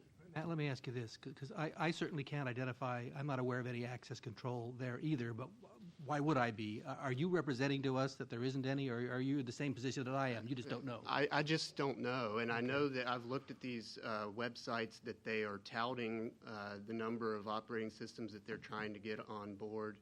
I didn't see any evidence that they're discouraging, trying to limit themselves to prevent competition. I didn't see that. Megan, have you looked at any of our past rulings in past rulemakings? I have a little bit, yes. Okay. I mean, do you know that one of the things we've said pretty consistently is that if you want to get an exemption, it's your burden to establish that there is, in fact, an access control? Do you think you've given us enough information to evaluate that? Because I have to say, I don't see it in front of me. So it's sort of hard for me to make a judgment when I have what's basically a conclusory assertion that there's an access control out there. Well, maybe there is, maybe there isn't. I just don't think I have that information in front of me. Well, if there were no access control, then my laptop should be able to stream that content, right? Somebody would have come up with a client to Not stream necessarily. that content. Not necessarily. I mean, I don't know if that might be one reason why. Another reason just might be that the software you have, the operating system you have, is one that's not the current one that's being marketed, and people who are making these kinds of things are focusing on the currently marketed operating systems. I just don't know, is my point. And one thing that we've said in the past, and maybe you could persuade us to change it, but you've got to be the one to persuade us to change it, is that if you want to make a case for us, you've got to give us enough information for us to understand that there is, in fact, a technological measure that controls access that you would need to circumvent, or someone would need to circumvent in order to engage in this activity. I mean, there's a lot of things you have to prove, but that's the first thing. And so far, I don't see it. If it's put in front of me, I'll see it, but I haven't seen it yet. Have you contacted Netflix to find out why it doesn't work, or what you would have to do to make it work? Well, the reason it works on the Intel chips is because there's a digital rights management software that works on the Intel chips that Netflix has been able to license to put in their client to allow streaming. So there is no, because Apple didn't license its digital rights management software in the PPC chip to Netflix to make the client. I got it. So that's specifically in the case of Netflix. Okay, how do you know that? How do you know what you just told us? Oh, well, there was the online source, and that's basically what I was told when I contacted technical support. Okay, when now I had an issue with there's something online that actually would give us that information, but you've not pointed us to that at all, correct? I mean, In the comment. is it It's in the in the comment? initial Okay, comment. good, all right, good. But as far as the access control issue, if it's denying me access, the server is denying me access to the content based on the fact that I don't have a specific operating system. It's not just that it's attempting to give me content that my computer can't understand, or that my computer is crashing when it runs. It's not giving me the content at all. Can I ask a question, Matt? If just trying to get a sense if there could be or is an access control involved in the Netflix example, if there was a proprietary player that is being offered by Netflix that is only available for if it meets the requirements. So you can download a proprietary player in which to access the streaming video. Wouldn't that constitute a protection measure or access for the content that is then being streamed through that proprietary player? And given the fact that that would be the only means of accessing the streaming content. I guess it very well might be an access control in that scenario, but I don't know that that would inevitably be the case. Okay. I had a question for Ms. Carney. Are you aware, and in the prior testimony, we've had a lot of people talking about how there's, for instance, the codes easily available to decrypt DVDs, and there's codes easily available to decrypt cell phones. We heard earlier today. Are you aware of any codes that do the thing that you are looking to do? I am not, but to be honest, I haven't looked around a lot for it. I feel like if I don't want to do something illegal just to watch TV, so I mean, I would like to have it be legal, but if it's not, there are some things I guess I just thought don't maybe watch on laptop. a They're bulletin very board well or might be. something that people have mentioned, not that you personally used it. Oh, no, I don't know of anything, but I really haven't looked around, so it's possible that something exists. Most other DRMs have been cracked in some way, shape, or form, so it's actually likely, but I don't really know. I'd ask you, I've followed that link, and I'm looking at it on this device, and maybe I'm not looking at the right thing, but you might be able to quickly confirm for me whether we're talking about the same thing. The link that you provided in your testimony today at least, takes me to the following pretty short statement. Netflix blames Apple for lack of watch instantly on the Mac. Takes on Tech interviewed Netflix's VP of Corporate Communications, Stephen Swayze, at CES, and they talked about the LG partnership, the HD DVD Blu-ray battle, Watch Instantly Macintosh support, and more. Swayze blamed Apple for the delay in launching Watch Instantly for the Mac, since Apple will not license the Fair Play digital rights management technology. Is that what you're referring to? Now, Fair Play, as I understand it, and I'm hardly an expert, Fair Play is a digital rights technology that Apple has, not that Netflix has, not that is there to protect the content streamed by Netflix. It has something to do with Apple's own players, correct? True. What I was referring to with that point is the fact that because Apple has an interest in the streaming video business, the marketplace for Apple to license its digital rights management to Netflix or to any other company that wants to stream video, they have an interest in keeping competitors out, basically. So is it Fair Play you're trying to circumvent? It doesn't sound to me like that would be the case. Because Fair Play is no part of the Netflix system. Okay. Wouldn't be part of the Then I get back to my earlier question. What evidence do we have that there is some kind of digital rights management attached to the Netflix stream, which you need to get past in order to watch that? Because this just tells me that Apple's got some digital rights management of its own that's got nothing to do with what Netflix is streaming. The point I was trying to get to with that was that the marketplace is skewed by the fact that the operating system makers, in this case Apple and Microsoft, both have interests in streaming video businesses themselves. Okay, but the point, I'm sorry, go ahead, finish. But in terms of access control, I think the proprietary player is probably as good of an analogy as you're going to get for what Netflix has done. They have basically released a streaming service, provided players for certain platforms, and they will refuse to even attempt to show you the content if you don't have that specific platform with that little bit of code they put on your system that lets you play the content. So that, and I'm not a lawyer, certainly, but in terms of a technological measure that protects access to the work, Netflix is, through technology, protecting access to the work and not allowing me to access it because I have an Apple laptop with a PPC chip. Okay, the one thing I heard from you that may be a suggestion of a technological protection measure is your reference to that little piece of code that lets you play it. What's your source that there is that little piece of code that lets you play it? And then beyond that, what makes that little piece of code a technological measure that controls access to a work? It installs something on Windows systems when it plays. What exactly the nature of that code is, I don't know. Okay, but what's your source for that, though? Because I mean, I'm hearing you assert it, but I need more than your bare assertion that it exists. What's your source for that? For that I've act? watched it install. I mean, it does install something on the Windows OS when it plays content. If you need an outside source for that, I didn't bring one. Well, I've just not heard anything that persuades me that what you're talking about is an access control. Something is installed on the computer. Okay, but I don't know what it is. I heard you in the same response talk about incompatible operating systems and how Netflix designs it to play on only one operating system.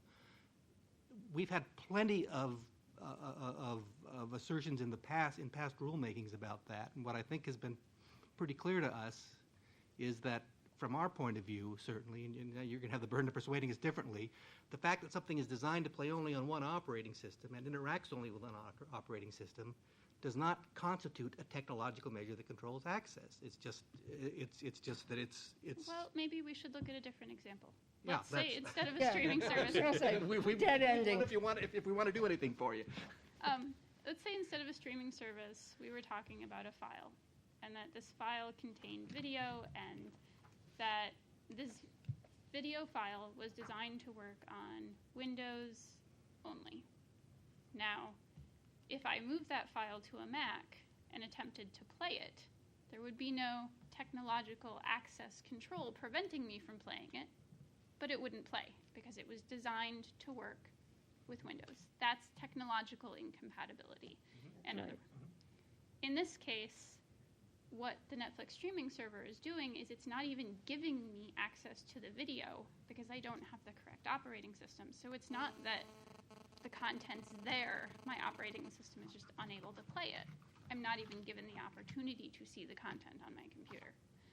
And your computer couldn't play it because you don't have the operating system that interacts with the stream, correct? don't know that it couldn't play it. If I don't see the stream, then how could I ever decode the video? How do we know that this code that you're talking about is actually preventing you from seeing the video? I mean, there could be any number of reasons why you can't see the video, starting with the fact that you've got incompatible software. The streaming server won't stream video. As to the specifics of the code that disallows that, I am not party. I would have no way of knowing, but that's the best example I can give you. Okay. If you've read any of our past decisions, you know that another thing that I think we've said in each of the rulemakings is mere inconvenience is not sufficient to make the case. Now, you've talked about the inconvenience, but I'm not sure you've gone beyond that. Explain to us why this is more than an inconvenience. Well, because if you look at the various services they've talked about, and there are a bunch of them, none of them covers all of the possible situations. And I think that to expect somebody to invest a large amount of time and money to cover everything they want is unreasonable. I mean, it's not just about convenience, it's about resources. It's about being able to have choice as a consumer. And aside from investing time and money, as I said, I don't think market forces are at play here. I don't think that there's competition in the marketplace for people to develop things because of restrictions like the streaming video restriction. The fact that there's only one platform available that will do everything I want, and that platform is known for having difficulties, I mean, that's a pretty sad state of affairs for the average consumer.